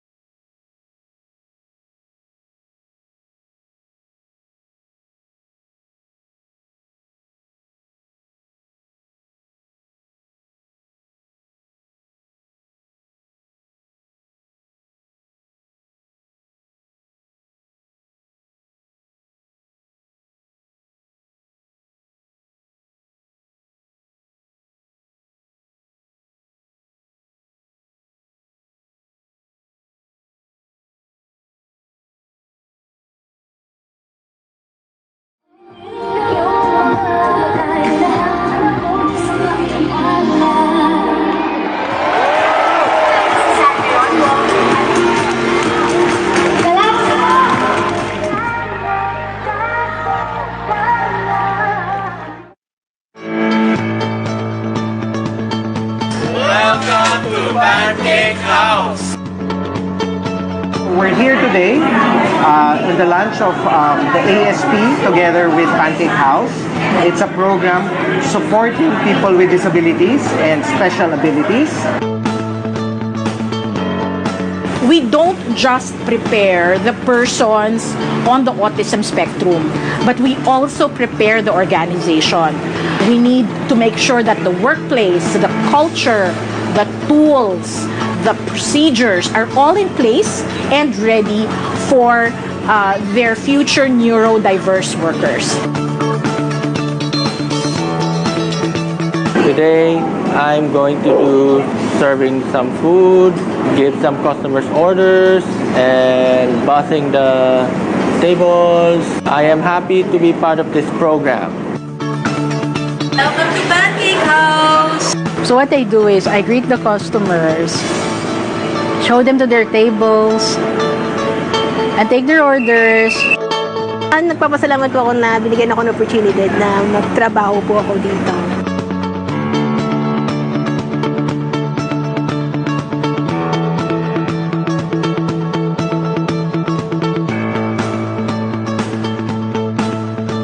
We look forward to more innovations in terms of creating disability-inclusive workplaces here in the Philippines.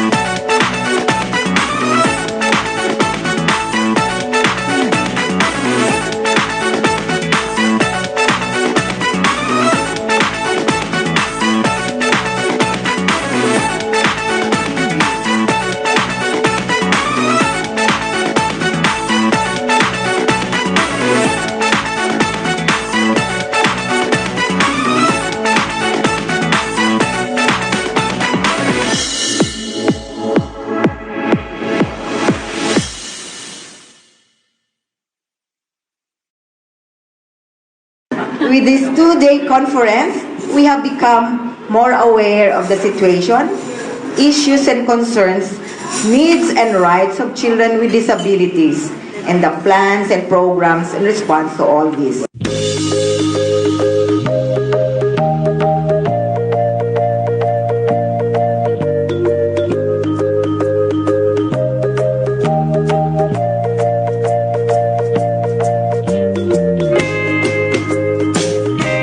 For the past 2 days, we have heard and listened to our speakers as they present the existing and emerging issues affecting the children with disabilities in different areas of education, health, social protection, participation, disasters, and emergencies.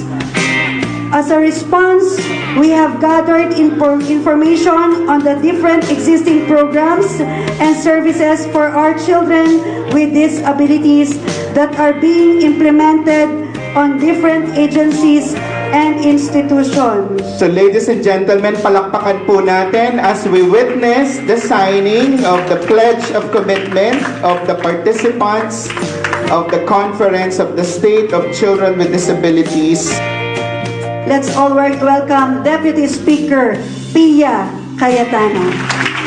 I'm very happy that this meeting is precisely attended by those from different sectors, because we cannot solve this, we cannot make this a better place for people with disabilities if we do not include all the different agencies and network among everyone, even the private sector, to address the special needs that this part of our community has.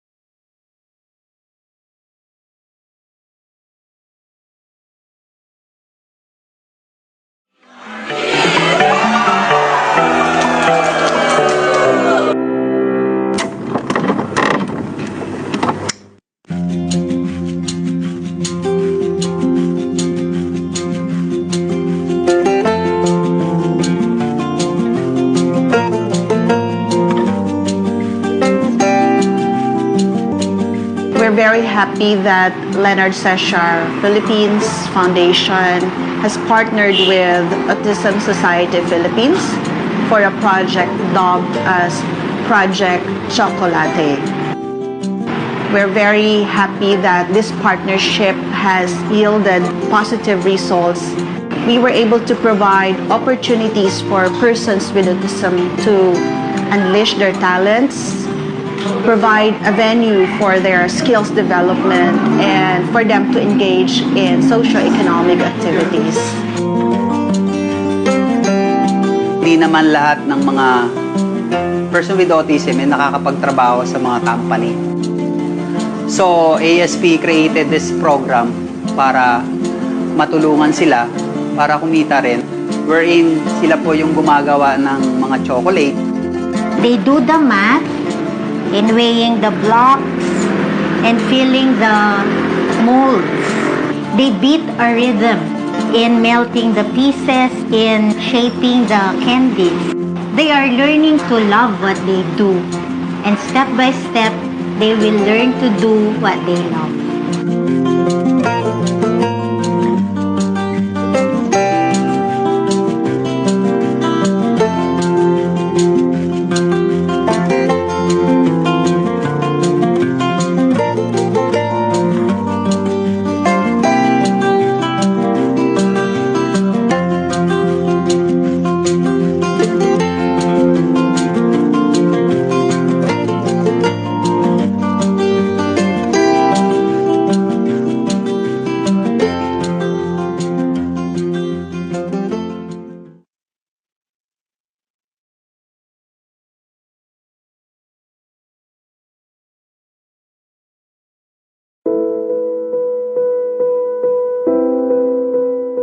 Dati kasi nangangapa talaga ako kasi first baby ko siya. Sabi ko sa sarili ko, paano na ito? Kasi before, ang hirap tanggapin na yung anak mo ganyan. Yung parang iisipin ng ibang tao, ano ba itong anak na to? Hindi kaya i-handle ng magulang. Inaano ko para nagbe-baby-yan lang siya. Sabi na sa patingnan ko na bakit siya dali. Doon ko nalaman may special nga siyang problema.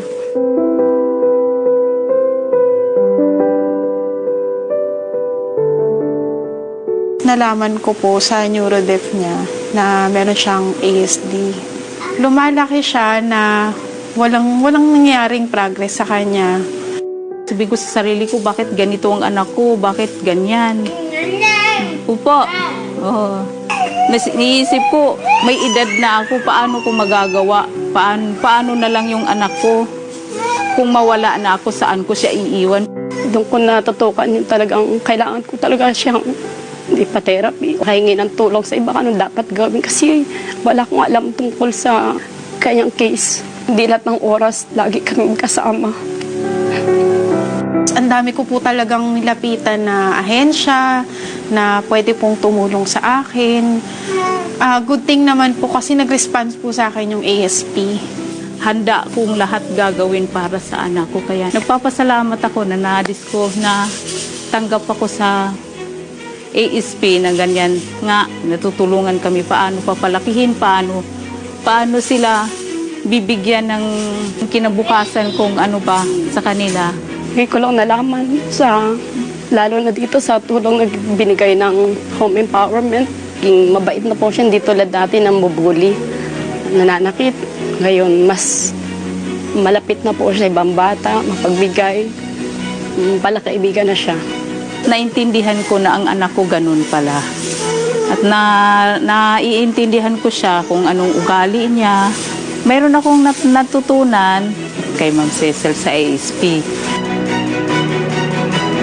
The Home Empowerment Program was conceived because of our realization that occupational and speech therapy is not enough without the follow-through at home.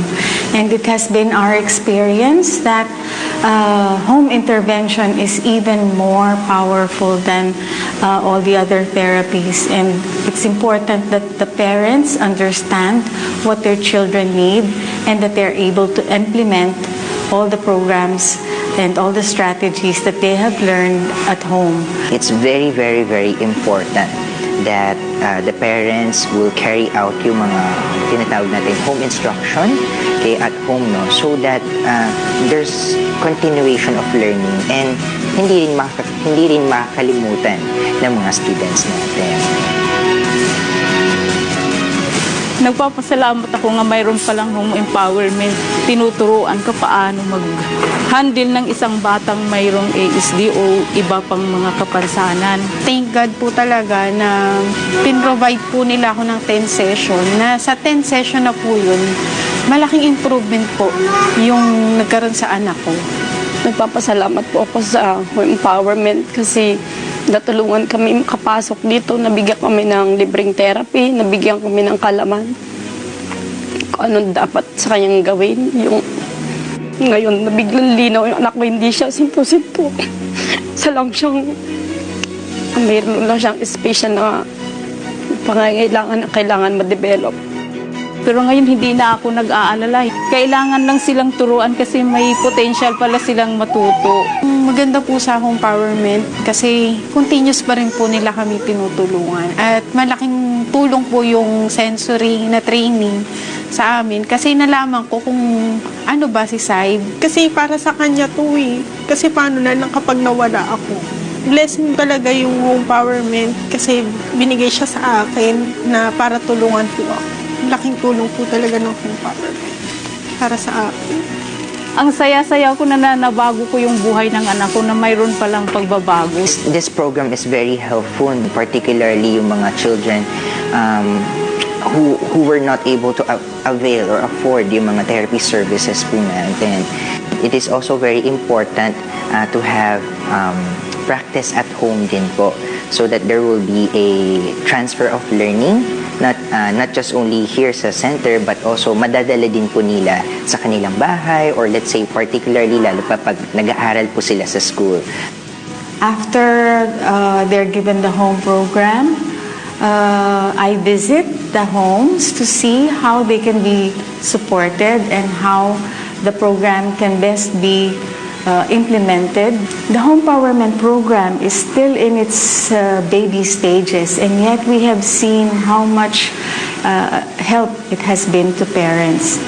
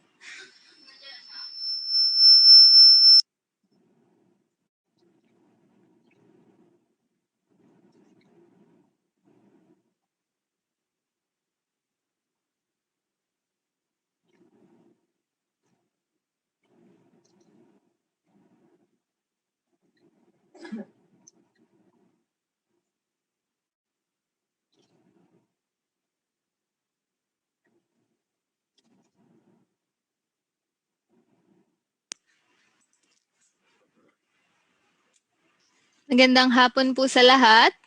Ngayon po ay magtutuloy na po tayo sa ating session para sa araw na ito.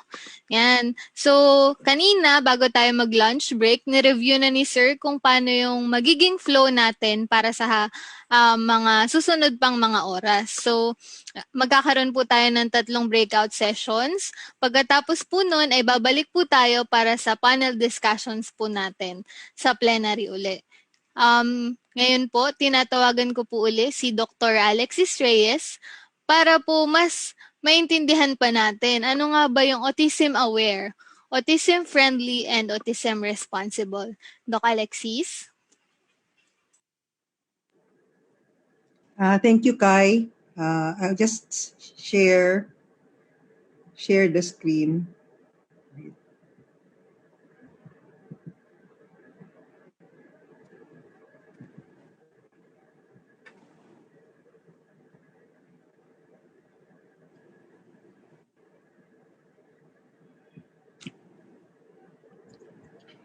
Okay. Good afternoon. Magandang hapon sa inyong lahat. I promise to introduce the the reason for the 3 breakout sessions, and as I do that, I would like to acknowledge Dr. Rita Jordan, Professor Rita Jordan. She's a professor emeritus from the University of Birmingham on autism studies. Although she has retired, she's still actively talking, giving lectures to different groups of individuals. And her last visit in the Philippines was during the International Developmental Pediatric Association's a big international conference. Okay, so I would like to personally thank her. Also, secondly, I would like to also thank her for her gift, which was this book recently published and contained most of the information that I am going to mention today. So let me just define the terms autism aware, autism friendly, and autism responsible. Among the three, it is autism aware that appears to have evolved into something more tangible for families, but that discussion will not be made today. And if there are those who are going to attend tomorrow's conference that will be given, I feel that the current discussion this afternoon will be sufficient to really appreciate what autism awareness is. Autism friendly, we will talk about a few of the environmental but changes in the hospital and in other settings, and autism responsible. So let me just go through it very briefly. So autism awareness, which is really the reason for our celebration of Autism Week, is as you can see here, is brought out and brought about by individuals, well, I guess special individuals who have been created for the purpose of introducing autism to a newer crowd or a newer audience. Now, I'm sure that everybody is familiar with Sesame Street, but I'm not certain whether they know the new person, the new child in Sesame Street. That is Julia. Julia has autism. And her appearance in Sesame Street is unique because she is one of the children who actually interacts with the group, and most of the lessons we've learned from autism are actually presented through her personality. But how do we define autism awareness? Traditionally, we define this as an advocacy and support which we give to families and people with autism by increasing their understanding and their acceptance. And I think that it is important to take note of the word acceptance, because when you talk about acceptance, I believe that this is really the purpose for autism awareness. And also to understand the advancing of research into the causes and better interventions for autism spectrum disorder and related conditions. We did a few of this morning as I went through the different myths and fallacies and replaced it with what is important, which are the facts about autism. So autism awareness is very basic, and according to my understanding of that particular review of the literature made by Professor Jordan, it is really done by a lot of people already. So autism awareness, many countries do autism awareness. If I recall, I think we were even earlier than the World Autism Awareness Day, because we promulgated it in 1996, whereas the world promulgated it in 2007, if I'm not mistaken.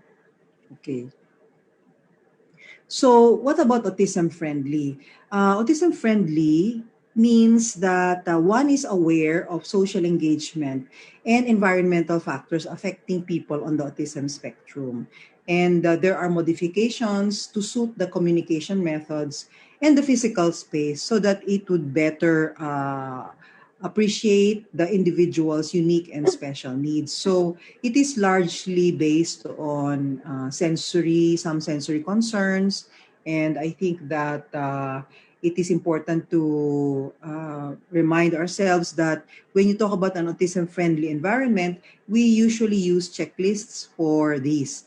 And for the information of the group, the St. Luke's Global City Center for Autism and Developmental Medicine, in the head or the one who is actually in charge of that particular program is going to talk about our own initiatives in um, helping and training our staff, the hospital staff, on what an autism-friendly environment is all about.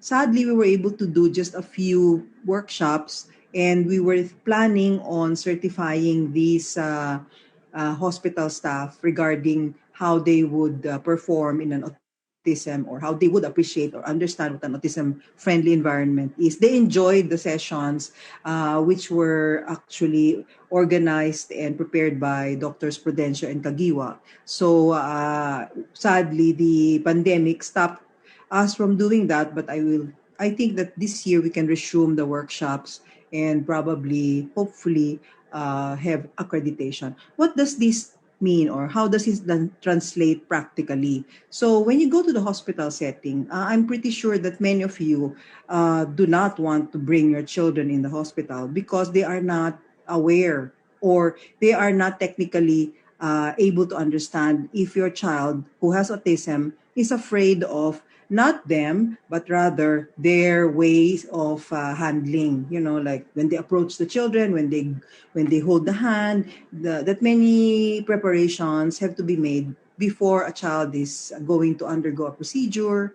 We'll have blood extracted from them. We'll enter the clinic setting. So we keep explaining this to our own hospital personnel and our own doctors so that they understand that this is not a population that is going to be easy to handle. So I hope that for those who will attend this, you can still have more information from our center regarding the autism-friendly environment package.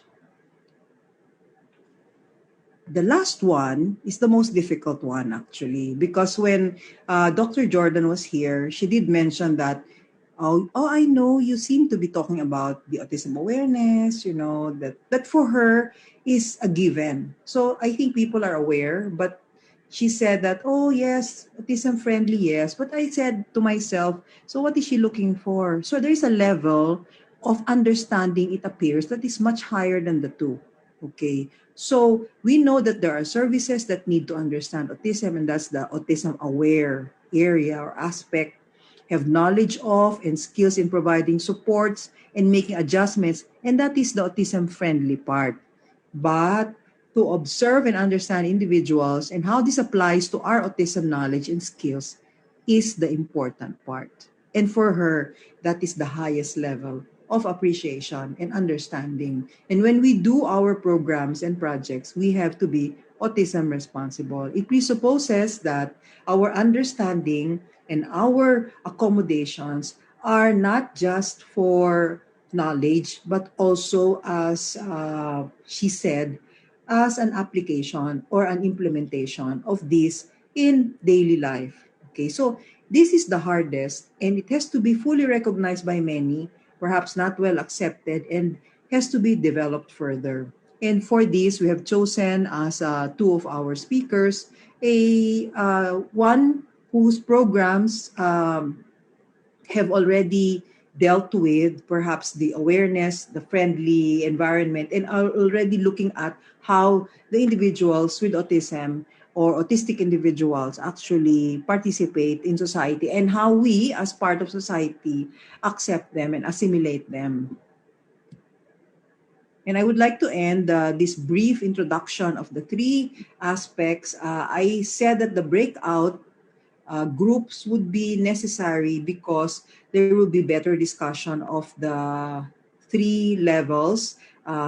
And I think that this aptly describes the last. Treating people equally does not mean treating people in the same way, but treating them differently to provide equal access. And to do otherwise is to discriminate. And I would like to thank Dr. Jordan for sharing this with us. This was her one of the lectures that she's given when she was in the Philippines in 2019. So with that, I would like to give it to Kai to actually give the instructions. I think we have given instructions for the breakout. So Yes. thank you very much. Thank you po, Doc. Yan. So, maganda po, no? Mas nalinawan tayo, pero mas i-assign nga po natin tayo sa mga breakout rooms kasi mas magkakaroon po tayo ng more time for discussion and question and answer at the end. So, meron po tayong mga naka-pre-assign na participants, but some yung mga late po nag-register or hindi po kayang i-accommodate nung 200 na pwedeng i-pre-assign po sa current meeting capacity natin, may option po kayo na mag-join ng room of your choice. So yun po, pero yung speakers po natin, moderators, and tech support, naka-pre-assign na po dun sa room. So kapag in-start ko na po yung breakout rooms, yung mga hindi po naka-pre-assign, you can choose the rooms that you want to join po. And then join po tayo dun sa room na yun. And I would also like to inform everyone, lalo na po yung mga nakaantabay sa Facebook, lahat po ng ating breakout sessions ay live din po na i-stream. So magiging tatlong magkaibang post lang po siya. So para din po tayong kasama sa room. So kung ano po yung gusto nating attendan, yun po yung panoorin natin at the moment. So maraming salamat po. I-open ko na po ang ating mga breakout rooms. Ang may iwan po dito sa plenary ay si Ate Irvi. So, pwede niyo po siyang i-chat kung may mga concerns. May tao pa din po tayo sa plenary.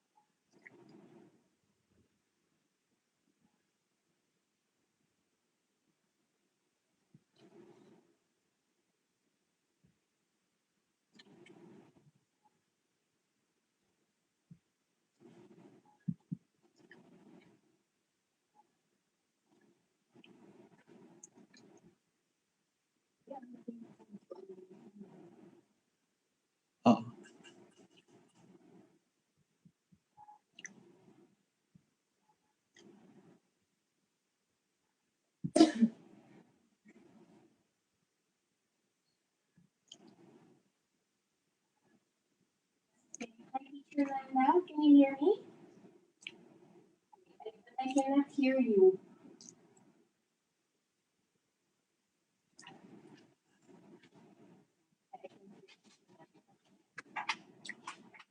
Gamitin mo ang ano na yun.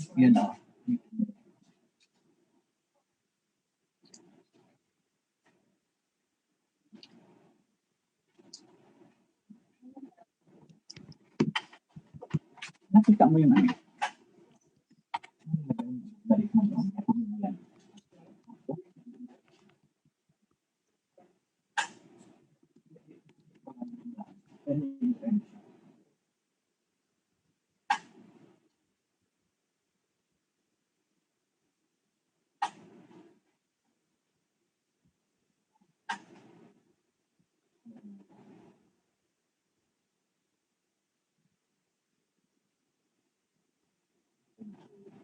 Trans. Yes, finally. Don't panic. Yeah.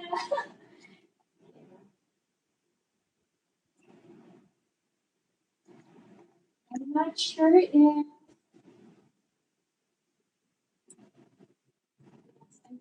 I think we're waiting on some for. I'm not sure if teacher lady is already here.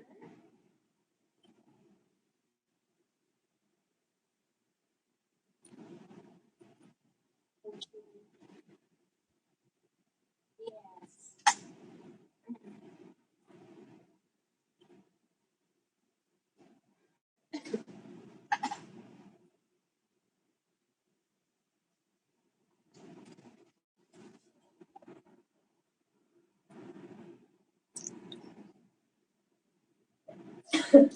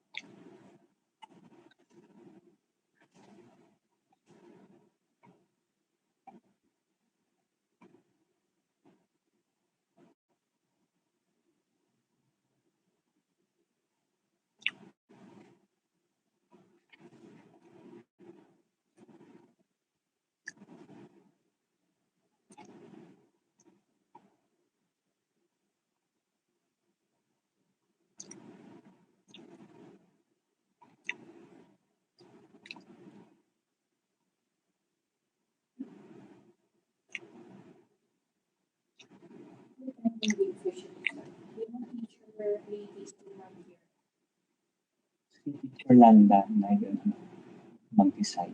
Call me Teacher Landa. Sabihin mo sa kanya, okay, oo.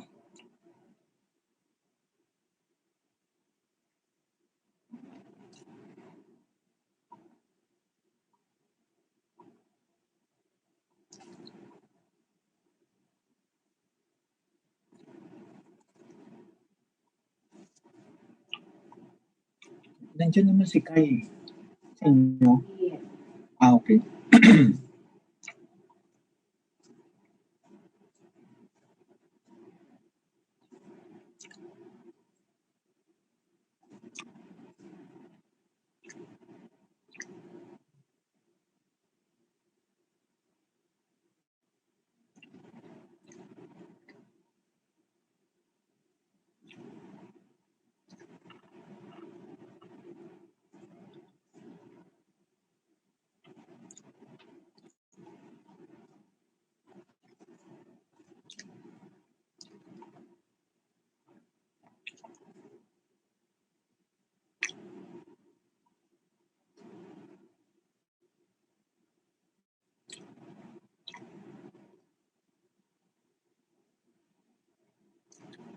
Nandiyan na siya na eh.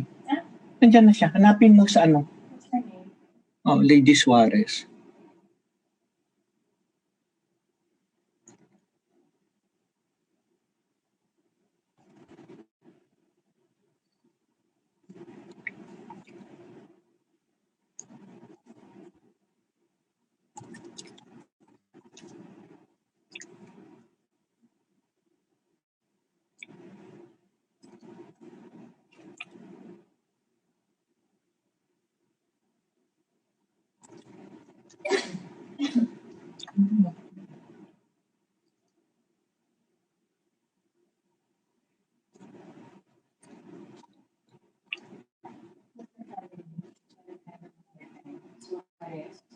Oo. What's her real name? Lady Night. Lady. As in lady.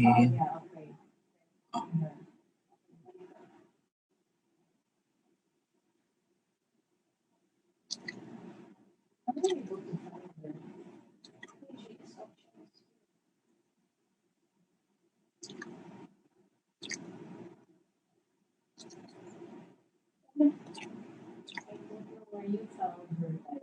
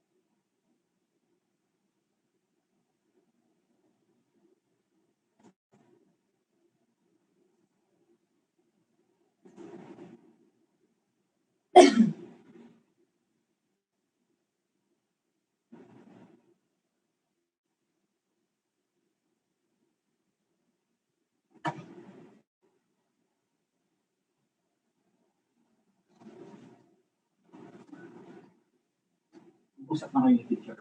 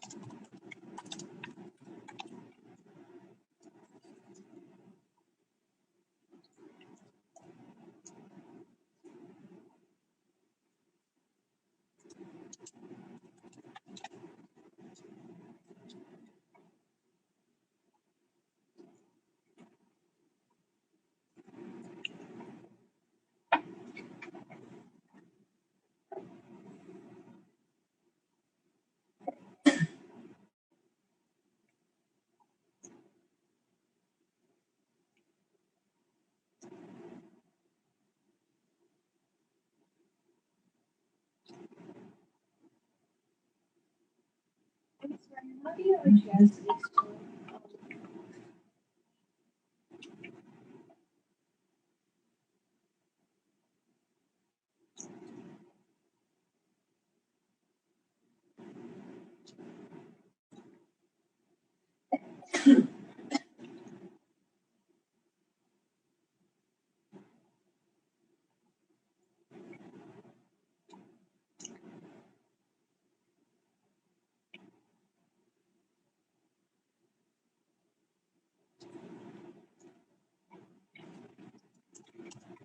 Ranil, are you in the room?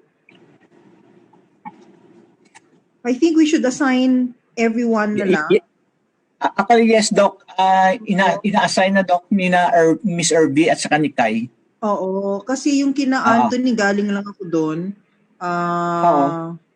50 lang sila doon eh. 50. So, doon sa okay. doon sa room nila, yung first room. So, we will have no choice but to assign na May lang ilan na kayo? 73. Still counting. 73, Doc, sina sa 1. And counting. Sa 3. Doon sa third. Gusto na mag-umpisa kasi si Anthony. Hindi na Ma'am Sabi Stress. ko, wag mo. Ako'y nandiyan na, Doc, parang ina-assign na. Parang nababawasan na yung unassigned, Doc. 80, ilan ba to? Participants. Saan ba tinitingnan yung assignments? Nasa meeting room, nasa main room tayo, di ba? Ang dami pa. Oo, nasa plenary tayo, Doc. Oo. Nasa plenary tayo. Nandiyan na, Doc. Mababa na, may 76 na lang yung unassigned. Oo. Dagdagan mo siguro yung, sino pa kayo? Yung sa, kumusta yung kina Archie? Ayan, please assign me po to Teacher Anthony Maribel Castillo.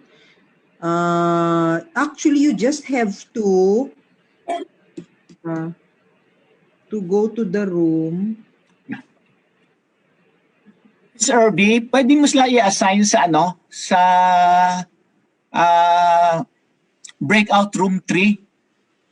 Lahat, sir? Hindi naman. Yung isa meron nag-request eh. Maribel Castillo. She wanted to be assigned to 2. Sige po. Tama ba? Oo. Maribel, nakasulat dito sa chat eh. Okay po. She wanted to be assigned to 2. And then 70, dumadami kasi pumapasok. Kaya ano pa eh. Baka mag-umpisa na kasi sila Anthony. Ang dami pa rin nasa main.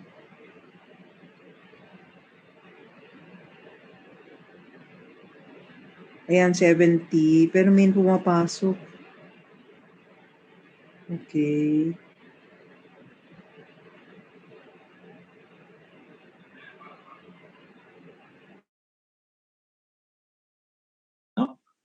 There are some areas naka-schedule yung paggamit ng amenity area. Di ba yung mga nasa condo? Sobra. Oo. Tapos may mga shared learning environments with the siblings who are online. So hindi rin pwedeng True. malikot o masyadong maingay. Challenges. These are the challenges now we are facing. Okay. Okay, currently we have now, there you go. We have now 70 participants. Okay. So, okay.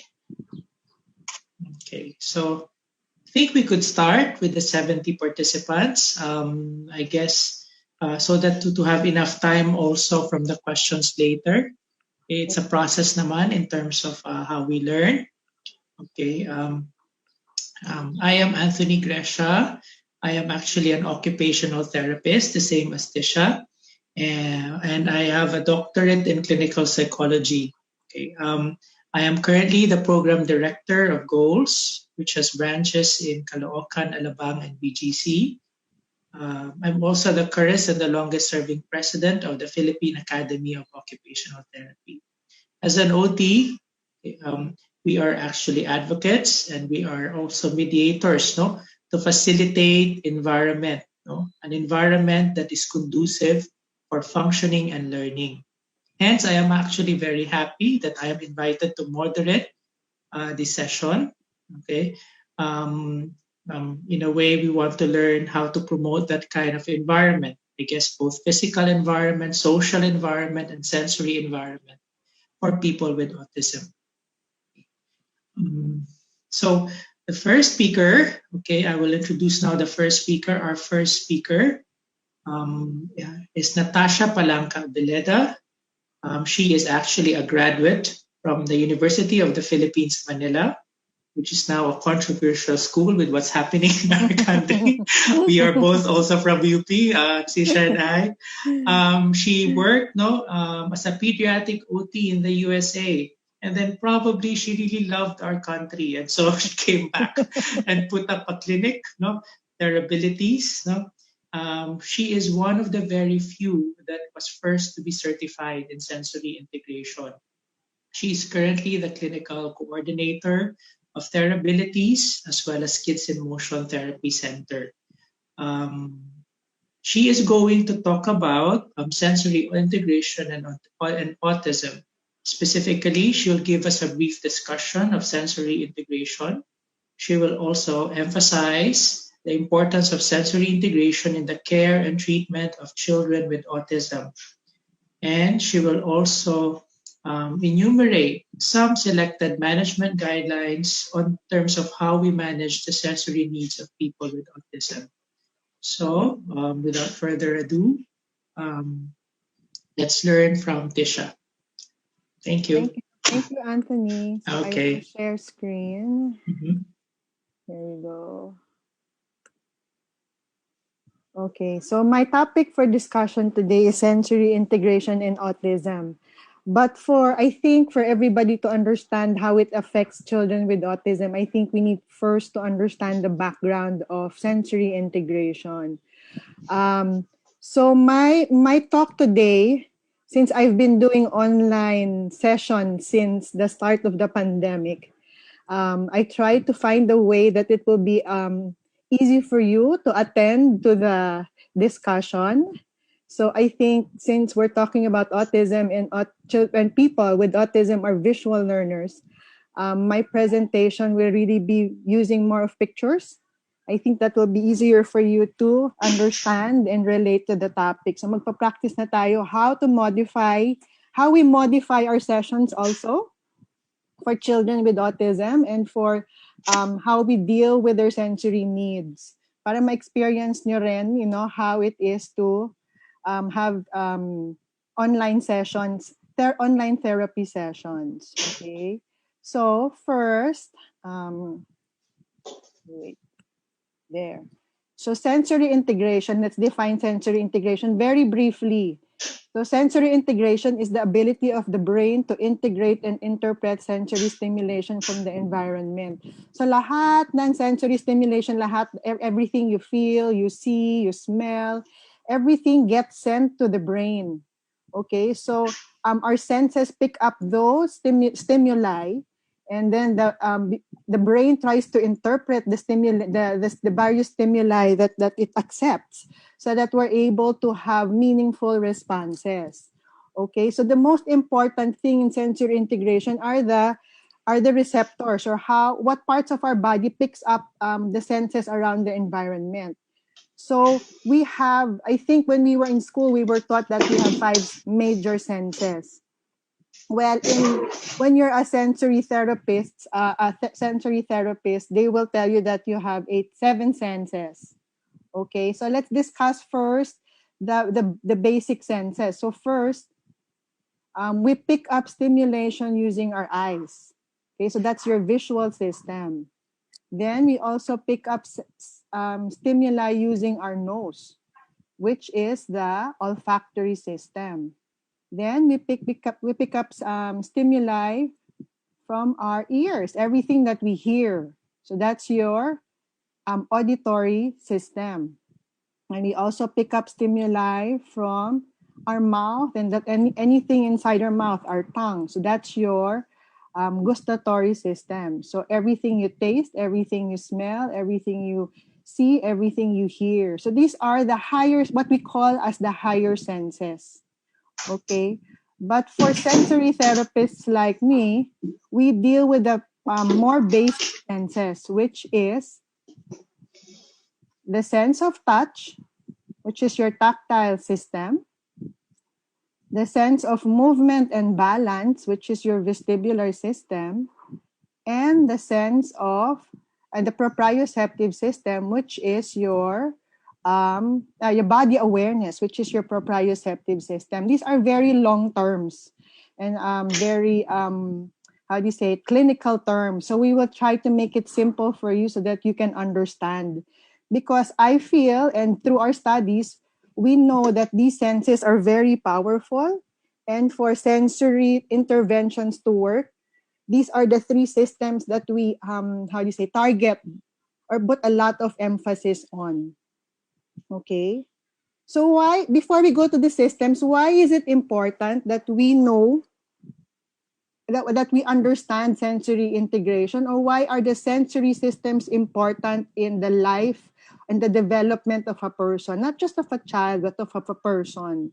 A person has to have very good sensory integration because it affects the way you live.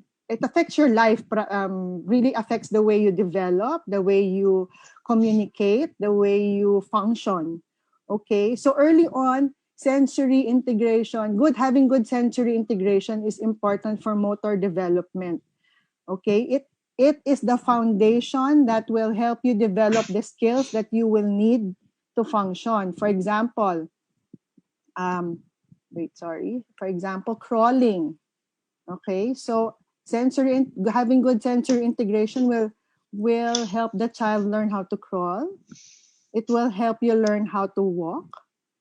It will help you learn how to play with toys. It teaches you how to play with toys, and it will help you communicate with others. 1 second, I just have to move let's see my screen there. Okay, it helps you. It affects the way you develop your speech or your talking abilities. Okay, it also affects development of school skills. What are these skills? It's important to when you're learning how to read.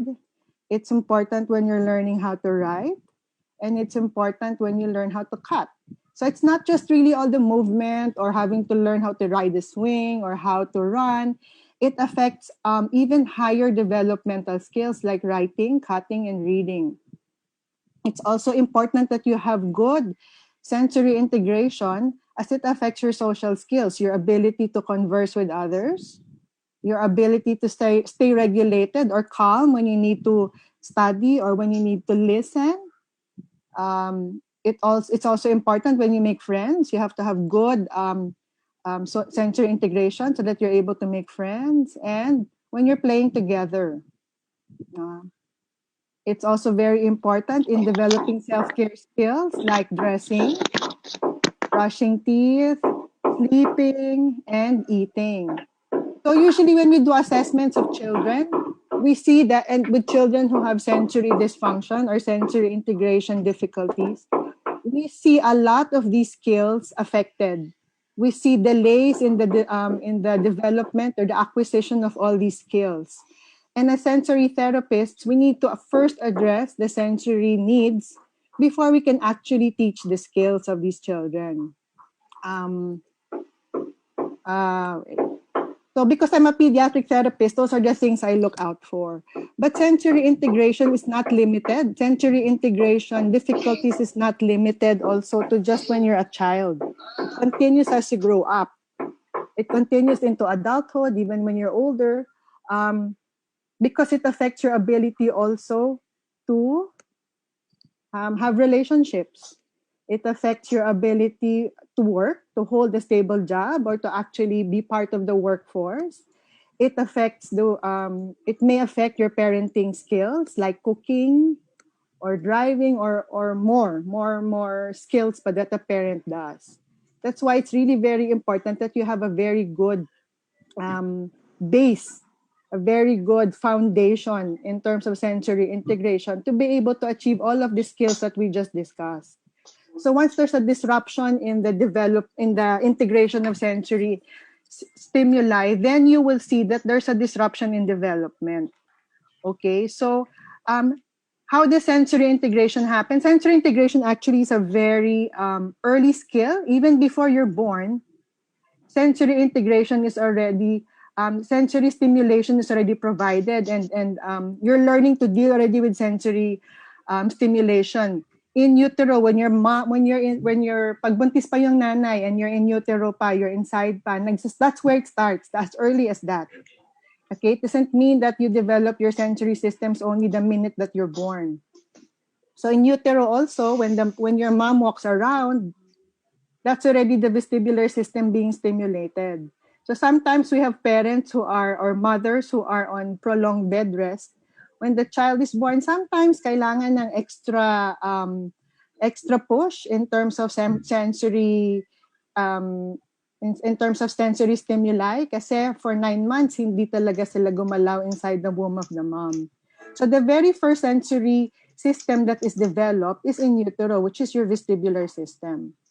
Okay, so sensory integration is naturally occurring. You don't really have to teach children, or you don't really have to teach people how to have a good sensory system. Okay, it develops naturally. So a child, the baby, maybe sa simula pa lang, the baby, the voice of the parent, and then later on when they get older, the things that they see using their eyes. When they learn to roll over, that's why doctors, teachers, parents, it's very important. They always recommend that you put your baby in the tummy. Okay, why? Because when the baby is in the tummy, nakadapa siya, then they're able to develop their tactile senses by feeling maybe the blanket beneath them. They're able to develop, to touch the toys that they see on the floor. At the same time, when you're on your tummy, then the child is able to develop their ability to move against gravity, which is the beginning of balance. That's the beginning stage of developing your balance and your coordination. And then the child learns to crawl. So they're able to go na to places or use their vision to be able to go and seek things that are interesting for them. So nagko-connect na the vision, the tactile, and then your ability to move and coordinate your body. So it's naturally occurring.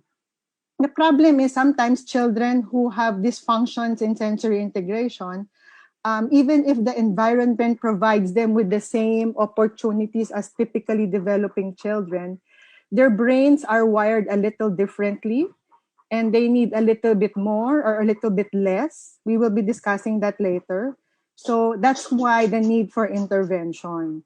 That's why there's a disruption in terms of development. Kasi if there's no dysfunction in sensory integration, then the child or the person should be able to develop normally or typically. Okay? So doon lang nagkakaroon ng delays when probably may dysfunction or meron na siyang difficulty with sensory integration. So that's the way the sensory integration therapists look at it. We don't look at writing as an act na that we teach writing because writing is the problem. We try to figure out ano ba sa mga senses ng mga batang yon ang hindi maganda. That's why writing was not naturally developed. Or bakit this child is not yet crawling, magwa 1-year-old na siya. Okay, so baka a sensory therapist will look at the sensory development of the child. Baka may disruption doon that caused the child to have difficulty in crawling. So those are the things that we look out for. So I'm discussing this lang in the general context. Later, we'll try to put it in the context of a person with autism. Okay? So these children who have disruptions in or difficulties with sensory integration, it's hard kasi it occurs in the brain. So you cannot open the brain and check, okay ba tong part na to? Okay ba tong part na to? It's more behaviorally or developmentally seen. Okay? So when these children usually present as lazy. Sasabihin ng parent, ay mabait yung bata, hindi siya malikot, gusto lang niya nakahiga. So when we have children who are presented to us in that manner, it's already a red flag. Okay, I need to see now, is it the typical, tinatamad lang, or bukas malikot naman siya, or is it, mabait pa siya masyado? Kasi I was listening to Doctora's talk earlier, she's saying na pag masyadong mabait din yung bata, it's also not a very, very good sign. Because children usually, mga 1-2 years old, they're very curious. They like to move around, they want to touch everything, they experiment on a lot of things. So for a 1-year-old or 2-year-old to be labeled as mabait, hindi siya masyadong malikot, na actually nakahiga lang yon, or nakaupo lang yan lagi. So those are already red flags for us. Okay? Pero as Doctora said nga, you cannot take it as symptomatic. Kailangan, you have to put it in a big picture. Hindi pwedeng lahat ng lazy children ay may sensory problem already.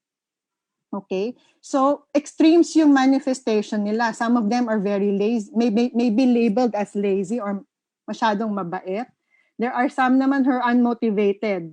Yung, alam mo yung gusto nilang upo lang, ayaw gumawa ng anything. Okay, so for the older children, talagang kung pwede nakaupo lang sila at walang ginagawa, yun ang gagawin nila. Okay? So there are children naman or individuals who are very, very, very active. Okay? So mga extremes, you see them in our clinics, either nakahiga lang, nakaupo lang sa lap ng nanay, or iba, pag may papagawa ka, ayaw gawin kasi hindi naman dahil hard-headed, kasi tinatamad. Or there are some naman talagang hindi uupo. They're very, very hyperactive. There are some naman who are very anxious or nervous. Minsan tatanungin mo lang yung name. Hi, what's your name? Ay, natatakot na sumagot. Okay? So there are some naman na who are very, ano ba to? Hindi ko makita yung screen. Who are very afraid or fearful. Okay? So they're afraid or fearful kasi nga they're unsure of their abilities. Yan. So when you ask them to do something, always ang answer sa'yo sa teacher, I can't do it. Hindi man lang magta-try, sasabihin na I can't do it. Kasi natatakot sila na hindi nila magagawa. Okay? So there are some naman, ito yung extreme na from being very quiet and mabait and tinatamad. Ito naman the other side, there are some babies, they're very difficult to comfort. Or not even babies, kahit matanda na, they are always upset. Laging galit, laging umiiyak, laging nakikipag-away. Yan. So these are the presentations. When we see children that go to our clinics, ito yung presentations. It's not really something na very obviously seen. We the first things that therapists look at is their behaviors. Okay, we don't really check, kaya ba niyang mag-jump, kaya ba niyang magsulat, hindi muna yan. You look at first at the behaviors of the children. So these are already red flags to us. Pag children present with these kinds of behaviors, then it's a clue to us that we have to dig deeper and try to understand why. Kasi may dahilan yan kung bakit ganyan sila. Why they're scared, why they're lazy, why they're very aggressive. It doesn't always mean that they're mean children or tamad. Or hindi, ano lang yan, lagi lang tinatamad, parang daddy lang niya yan. Hindi ganyan. So it's not always the case. So as therapists, we want to try to understand them first and understand them more. So how do we do that? And then, most of the time, because these behaviors manifest, most of the time when the child is already school-based, then you see that most of them are alone because they feel that nobody understands them. And it's true. Society, sometimes environments can be very critical and sometimes very mean. And when the children display those behaviors, then they're left out or they feel alone. And this is what you want to prevent. Okay? Because children with autism na nga are prefer to be alone, and then by putting them in an environment that's not ready to understand them, or that they're not ready to participate in, then all the more it's emphasized that they want to withdraw and they want to be alone. Okay, so how do we try to understand the sensory profile of the children that we see? Okay, so we use the frame of reference of sensory integration, which was developed by Dr. Jean Ayres. Okay, so as I told you earlier, even if we look at all the seven sensory systems, the basic systems that we look at are the vestibular, the tactile, and the proprioceptive systems. Okay, so we will discuss it briefly so that it's easier for you to understand exactly what these systems do. It's not kasi as straightforward as the sense of sight. You know, the eyes, lahat na nakikita. The sense of smell, lahat ng naaamoy. So the vestibular, the tactile, and the proprioceptive systems are a little bit more complicated to understand.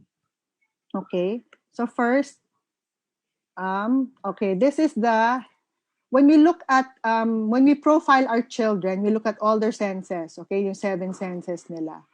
Okay, a typical child will function in this level, the optimal level, in the middle. Hindi masyadong malikot, hindi masyadong tinatamad, yung enough lang na pwede kang mag-function or they're able to participate in the activities that they have to do.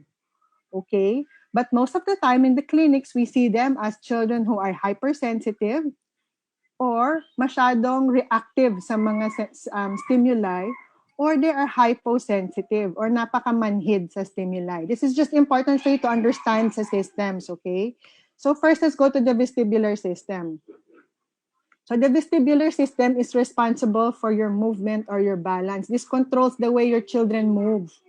Okay, the way the children move and they balance and they coordinate their actions. So, this is the navigator of your brain, this is parang GPS ng tao yan, okay? It lets you know where you are in space. It lets you know where you are in relation to something, to an environment, okay? So, important yan. For example, nasa car ka, you close your eyes, alam pa rin ng body mo na umaandar yung car, or you're turning right, or you're turning left. Pag minove mo yung head mo, when you face down, alam ng brain mo na you're facing down, okay? How will your brain know that you're facing down even if your eyes are closed? It's the vestibular system that senses that. Okay, nasaan ba siya? It's in your ear. So every time you move your head,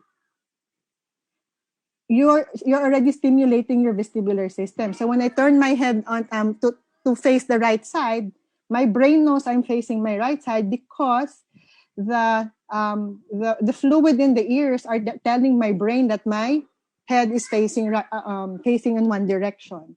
If I move down, then the fluid in my ears move and again send a message to my brain that tells my brain that I'm looking down.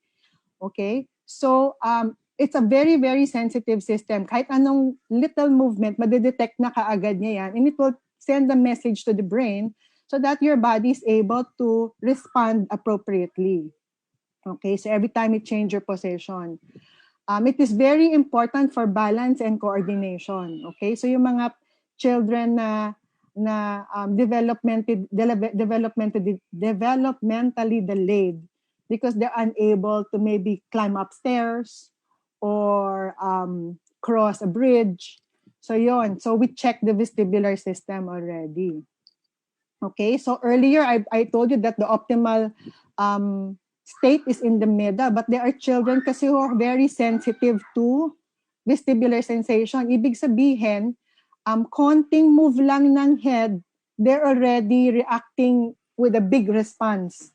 Okay, so these children usually are scared to move kasi parang feeling nila kahit konting galaw lang mahuhulog na sila. Okay, because nga the interpretation of the stimulation is magnified in their brain. Okay, it's not something that they want to do or nag-overreact kasi gusto lang nila kumuha ng attention, but it's the way that the brain perceives that stimulation that makes it scary for them. Okay, hindi nila kasalanan o hindi nila ginugusto na hindi sila gagalaw. Okay? So these are the children who are also clumsy kasi nga the vestibular system is responsible for balance, 'di ba, and coordination. So minsan naglalakad lang diyan minsan sa floor bigla nahuhulog or nadadapa ka agad or tumatakbo lang sa park huhulog ka agad. So these are the children who may have difficulties with vestibular integration. Okay, they often bump into people on furniture kasi they cannot properly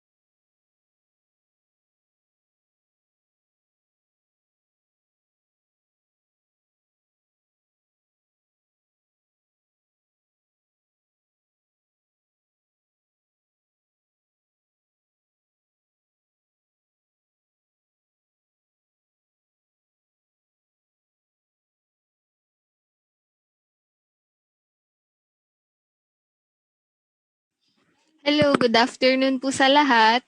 Antayin lang po uli nating makabalik yung kasama po natin sa mga nasa breakout. So, wala po pa talagang tunog. Waiting po tayo na lahat mag-join po uli sila ulit sa plenary. Thank you.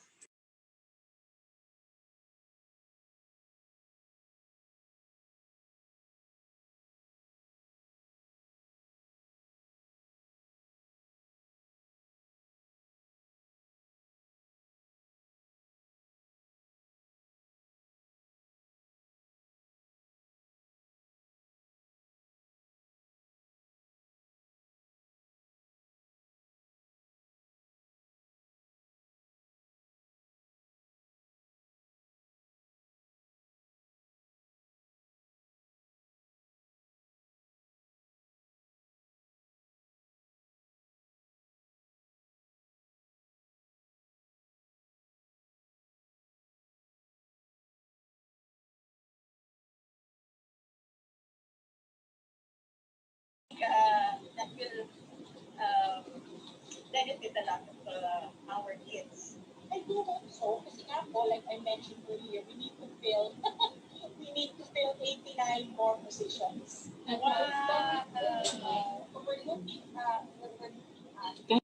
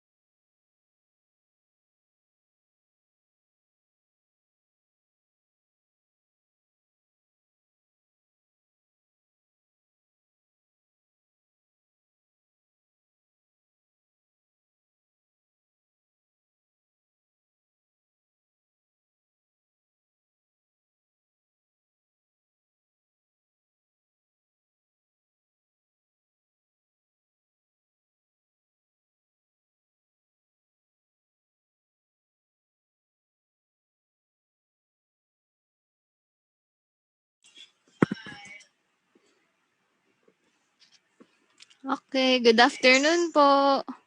Yan, so balik na po tayong lahat sa plenary.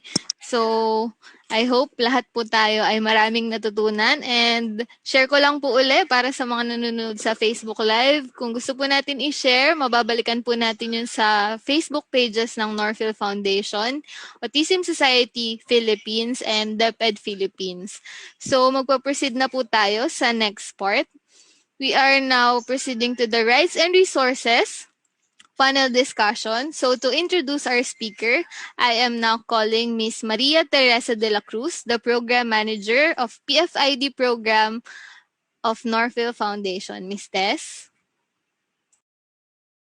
Hello, good afternoon. Nakabalik na po ba yung from session 3? Okay na po. So magandang hapon po sa ating lahat, no? Ngayon naman po nandito na tayo sa last segment ng ating pong conference sa araw na ito. At ngayon po ay ang ating topic ay on rights and resources for person or children with autism. Yung mga nabitin pong katanungan kanina, pwede na po ngayon nating itanong ngayon dahil sa segment po na to, wala po tong presentation. Parang Miss Philippines ang dating. Yan. Question and answer. Miss Philippines lang po ba o Miss Universe? Ay, Miss Universe! Siyempre naman, Doc Mar.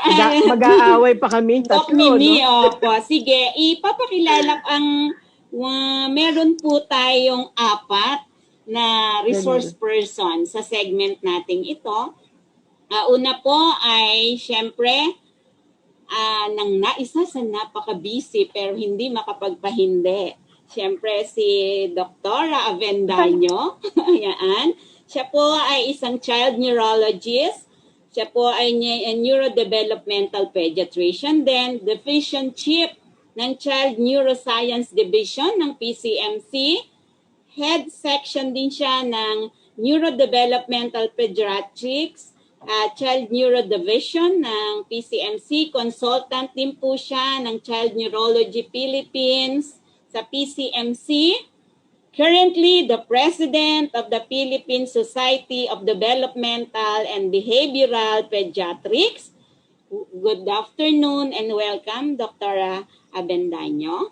Good afternoon po. Yan. Ang sumunod po natin na speaker ay alam ko po malayo yung pinanggalingan niya. Galing siya sa session 3. Siyempre po, walang iba kundi si Mami Mona. Okay lang po ba, Mami Mona? Mami naman po ako talaga. Yan, di ba, no? Si Mami Mona Veluz, siya po ang current National President of Autism Society Philippines. She conceptualizes various programs and projects of ASP, including po yung autism work. The lady behind the continuous success of the foundation. So, good afternoon po again, Mami Mona. Salamat po. Good afternoon. Yes, and sumunod naman po, pagpidaw na ang pinag-uusapan, ito yung lagi siyang merong ring. Talagang bumabalik-balik yung pangalan na to. Siya po ang currently the head person with Disability Affairs Division ng Mandaluyong City, champion search for most outstanding PIDAW in NCR in 2019, dangal ng may kapansanan. Good afternoon and let's welcome Miss Mona Marquez. Good afternoon po sa inyong lahat. Yes, and last but not the least, from the social, siya po naman ay from the Department of Social Welfare and Development Office, Social Worker 3. Siya po ay nasa DSWD Central Office under the Program Management Bureau, Sectoral Program Division. Focal person po siya sa persons with disability. And currently, siya din po ay nasa Crisis Intervention Unit to assist individuals in crisis situation. So, syempre po, welcome Miss Jonna Ortega. Yan. At ang kanina pa rin po na kapiling natin, no? Isa sa, at kasama po namin sa Northfield, walang iba po kundi si Ranil Sorongon. Isa po siya sa Program Manager ng Northfield Foundation sa amin pong unit ng Social Marketing. So, ready na po ba ang lahat na magtanong? So, yung mga bumabagabag na mga katanungan na gustong-gusto nyo na pong kaninang-kanina pang itanong, andito na po ang ating mga expert, no, from sa Department of Social Welfare, sa PIDAW, sa ating doctor, syempre, at from kay Mami Mona. So, from the attendee po, participants, paki-off lang po yung, on lang po ninyo yung inyo pong mga mic, tapos po sabihin yung pangalan, para po to be recognized at ano po yung inyong mga katanungan. Ready na ba tayo? Sige po. Parang ano sila, biglang nahiya.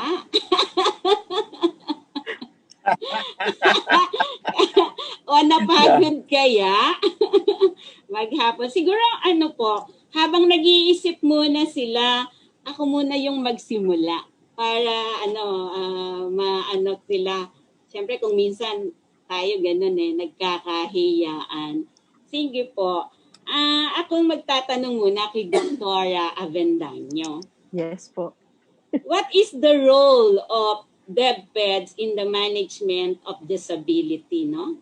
Like yung assessment and other pa, particularly po for a person or children with autism.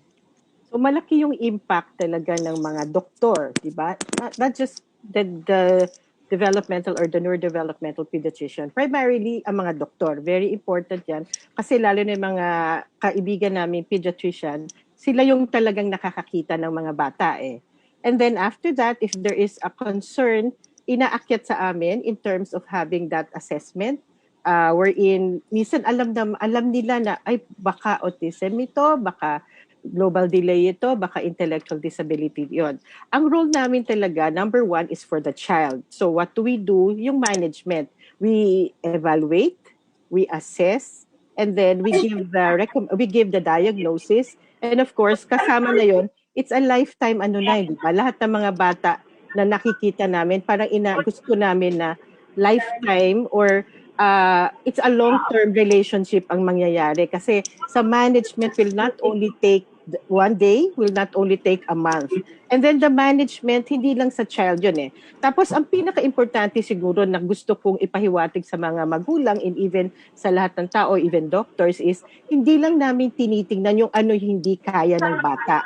Ang importante is titingnan natin kung ano yung kaya nila, kung ano yung nagagawa nila. Kasi doon nagsisimula yung mga interventions, doon magsisimula ano ba yung gusto niya, ano ba yung talent niya, or ano ba yung strength niya. At doon tayo magsimula na mahugot natin kung ano man yung kailangan pa natin ma-improve on. So looking both in the strengths and the weaknesses, that's very important for us. Tapos yung management, ano ba yung part of the management is meron bang mga medical conditions to or neurological conditions na kaakibat sa kanyang developmental disability. For example, in autism, meron bang ibang mga yung mga nadidinig ko kanina yung mga discussions din about may mga sleep problems ba to? 'Di ba? May mga feeding problems pa to. Kailangan makita natin 'yon kasi kailangan namin masabi sa mga magulang. So we're after the child, we're advocates of the child, we're also advocates of the family kasi walang mangyayari kung ang family hindi natin in-involve. Walang mangyayari kung iiwan lang natin sa therapist. Yun yung gusto natin Lahat po tayo sama-sama. Kaya lahat ng taong mai-involve sa care ng mga children with developmental disabilities, and now we're talking about care of children with autism, lahat po yan dapat magkasama-sama, lahat nag-uusap, lahat may isang goal, and that is of course to make sure that this child is given the best opportunities and the best chance in life to be included, to be integrated. So it's child management, it's family management, it's also community management, and of course, higher thing, lahat yan advocacy na natin, di ba? Advocacy ng mga, yun ang aming pinipilit sa lahat, ini-empower natin lahat. And of course, if we are all in this together, akyat tayo sa government di ba? Kung lahat tayo sama-sama, mas malakas ang boses natin. And that's how we are. So we assess, pero part of it is also we become part of the group of people who really help children with developmental disabilities. Okay, thank you po, Dr. Avendaño. Meron pong gustong magtanong mula po sa ating mga participants? Hello. Yes po, lang po, acknowledge. Sige po.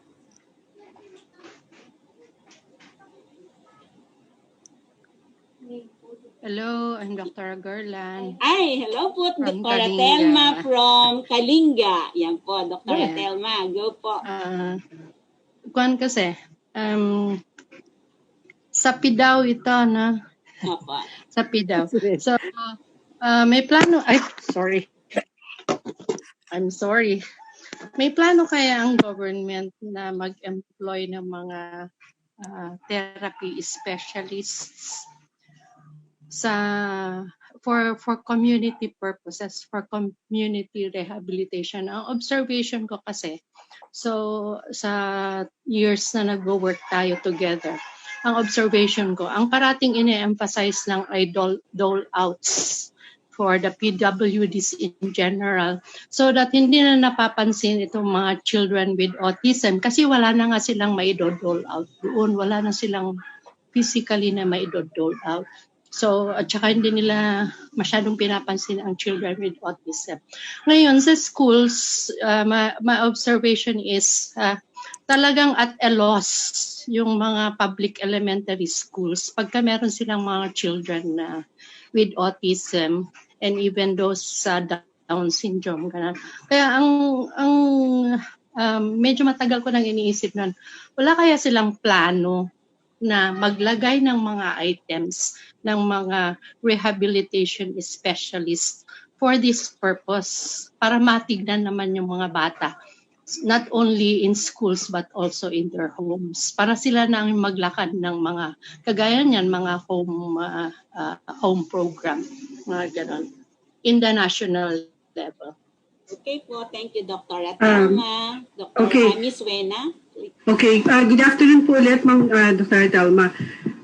In the level po ng PIDAW, I could speak for ourselves po sa Mandaluyong, wherein hindi namin nag-hire, pero we have volunteer na developmental pediatricians, we have professionals na occupational therapists, speech pathologists, physical therapists, wherein they were handling children, the therapy portion of the children with disabilities po. So we have this special program. We call it the Project Teach, or the Project Therapy Education and Assimilation for Children with Handicap, wherein sila po yung in charge for sa education part and then the rehabilitation part. So yung question nyo po is, may plano ba ang gobyerno? It's a case-to-case basis. It would be dependent po sa local chief executive kung how accepting or how do they want na their programs for persons with disability would be done. Kasi kung tayo pong lahat gusto natin, pero kung ang local chief executive would not welcome it, nandun pa rin tayo sa end wherein hindi pa rin natin mapagdidikit-dikit kasi it would still be fall under the shoulders of the local chief executive or the mayor, kasi sila po ang gagawa ng programa para sa persons with disability. Ang katungkulan po natin, sa amin po sa PIDAW, ang katungkulan namin is to come up with more programs to enhance yung existing na programs na namin. Kasi kasalukuyan po, program-based kami, hindi kami activity-based. So we come up with our sheltered workshop, come up with yung rehabilitation program, and then kami rin po merong mga, kasi kadalasan ang idea po ng iba na local government, pag sinabi daw, ID registration lang yan. Pagbibigay lang ng ID yan, tapos trabaho nila. Pero in reality, malaki po ang trabaho ng PIDAW. So, lahat po dapat ng programa should fall sa PIDAW para po sa mga bata at adult na may disability. At kasama na rin po yung may senior with disability. So, kadalasan kasi, ang ginagawa po is ID issuance lang. Minsan, they don't analyze yung data. Ano ba yung nakuha sa kanila? Kasi sometimes, nakuha lang nila yung data. Alam na namin, meron kami ng psychosocial, alam namin yung orthopedic, meron. Pero they don't know, ano ba yung need? So, I could speak for ourselves po na we study our data.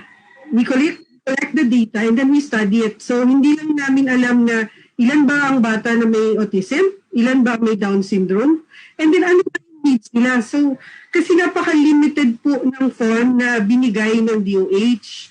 Napaka-limited lang yung data na makukuha mo from that. So, what we to come up with a different form na kung saan gusto naming malaman, sino na ba ang inaalagaan ng lolo't lola? Kasi eventually, you have to come up with programs or with program na kung saan tutugon dito na ito'y magiging orphan na yung bata. Saan namin siya dadalhin? Hindi naman namin siya pwedeng, o tawid ka dun sa may crossing para papuntahan na ng Pasig. Tawid ka ng ganito para nasa Makati ka na. So that's what we wanted to, we would analyze our data para nalalaman po namin. Nalalaman din namin sino ba ang kabilang sa bracket ng mahihirap. Para kapag sinabi po ng DSWD, kailangan namin ng mga indigents na persons with disability. We have the data. Kailangan talaga ang PIDAW is pag-aralan ng data, hindi lang kasi kadalasan, iniisip natin, magbigay ng wheelchair. Yun ang nagiging activity ng mga LGU. Pero hindi lang kasi po wheelchair or assistive devices ang kailangan. Kailangan is iba't ibang programa na tutugon sa iba't ibang pangangailangan ng mga taong may kapansanan. So, dun po sa question ulit, balikan ko na kung ba may gusto ba silang magtayo, gumawa ng isang programa. Ito po ay depende sa budget, na lalo na po sa mga professionals, yung mga PTOT, kasi sa local government po, walang plantilla position para sa PTOT. Ang plantilla position po para sa PTOT SP ay nasa national. So ito, pag sinabing sa national, sa mga ospital. Hindi naman po lahat ng ospital ay, lalo na sa local government, ay magkakaroon ng plantilla dito. So, I think professionals are working on it na magkaroon sa local level na plantilla positions. So, yung sa amin, kasi para naman tumugon sa professional fees or yung sweldo po ng mga professional, ay kinuha namin yung mga positions na po pwede, like Health Promotion Officer 4. So yun ang nilalagay namin na position sa kanila. So they're under the health office. So yung function nila would be under sa project teach. So kaya po talagang magiging depende sa mayor kung gaano nila ang kagustuhan nila magkaroon ng programa para sa mga anak po, sa mga bata na may disability. Okay, may I yes, add din Miss po, Mona, opo. Coming from the point of view ng magulang. Thank you po. So first off, of course, I commend si Ma'am Wena. Talagang superwoman po talaga sila ng Mandaluyong. Marami rin po tayong magagandang cases like in Valenzuela, in Carmona, na meron pong chief executive na talagang nagda-drive ng mga programs. Pero paano po kung wala, 'di ba? So hindi naman po pwedeng meron tayong thinking na victim tayo. Sometimes parents are always thinking, dapat bigyan nyo kami ng money or magbigay kayo ng charity sa amin or kasalanan ng mayor yan. So hindi po, dapat po walang victim mentality. Kaya nga po may CBR, may community-based rehab, na kung wala po tayong resources in our area, then we try to put something together. Kaya nga po yung ASP Home Empowerment po, it is a reaction to the number of families na nasa Maynila. Kumbaga, merong resources dito, pero walang pambayad. Tapos kaya po namin, kailangan po, meron lang kaming parang expert na pwedeng tawagan, pero ang nagde-deliver po ng training, ang nagde-deliver ng coaching ay mga volunteer na mabubuti ang puso at may mga anak din na may autism. Kaya po lumalawak yung mga advocates. Si Teacher Cecil Sikam po, one of the co-founders of ASP, siya po ang head ditong program na to. And one of the beautiful things about this is yung mga nauna naming beneficiaries, pwede na rin silang mag-train ngayon. So that's yung po nanganganak yung mga advocates kung we all feel empowered. Wag po tayong hinto sa limitations. Minsan talagang kailangan pag-isipan at mag-email para makarami ng contact. Thank you Ma'am po. Tess, pwede ako Sige po, Dr. Yung what Ma'am Wena said about Mandaluyong, di ba? Mandaluyong has always been the model. So other cities have followed. So I'm from Quezon City. And meron na rin po tayo sa Quezon City na Quezon City Kabahagi Center for children with developmental disability. So tingnan niyo po yung mga naging advokasya yung tama si Ma'am Mona kakalampagin nyo talaga Hindi pwedeng kawawa naman kami, hindi kami binibigyan na ano. So, it's really more of tayo po yung magsisimula nun. So, nakita, and then nare-realize ng local government, it will have to come talaga, Ma'am Buena, hindi ba, from the local government So, tayo yung, kung hindi tayo mag-ano as Quezon City residents, those who have families of children with disabilities or with autism, kung hindi natin iaangat yon sa ano, paparinig natin sa ating mga konsehal, sa ating mga mayor, lalo na din sa mga, hindi ba, yung mga congressman, importante po yun na marinig tayo. And of course, ang end goal kasi is parang empowerment talaga and it's community-based I think meron mga, nauna yung mga PT, mga OT, there will be developmental pediatricians who will be coming. And nag-usap na rin kami somehow, nag-open talks na rin kami for PCMC. So tinitingnan po, ano yung mga linkage na pwede? Kasi kung within Quezon City, saan ba siya pupunta kung kailangan niya ng ospital. Pero baseline is kung ano yung meron doon sa local government na yon, yun yung gagamitin natin. And I think Mayor Joy Belmonte is very receptive and probably sa asanga pa yan manganganak pa yan ng iba. So the other local government units will follow suit. So tayo po yung kakalampag. Okay, maybe we can hear po from the side ng ating national government, lalo na sa DSWD. Paano po ba? Kasi alam naman natin may autonomy ang LGUs Paano po kaya natin mai-influence yung ating mga LGUs, particularly siguro kasi pag sinabi mong MSWD, alam nila connected agad sa DSWD. So, paano po? Kasi alam ko may mga budget din naman for habilitation and rehab. So, kasi napakaganda yung tanong, how we will mabibigyan at maaabot ito pong mga batang to. Lalo na si Dr. Telma is coming from Kalinga pa yan. So, paano nga po ba? Sige, Miss Jonah? Yes, good afternoon everyone. So nakikinig ako dun sa mga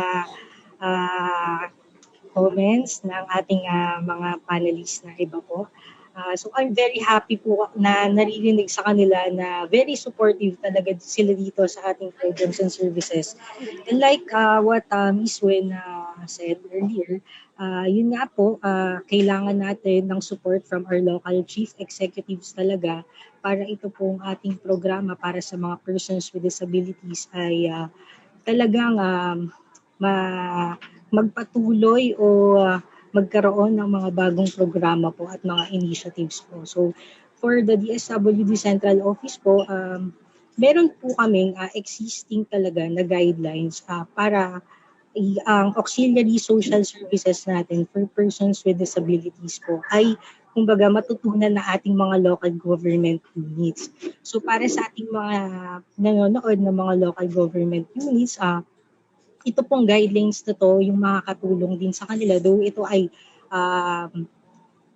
ginawa pa noong 2003, kahit papaano po magiging guidelines po nila ito sa pagtupad po and kung paano po yung step by steps na pwede po natin gawin para yung isang program or yung existing program for persons with disabilities po ay ma-enhance and ma-innovate po. So we have the guidelines of AO 59 series of 2003 po na pwede po natin itong basahin sa dsw.gov.ph. So dun po sa guidelines na yun, nilalaman po nun ay yung pinaka-umpisa, yung tama yung sinasabi ni Ma'am Wena kanina na dapat hindi lang po tayo na kumuha lang ng ID, kumuha lang basta-basta, na ito ilista lang natin.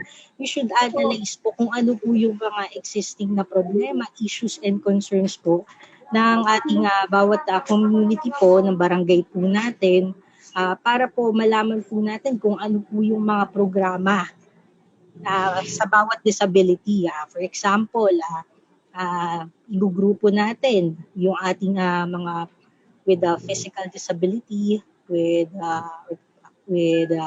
visual disability, or ito pong may mga psychological disability po natin. So, ito pong guidelines na to ng DSWD ay makakatulong din po sa kung paano po yung pagkakasunod-sunod na para sa mga LGUs pa lang na nag-uumpisa or walang programa sa ating mga persons with disabilities, sila po ay mag-guide ng maayos po. And Also, sa tulong din ng ating mga partner organizations, people's organizations po, ito po ay Nandyan yung engineer at mapa-enhance saka at magkaroon po ng support system talaga. Kasi hindi naman lahat po ng ating talagang mga local chief executives ay alam yung programa para sa mga persons with disabilities. Talagang, syempre yung iba dyan, kung wala naman maglalabi sa kanila na mga may alam, kumbaga may knowledge dun sa ating program, kumbaga hindi ito mabebenta sa local chief executives natin. So, kailangan yung ating mga people's organization, yung namumuno sa ating mga social welfare and development office, alam nila kung paano po yung proseso, kung paano ito mabebenta sa kanilang local chief executives para ito rin ay magkaroon ng budget at mabigyan po ng, kumbaga, pag nag-propose kasi itong ating mga PDAW heads, mga social welfare officers natin na magandang programa, at syempre magbe-benefit din mismo sa local chief executive natin, ito ay mas mapapalipin pa. Yun lamang po. Maraming salamat po. Okay, thank you po. Yes. Apo. Opo, in addition po doon sa sinabi ni Ma'am Jonna, kasi we started from scratch talaga. Hindi naman ganun din kabilis na ganito na agad ang programa ng PIDAD or ganito na agad ang programa ng local government ng Mandaluyong. So, we started with the parents na maging active sila, na mag-participate sa mga activities. We started with the community kasi the local chief executive, ang titingnan po nila is ilan ba ang bilang? Kasi yun ang laging tingin eh. Ilan ba ang botante or politics? Ilan ba ang botante? Ilan ba ang makikinabang dito sa programang ito? They would support it if they would see people na for supporting yung disability cause. Hindi naman po kasi pwedeng mauupo na lang tayo, antay natin na bumagsak yung bunga mula sa puno. So we have to work on it. Kailangan po mga magulang sila yung mag-strengthen yung organization ninyo wherein para mapakita niyo po sa kanila na participative kayo, that you wanted to get your rights. Karapatan niyo po yun na pagserbisyohan kayo ng pamahalaan, karapatan ninyo po na makakuha ng serbisyo galing sa pamahalaan. So dapat lang po is pakita natin ilang ba yung bilang natin, and then from that, we could assert them sa kanila na kailangan namin itong programang ito. Kasi kung hindi po natin sasabihin sa kanila na kailangan natin ito, hindi po gagalaw. Wala pong mangyayari talaga. So, nasa kamay din po ninyo, aside from the government, nasa kamay din po ng mga magulang at ng mga kanilang kamag-anak ang growth or development ng programa para sa persons with disability. Okay po, si Dr. Mimi Ule, meron po ba kayong dagdag pa? I'd just like to add na aside from the community, yung concerns nila kung saan magpapa-assess or di ba may mga hospitals na po tayo that they have the Z benefit package for children with developmental disabilities. So, yun po, yung one of the things na you can be assessed and this is something that started parang 2018. It was signed in 2018. So, meron na pong mga existing hospitals na nag-i-implement itong Z package benefits for children with disabilities. So, assessment and mga initial therapy programs po. Okay po, thank you po. Meron pong isa na nag-raise ng hand, si Ma'am Carmencita po. Sige po, ma'am, ano po yung inyong katanungan?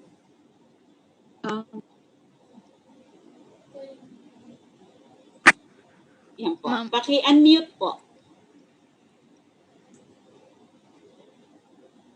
Ayaw daw? Okay. Try po. Nag-ask to unmute po ako ngayon. Ayan na po. And okay na po, Mami. Sige po.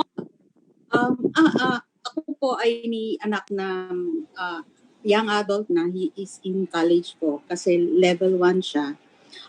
Alam ko po mayroong mga programa ang DepEd para sa mga special education, SPED kids po sa mga public schools.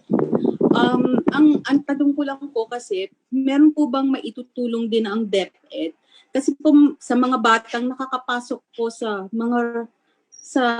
admissions ng mga regular schools na pribado, kaya lang kapag nahihirapan na po sila doon, lalo na kung may mga sensorial issues and all, na yung kahit hindi nila minsan kasalanan yung mga nangyayari, sila yung nasisisi, pero pag tiningnan mo naman din kasi nga, kaya naman nilang mag-aral sa paaralan na yon. Kaya lang wala kaming makuhang tulong minsan, lalo na marami din kasi ako nakikitang mga bata na nile-let go ng mga private schools kasi nga hindi oriented yung mga batang ito at saka hindi rin dinidisclose ng mga magulang yung condition. Nakapag-aral ang anak ko sa private school kasi I took it upon myself kasi school physician ako ng isang eskwelahan. Ako yung nagbibigay ng talks. Ini-invite ko yung SPED teacher para mag-orient. Kaya lang hindi lahat ng magulang magkakaroon ng lakas ng loob para mag-demand na kung pwede nilang gawin yung katulad ng programa na pinagawa na orientation ko dun sa mga teachers dun sa paaralan ng anak ko. Meron po ba kayang maitutulong ang DepEd on giving directives sa mga private institution na kung may mga bata nang nakapasok sa mga para-aralan na nila ay matulungan yung mga batang iyon? Okay. Sino po kayang pwedeng tumulong sumagot? Kasi wala tayong panelist from DepEd. Wala po kasi palang taga-DepEd na. Sa karanasan kaya. All else, alam ko po maraming DepEd na nanonood sa atin ngayon. Baka po may pwedeng sumagot.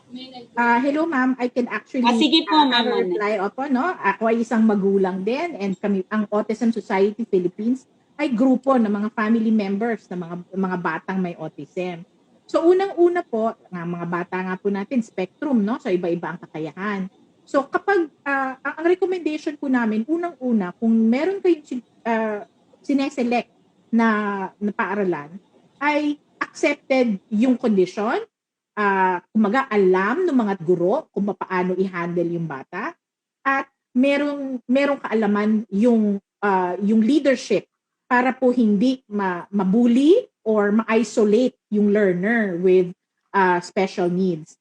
So yung sinasabi niyo naman po na kayo po mismo ang nag-advocate para sa anak ninyo, abay appear, mami, dahil ganun nga po yung ginagawa natin na ang Autism Society Philippines, ang mga magulang ng Autism Society Philippines, we have 100 chapters all over the country. And kapag meron po nangangailangan ng sensitivity training, whether it is in a school or a business or a mall, pumupunta po ang Autism Society Philippines. Pwede po namin itap yung mga partners namin na nasa NCDA, na halimbawa po, tuhugin na natin lahat ng kapansanan, di ba? Para isang upuan na lang. So, pwede pong gawin yon, mami. So, kailangan lang po na yung eskwela na pinili natin ay angkop talaga para sa kakayahan ng ating anak. Meron din po kami, sadly, na experience na yung mga magulang talaga pinipilit. Gusto niya yung anak niya na mapunta sa mainstream na by hook or by crook. Minsan naman, hindi naman po talaga ready yung bata at hindi ready yung eskwela. Ang advice ko nga po dyan, kung halimbawa, ayaw nila yung anak namin, abay, sige, okay lang yun. Ayaw nyo kung ayaw. Ibig sabihin, it's not a good fit. Yeah. So, talaga po yun ang kailangan hanap. Dapat good fit yung kakayahan ng bata, yung comfort level ng magulang, at yung skill at passion ng eskwela. Gusto ko rin po i-note na halimbawa po, no, college na. Ito po yung area na talagang wala nang SPED sa college. Di ba? So usually, either magbo-vocation yung bata, paano kung talagang gusto niya mag-college?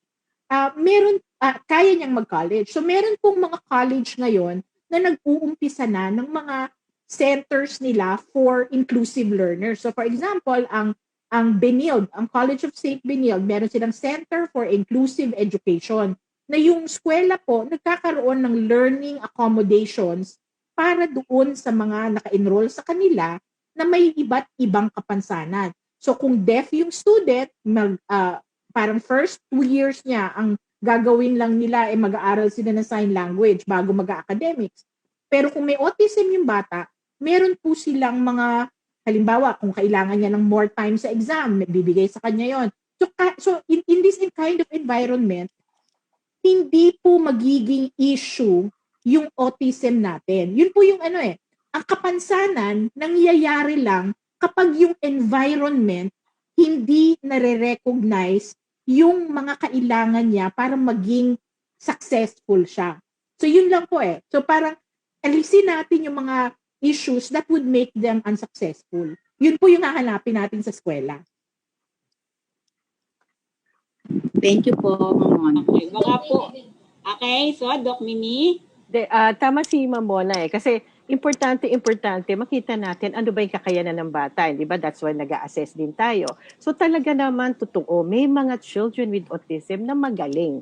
Di ba? Hindi natin sinasabi lahat sila below 75 ang IQ, maraming mataas. What is sometimes the limiting factor? Kamusta yung behaviors o yung mga sensory issues? So, sa mga maliliit pa lang, ang nangyayari yung mga elementary, tingnan nga natin, sino ba yung mga eskwelahan na tumatanggap?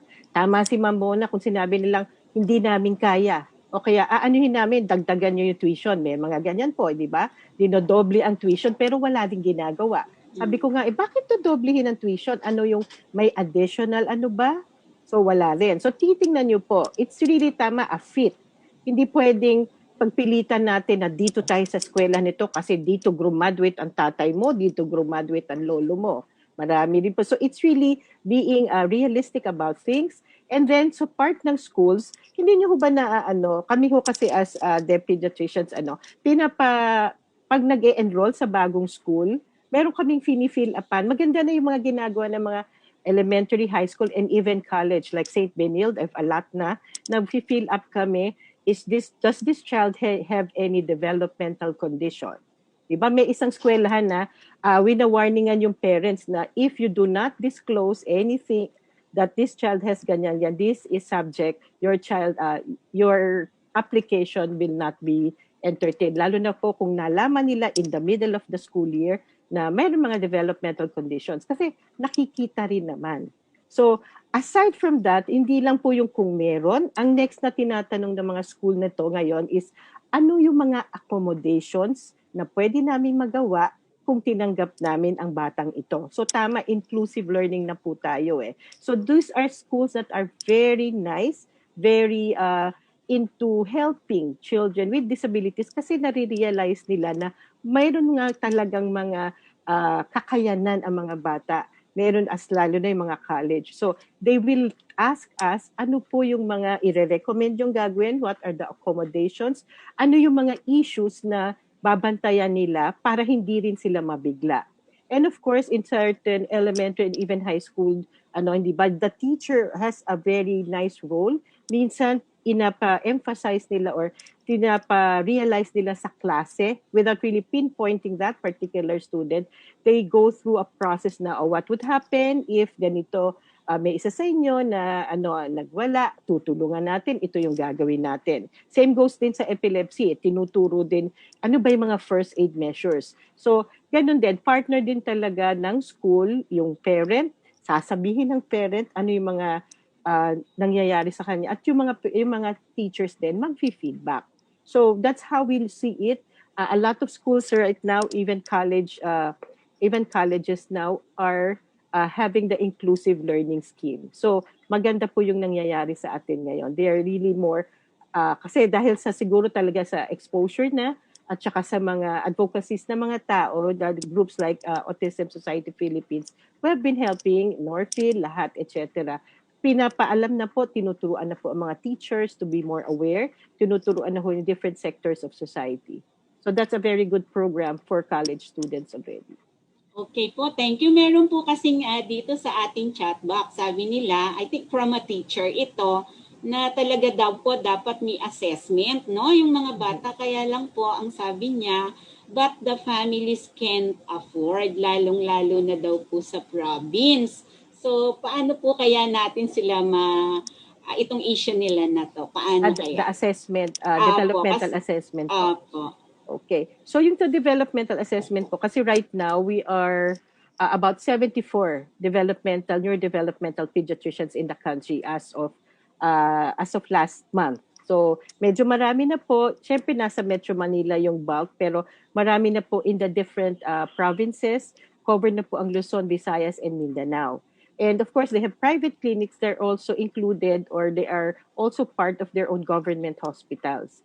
So, ang maganda po nga sana, di ba yung ating aim is yung batang taga Quezon City, hindi na gumalaw umalis ng Quezon City. Sana lahat ng assessment, lahat ng available PTOT nandoon na sa within the di ba? Within the local government para makita natin na natutulungan natin silang lahat. Every service is available.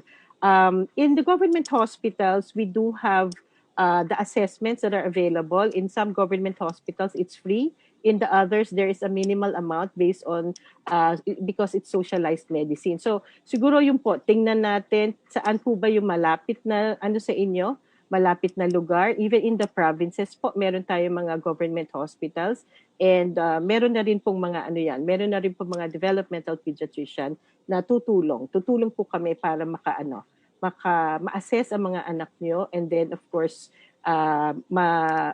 maka-under po in terms of education.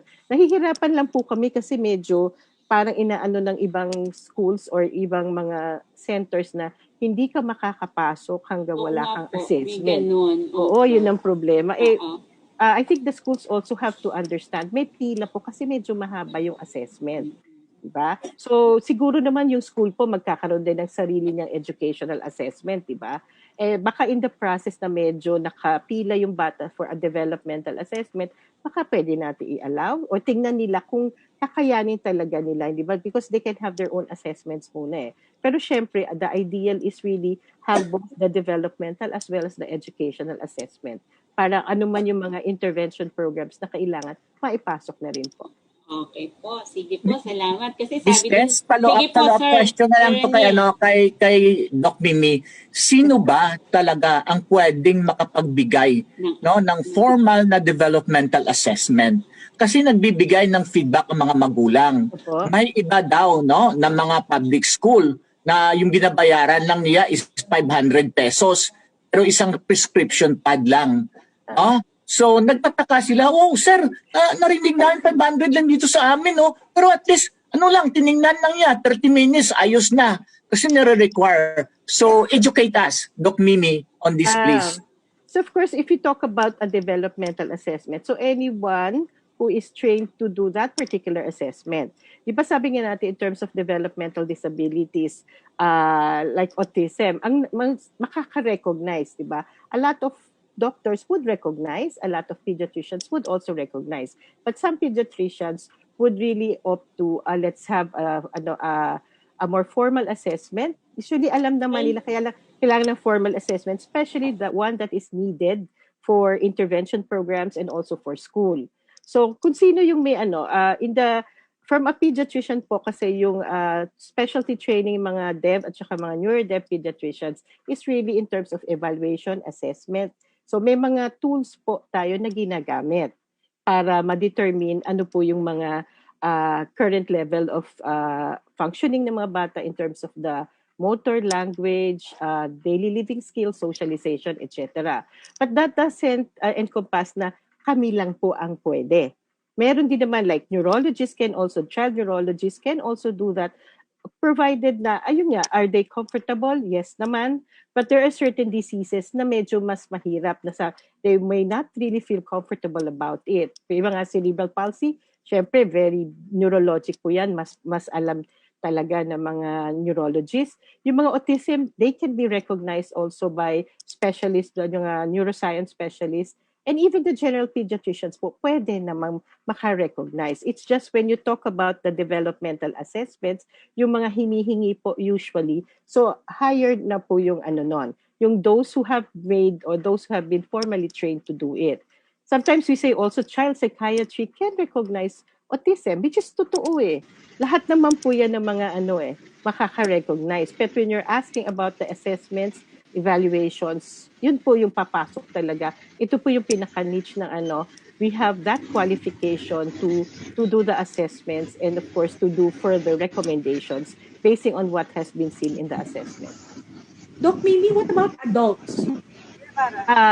Yun po ang mahirap. Kasi minsan nga yung mga even adult psychiatrists, the adult neurologists don't really, are not really very comfortable, di ba? Wala ho tayong adult pediatrician, developmental pediatrician. Kaya ang nangyayari, medyo yun yung mga on the crossroads, kaya minsan yung tinatawag tayong transition program na rin po for autism and other developmental disabilities. So, tinatransition na natin yon na 12 years old pa lang, 13, prepare na para ma-crossover na siya to adult specialist.